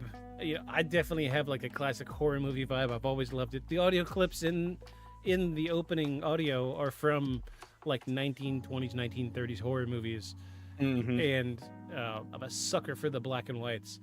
Actually just got the original Blob on VHS yesterday. Did you? Yeah. Yeah. Is that where it's like looks like a pool of tar? Yeah.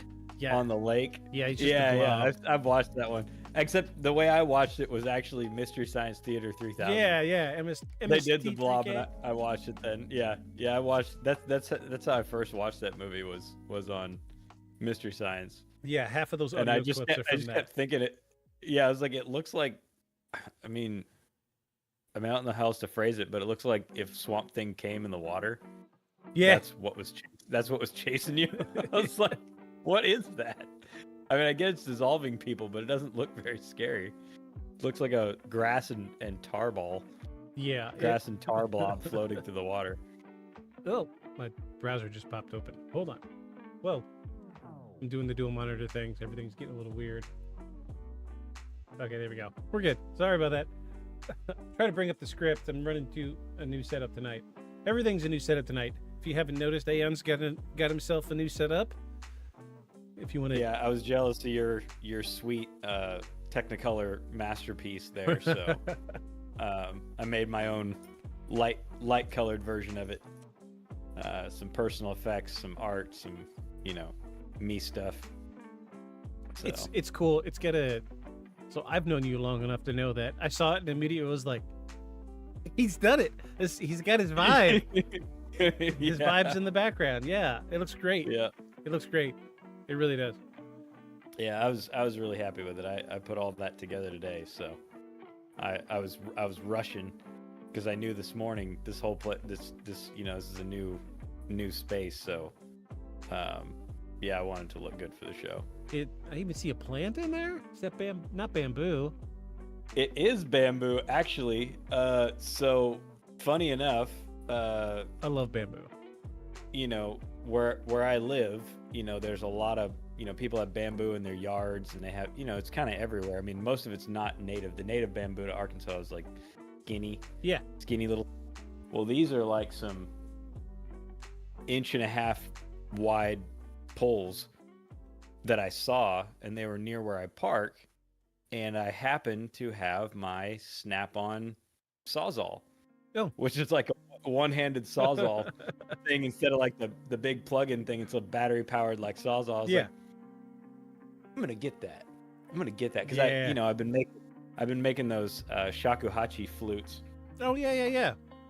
Yeah, these guys. I've been making these guys. And that's- this one actually, the tip that I cut for it, like that's the reed, but I also made like a thing out of A resin? two-part epoxy. Yeah. I actually cut the whole front of it off and then remade it with two-part epoxy. Play us some notes. Let's hear some notes. I've never heard this. Can you? Well, let me push this here thing back. This one's long. This is the longest one I can make and still reach the fingering. That's what she said. Yeah.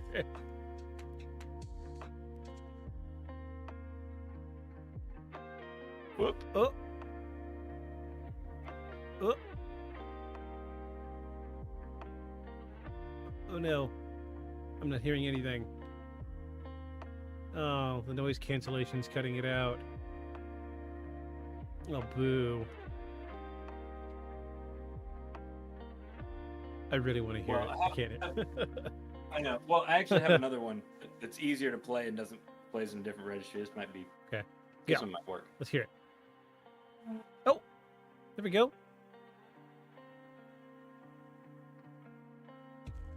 I heard one note and then noise cancellation kicked in. It's fine. It is not registering. It's too high. Yeah. It's too high. The noise. Well, anyway. Cool. He makes flutes. So I've been making them by hand. So actually, somebody taught me when I was like 14. Somebody who was actually, for a white person, a fairly renowned shakuhachi repair lady. Oh, cool. So one of the problems with bamboo, and I'll show you on this one because this one's my best sounding one. It sounds amazing, but I don't know. Can you see this? See this? The splitting. It as soon as I lacquered it, it cracked from one end to the other. Oh no! Like completely split open after I'd already like tuned it, like the whole thing. I was like, man, what the fuck? But because I trained with this lady for like, I don't know, like 7 months. What you do is you actually spread it further and put the tension the other way. So I have a pin in each side, and then put another piece of bamboo in it, and used two-part epoxy on there, and the inside is lacquer, pretty thick lacquer. Okay. And then, so now it actually has a super. This is the nicest tone that I have. Like I can play 2.5 octaves on it. Dang. Like besides the 6 notes that are on it, I can move it up another octave, and I can move it up another half octave from there. So anyway, she also would copy famous ones. She would borrow them and copy really famous shakuhachis. Well, and notably, she copied one, not while I knew her, but she copied one that had gotten irradiated during World War II, when the bomb dropped. It was in Nagasaki. Okay.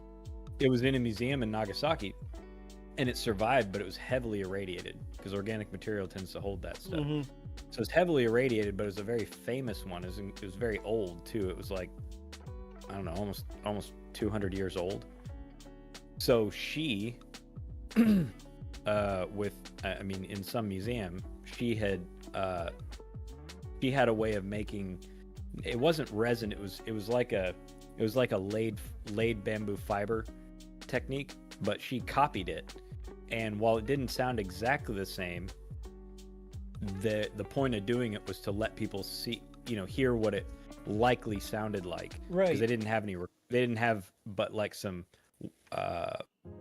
like record recordings of it, which aren't very good for that. So she would do stuff like that. So she taught me how to make simple ones like this. Like a shakuhachi normally has like seven of those korums on it, and normally the tip of it is the root ball. Oh. Which is super thick. Yeah. And so you taper from big to narrow, and then get slightly bigger again at the end, and that end is normally super tiny and really thick around the edge, like 1 inch thick all the way around the edge. So they have a particular look. None of mine look like that because I'm just using stuff that I find. But the thing that she taught me was that while purists are all about, it has to have the root ball on the end, and it has to have, so many joints, and it has to end joint to joint. Truth is, it doesn't. It's all about how you temper the bamboo and how you keep the tension in the body of it, because normally it has tension trying to pull out. That's why they're pretty prone to crack. Yeah. So if it cracks out, well, you need to put tension back in it. You can't just leave it like it is; it'll sound dead. So you flex it the other way, expand it, and then fill in the gap. Because that's what she would do to ones that had split. You're never going to bring it back together. It will never work. Right. You can put whatever you want in it; it will eventually pull apart. So instead, what she did was do like that. She'd put little pikes in it, expand it out, and then custom cut and file a piece that basically you had to tap in. Yeah. And seal it in with an organic resin. Oh, cool. Well, yeah. So shit. of the weird ass skills that I have, one of them is I was taught for a while how to make shakuhachis by a really eccentric lady. Cool. I mean, one of the many talents I'm sure you have. So whenever I see bamboo that I like, I cut it, because everybody else thinks of it as an intrusive species here. Yeah. Like even in people's yards, they don't know how to trench around it to keep it from expanding. Yeah. So they're like, I don't know what to do. It's like getting into my swimming pool. It's making cracks in my swimming pool. It's all this. So I will, if I hear about somebody, I'll be like, hey, I'll handle that for you. Yeah. But I get to cut down whatever pieces I want. Well, I like this piece and I like that. No. No, we're not doing that. If I'm gonna come over and trench it and take care of it for you, I want the ones that I want. Yeah, I'm cherry picking. And the rest I'll throw away. Yeah, but I want the ones that I want. Because I also have a walking stick that I made out of it that looks like a straight, like bullet straight walking stick. Yeah. But when you get up close to it, you can see that I actually shaved the knuckles down where they meet, and so it has this cool grain pattern that goes from the straight to the knuckle and back again, but it's perfectly straight. And super strong. I mean, I did a what do engineers call it? Pooping? No, peeing. Necessary stress impact test. I whacked it against something. Oh, okay. Yeah. I was trying to think of all the funny terms they have for failures. Oh, yeah. Like something caught on fire. It was a pyrological stress test. Yeah. It caught fire. Yeah, NASA's got a term for if like a spaceship blows up on launch.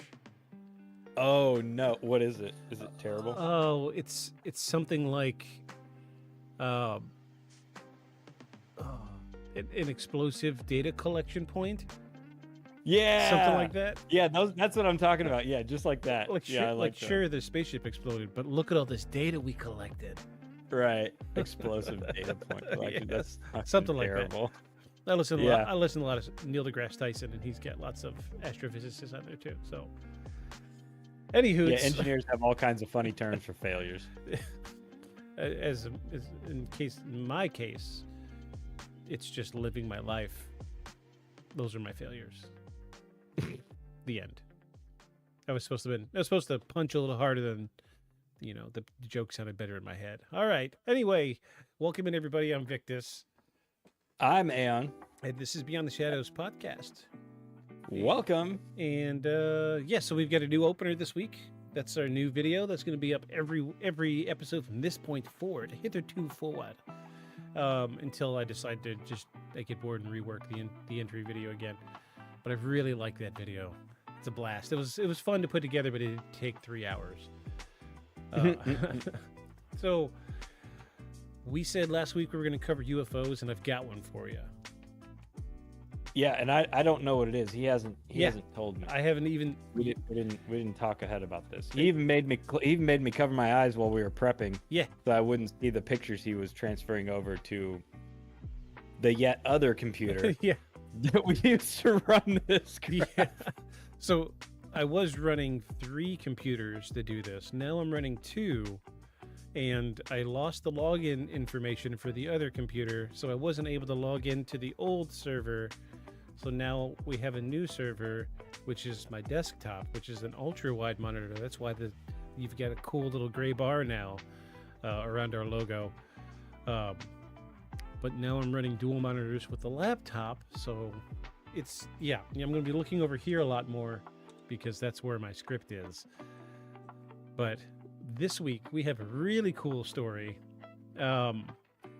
We had actually talked about wanting to do a case with more video, but the problem we're running into is we can find stuff with video, but there's no story. Or we can find... they don't talk about where it is or who recorded it or what the circumstances were, which is tough. Nobody cares about the story. They just want to be like, oh, I got this cool video. I'm going to post it. I want to be internet famous. So I've got a good story with a handful of pictures, but no video. Always good. That's all right. That's all right. So good pictures can do a lot. We are going to be covering the Aurora UFO incident. I've not heard of this one. Okay. At least as far as I know. So this one's kind of interesting. It sounds familiar, but it doesn't tell me. It doesn't make me think of anything offhand. So this is an old one. This is pre-Roswell. Good. The old ones, man, I'm gonna be honest. The newer the stuff that we find is, the harder it is to actually believe it. Yeah. Mostly because of, editing's not what editing was. And while some people do a bad job with AI, some people do a really damn good job with it. Yeah. And I have to be, I've seen others that they were like, I've seen some that, like, after I watch it, then they're like, this is an AI generated video. I was like, oh. Now I don't know what's real. Yeah. Now I don't know what's real. So I had bounced back and forth in my brain how I wanted to start this. I've got stuff written out. We'll read this, but I'm going to start with a piece of evidence. Also, not that we have any sponsors, just in case anybody was wondering, we don't. But I thought of the other day, I was like, who would be a cool sponsor to have for the show? But that we could probably get, because I probably wouldn't pay a whole lot. Sharpie. Yeah, Sharpies, like the markers. Yeah. And we just start doing diagrams in the background. Yeah, we could do like a whiteboard. Cool. Yeah. Sharpie. Or dry erase, whatever company that is that says dry erase. Erase, right? capital E. Yeah, capital erase. Capital E hyphen race. Yeah, and one that I used to want because for some of you have heard me talk about it on here before, I used to own a motorsports performance shop. And we would always drop video. Whenever we drop videos, we would always make sure to have a can of NOS in the video, because we drank it all the damn time. Like we worked a lot of hours and we drank it all the damn time because in Arkansas it's just hot. It's hot, and we would just I'd buy them by the square at Sam's. Yeah.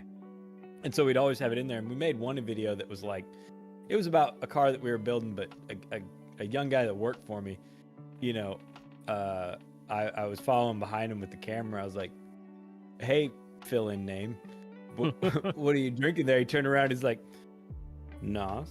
No. I was like, how many of those you had today? He's like, this is probably number 3. I was like, what time is it? He's like, 10 o'clock. He's like, it's not like I want a sponsorship or anything. Yeah, NOS. Yeah, we would never stoop that low. We would never stoop that low. I was like, fill in name, the labels to the side. It's product placement. He's like, oh. Yeah, we would never stoop that low. I would never blatantly show a label of a Voodoo Ranger New Belgium IPA can on the show or anything. The delicious, bold, rich taste that I know and love. So yeah, I don't know. I was just thinking of that. That made me think of that. All right, let's see. All right, tell us about it. Let me pull up this.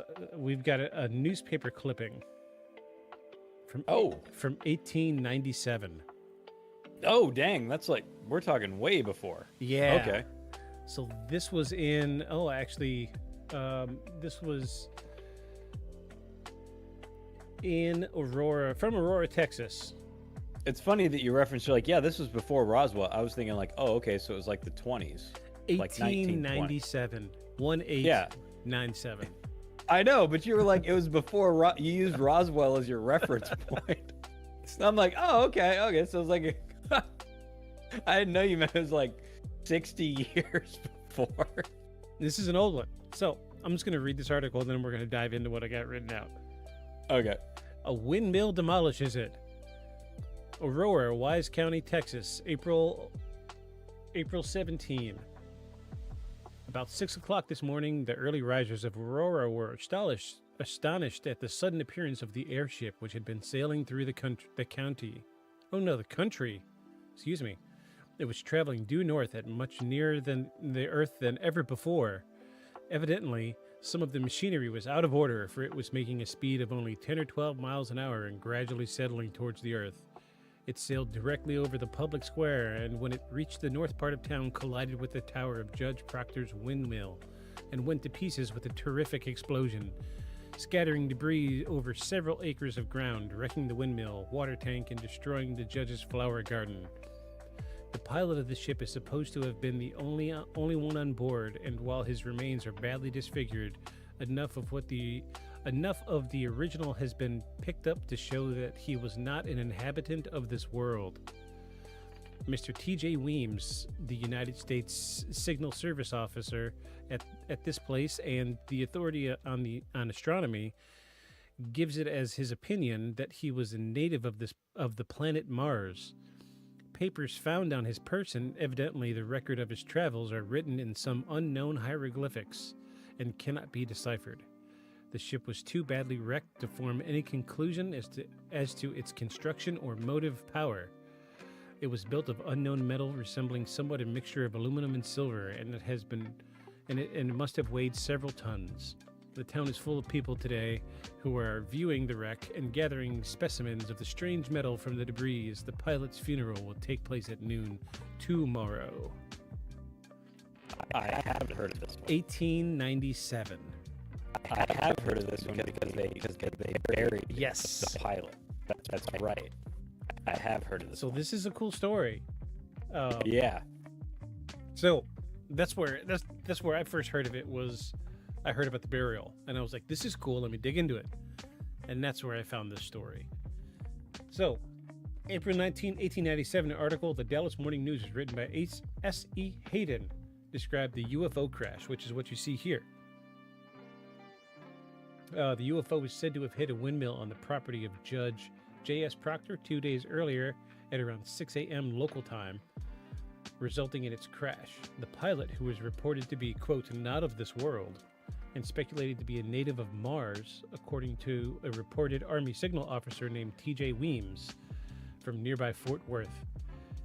The pilot did not survive the crash and was buried with Christian rites at the cemetery of nearby Aurora. The cemetery contains a Texas Historical Commission marker mentioning the incident.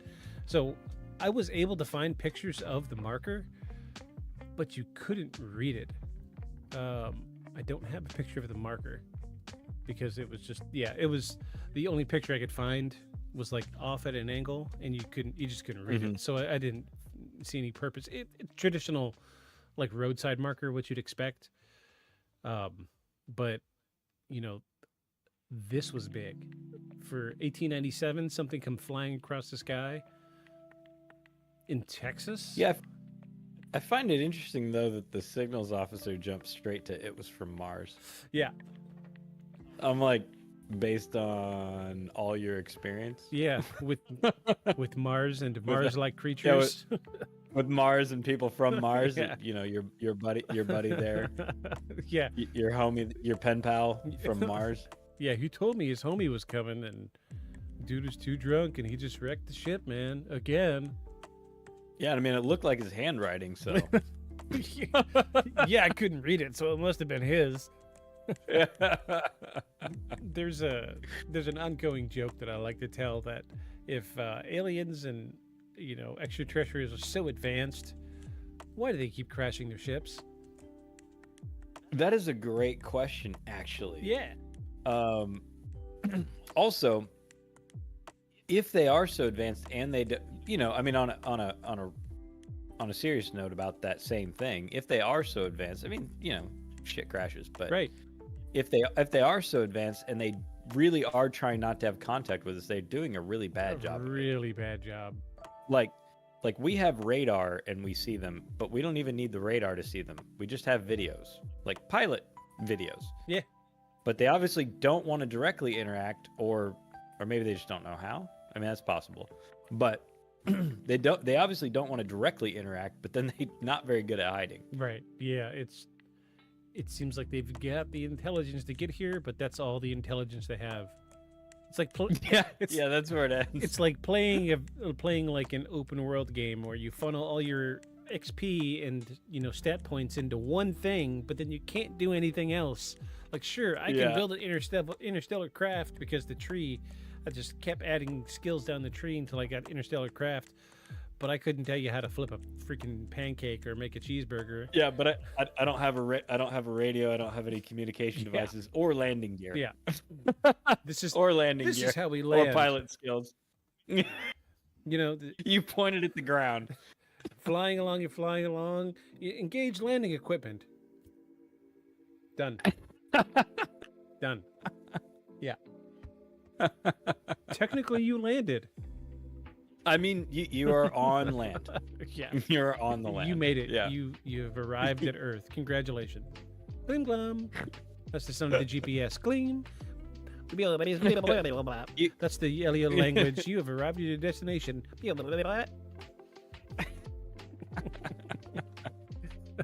Oh my god. Poor aliens. Poor aliens. Poor aliens. Reportedly, wreckage from the crash site was dumped into a nearby well located under the damaged windmill, while some ended up with the alien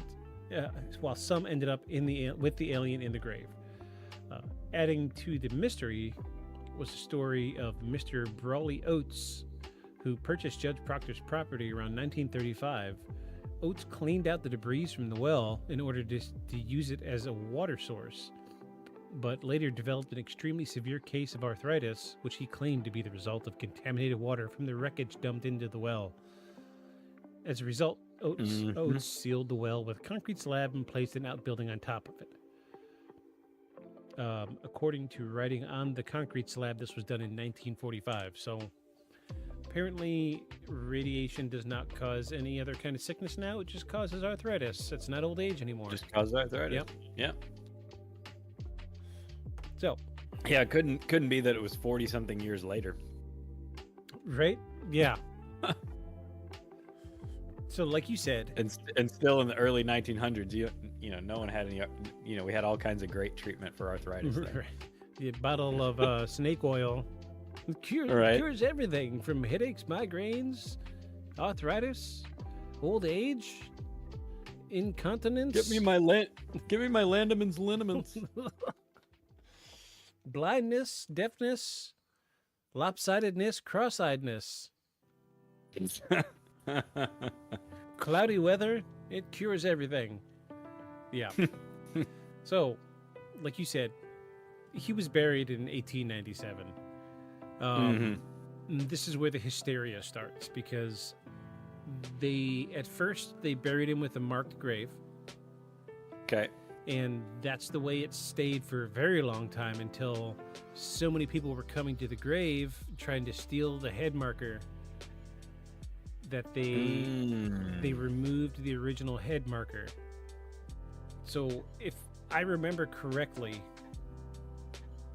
they used some of the hieroglyphics from what they found in the guy's notes as the head marker, or on the head marker. So I'm gonna show you what the original head marker looked like. Is it a drawing? No, this is the original. Oh, I'm sorry. It's not hieroglyphics. So this is the original head marker from 1897, and it's a depiction of the craft. Okay. This is no longer there. This was removed. I don't know the exact year this was removed, but this is the original head marker that was removed recently-ish. And they had a problem with people trying to dig up the grave. So, did they also employ their local cavemen to apparently etch out the design? You know, I mean, I know that they're probably, that they're, I mean, they're doing them all by hand then, but I'm like, it looks like somebody just doled out their drill bit for 3, 3 recesses and then couldn't quite hammer a curved line, and so they had to redo it. Yeah, look right in there. one There's section. Yeah, right. Yeah, they had to go back and redo it. Yeah, see, they had to go back and redo it to get a more sausage-like shape. But looks like a smoky link. So yeah, this is very traditional. So when you hear UFO, you think flying saucer. So the reports are that this was cigar shaped. Yeah. So yeah, cigar shaped is the not as well known, but it's like the number 2 UFO shape. Mm-hmm. So growing up, I heard cigar shaped, and I'm thinking like a hot dog, right? Mm-hmm. Yeah. Well, like a blimp. Right. Well, it doesn't give much. A hot dog can be this big, or it could be the size of the Oscar Wienermobile. Right. So my thinking when I was a kid was like this big, long hot dog shaped thing. But in reality, we're looking at a craft that was something like the military Tic Tac video. Mm-hmm. So, although this rendering of it on this stone looks to me more like somebody mistook a saucer for a sausage. Yeah. Because of the way they were looking at it. Yeah. It seems to me like it was actually a saucer, but they were seeing it 2-dimensionally and they weren't seeing an edge. Yeah. So they thought of it as cigar shaped. But yeah, the military Tic Tac one. I think everybody thinks of UFO, or most people that don't look into it, when somebody says UFO, they just assume that it was a saucer shape. Right. But like you said, a lot of the military stuff are the flipping Tic Tac thing. Oh yeah, and that thing's wild. It's all over the place. Mm-hmm. Like not just how it moves, but yeah, it tumbles, flips this way, goes like that. Yeah. It does hoopty hoops all over the place. Yeah. Yeah. But we do have another article here, or a clipping from. This is from the San Francisco Morning News in November. The Call from San Francisco. This is an artist rendition of what they saw. So let me really zoom in on this picture here. So it's looks like some Jules Verne's stuff. It really does. Yeah. It's definitely cigar shaped. This is what I would call cigar. So when you think of a cigar, my brain goes immediately to like cartoon cigars. Right. Like all the crows had in in Dumbo. Dumbo. Yeah. But cigars are very tapered. So real cigars are hand rolled leaves, and I hate to put it this way. They look more. I hate to put it this way, like but it looks like a turd. Yeah, you're gonna say a turd. I knew you were. Yeah, they look like one that the dog pinched off. Yeah, that's exactly what. Yeah. So this is when I say cigar shape, that's what we're talking about. But this is the first time that I've seen any kind of UFO represented with any type of wings. Yeah, same here. And like I said, the wings look, like I said, very Jules Verne. Looks like though, that might be because of the people that were seeing it at the time. Maybe they just, maybe they saw light and assumed that they were wings because they assumed it had to have wings because it was in the sky. Right. Because they look like wood lattice fabric wings. Yeah. Like they look like some stuff the Wright brothers would put together. Absolutely. On a steampunk ship, on a steampunk blimp. Yeah, very steampunky. Yeah, it looks very steampunky. So the article here says, so this is from November 23, 1896. Wait. When was... But this happened in 1897. What?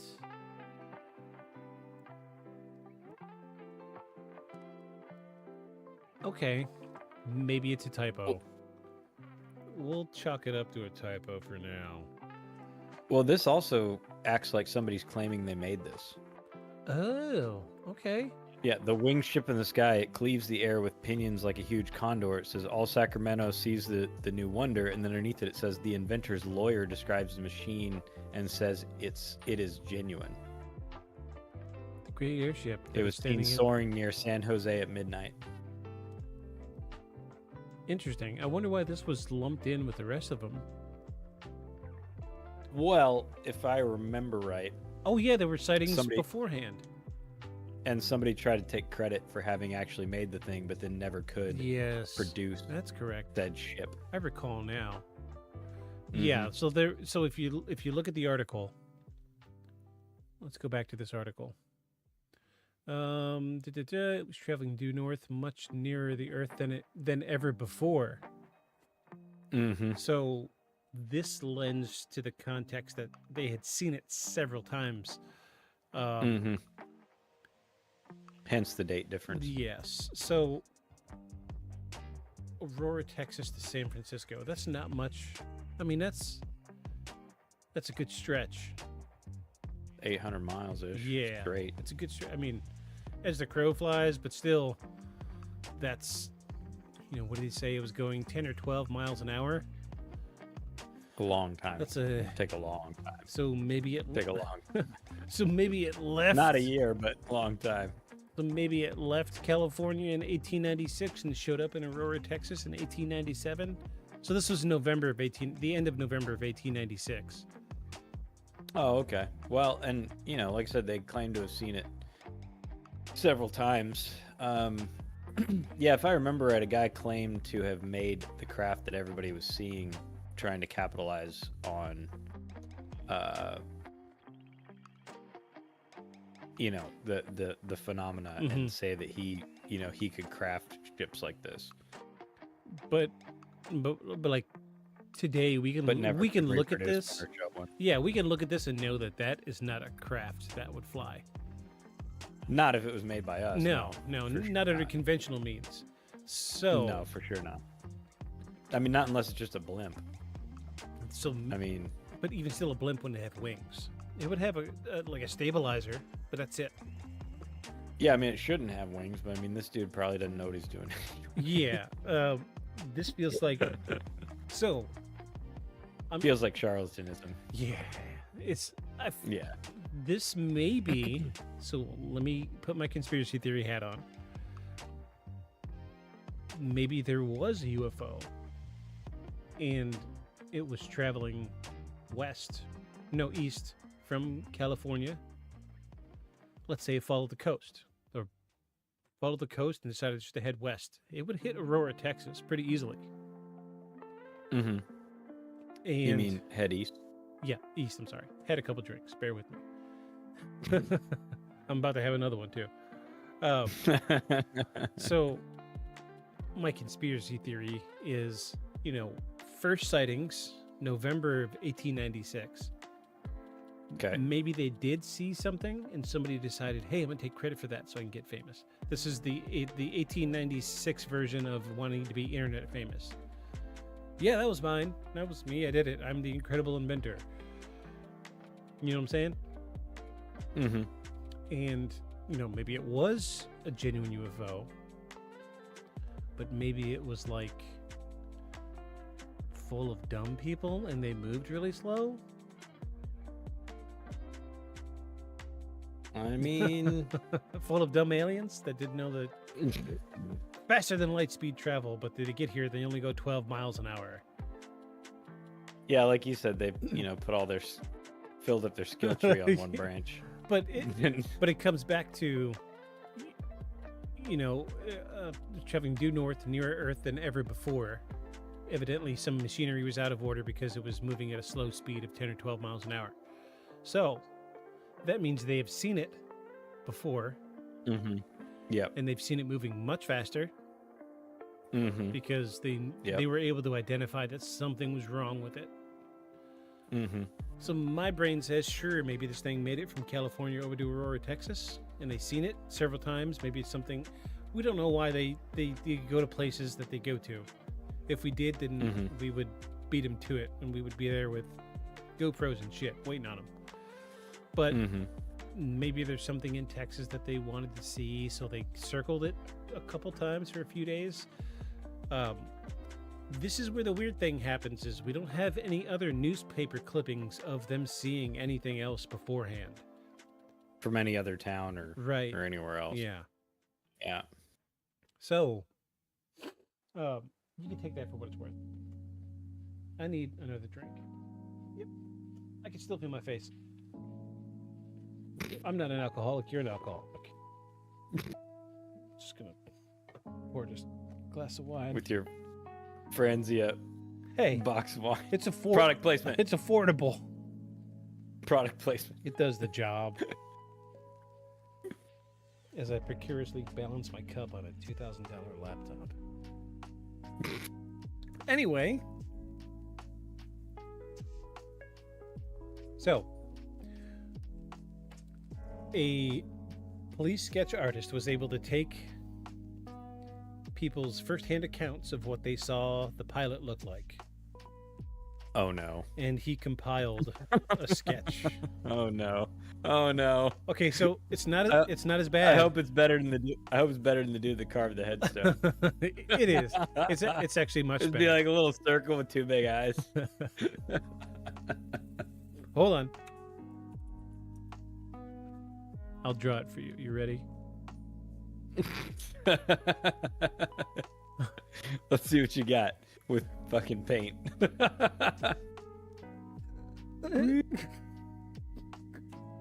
You don't have your Etch-a-Sketch setting on, do you? No. Okay, so he's got one ear. Okay. Yeah, that's an ear. There you go. Artist rendering.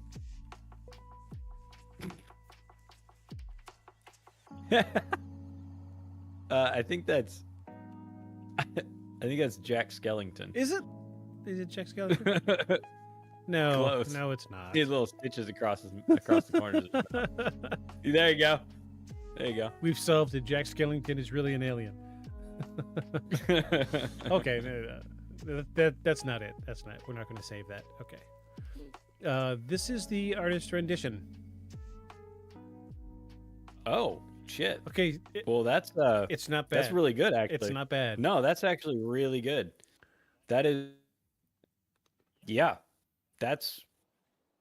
I like that. And he's got his little spacesuit collar. Yeah. So. For his clicky helmet. So when did we go to the moon?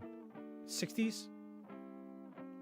1969 Yeah. was when we landed Okay. on the moon. Now, we had been going into space longer.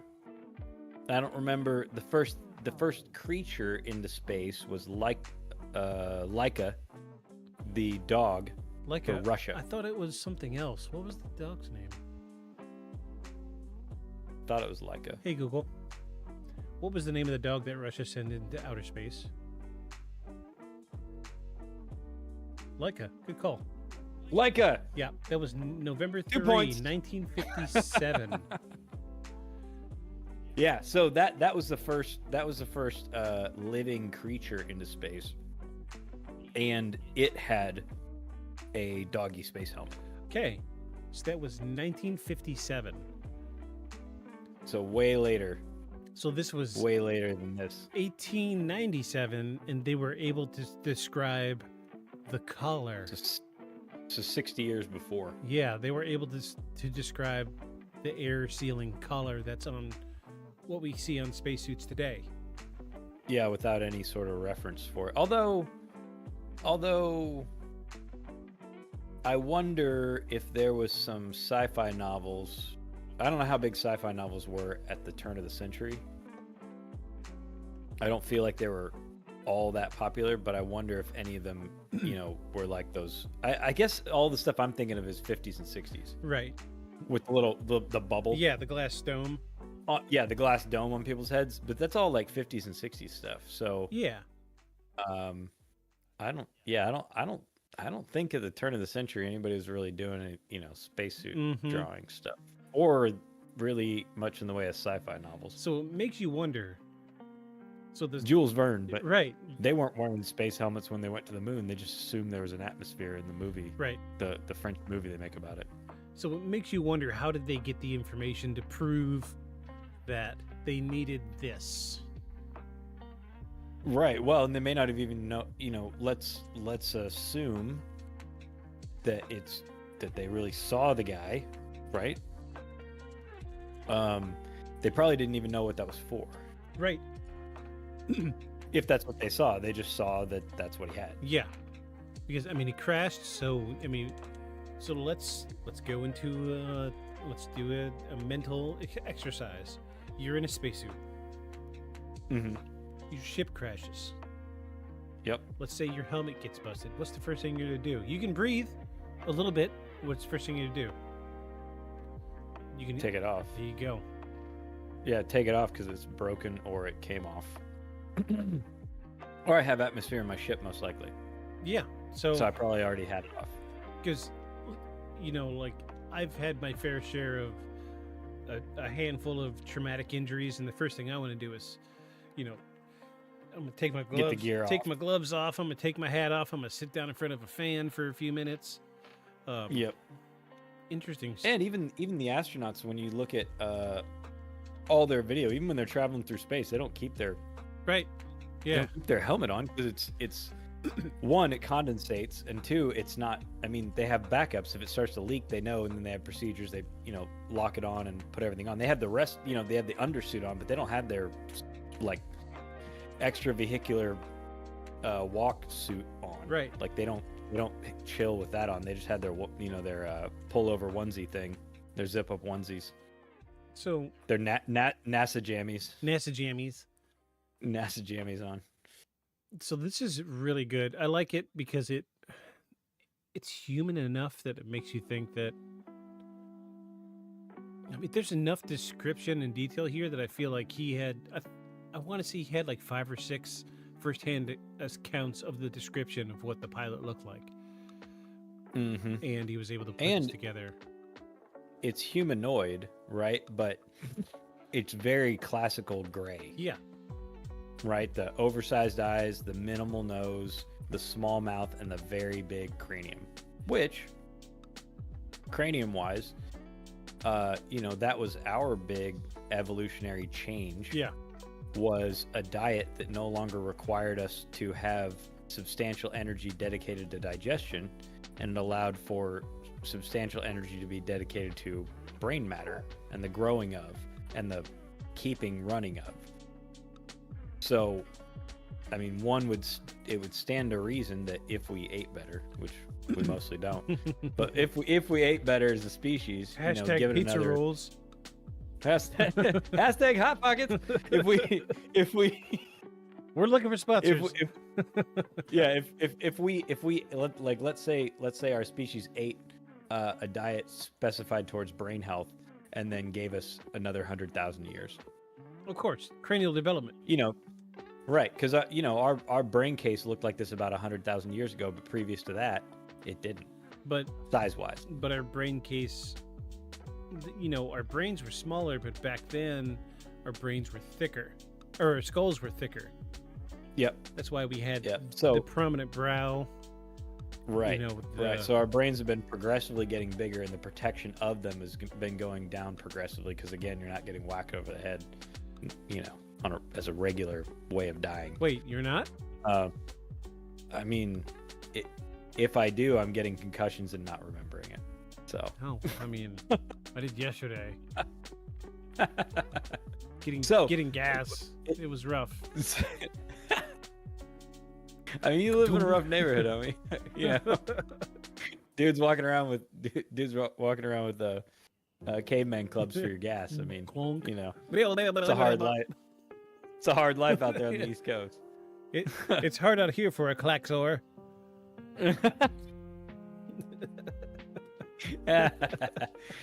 But so the big brain case thing always kind of interested me with the grays, because the way they're always drawn is like it's almost like evolutionarily they've had less and less energy put towards their body. Yep. Generally. Yep. And almost all of it going progressively towards their cranium, and that's assuming that that's where their brain is. I mean, every mammal on this planet has a brain in the same place. Mm-hmm.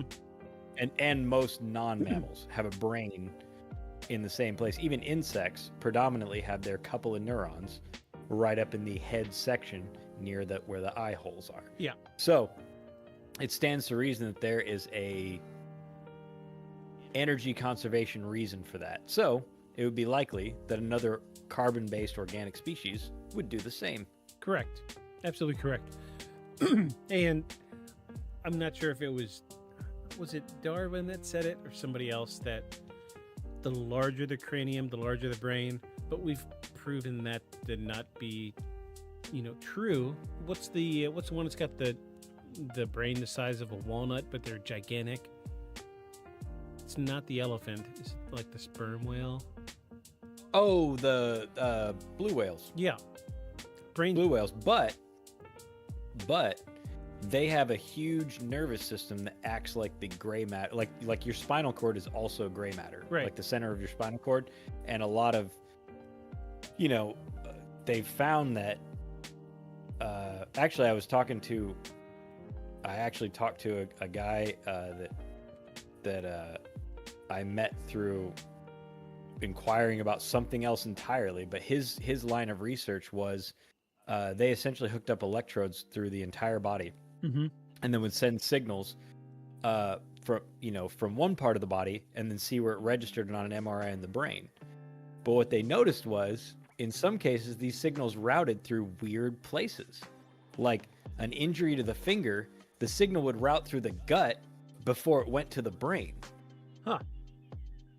So and he was like, they were noticing this, and he's like, whatever, I think it's an anomaly. We're not concerned with that. We're talking about, we're looking into where in the brain this stuff is, going, like getting high definition images. That was his purpose. Yeah. But he had to change his entire route of study and change everything that he does for his neuro research into why does it route through these other parts of the body that seemingly have nothing to do with, an injury to the finger or a poke to the toe. Right. Why does it go through the large intestine first to get to the brain? That doesn't make any sense if you want to get something there the fastest. Why does it route all the way over to the gut and then back out of the gut system and then into the head?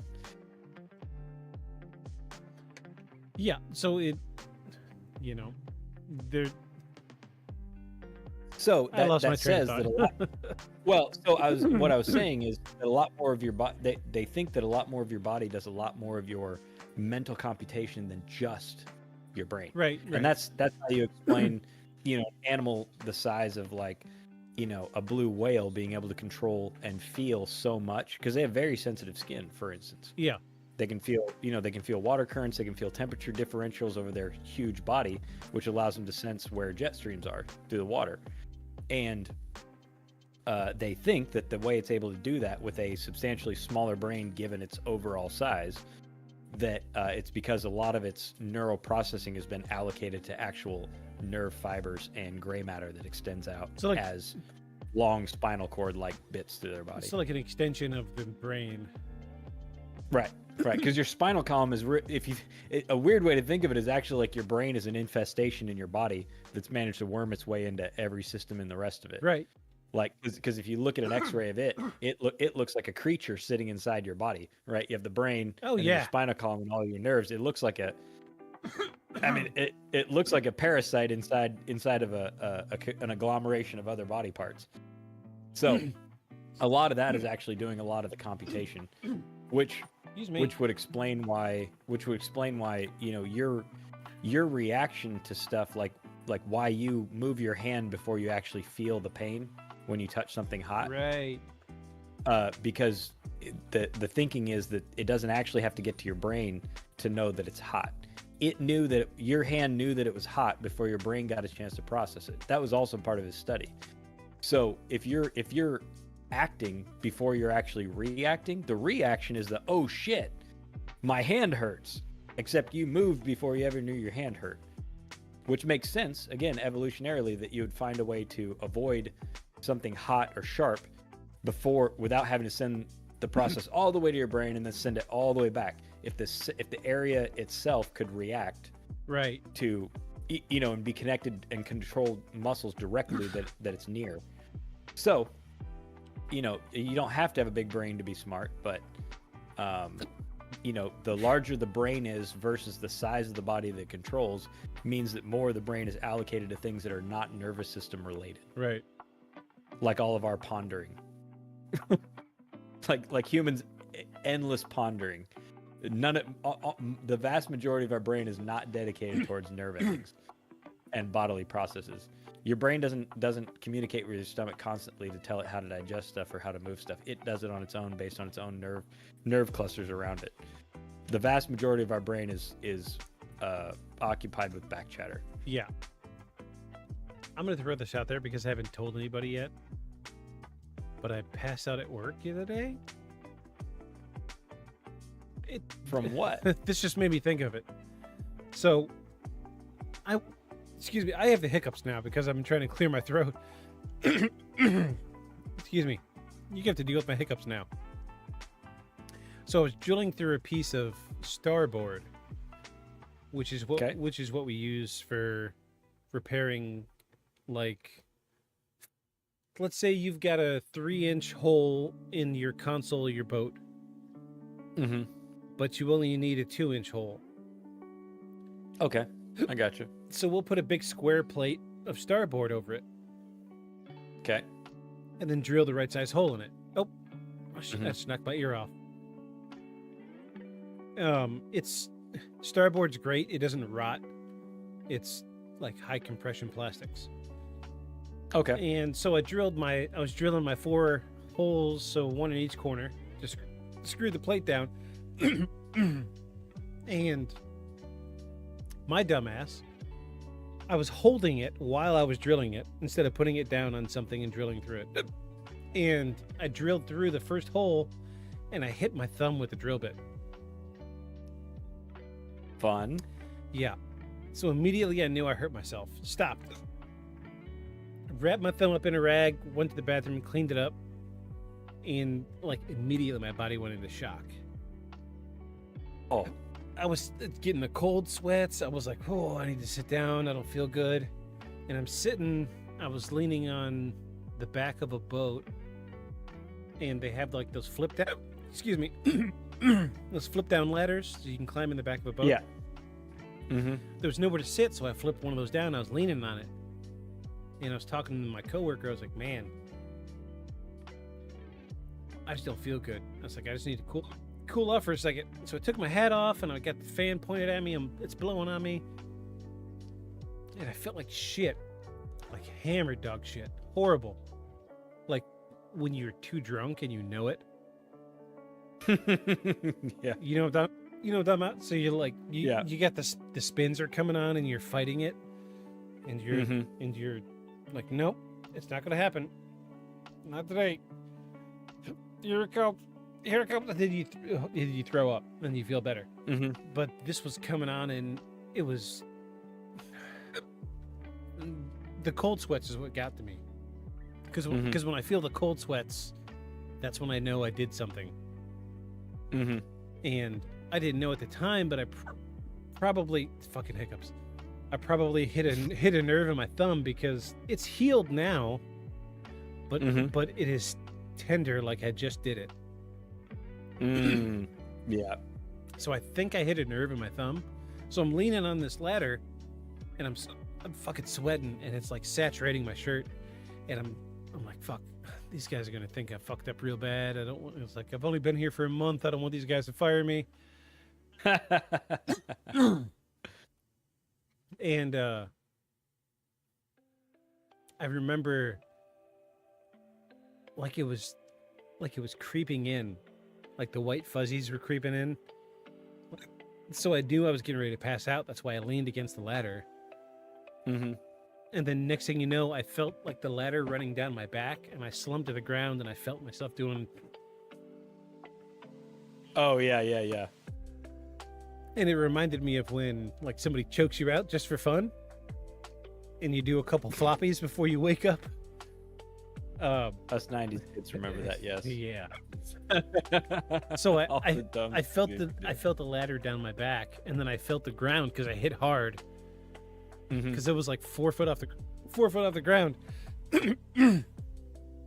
And then I did a couple floppies, and then I stood up really quick, and I looked around, make sure nobody saw me.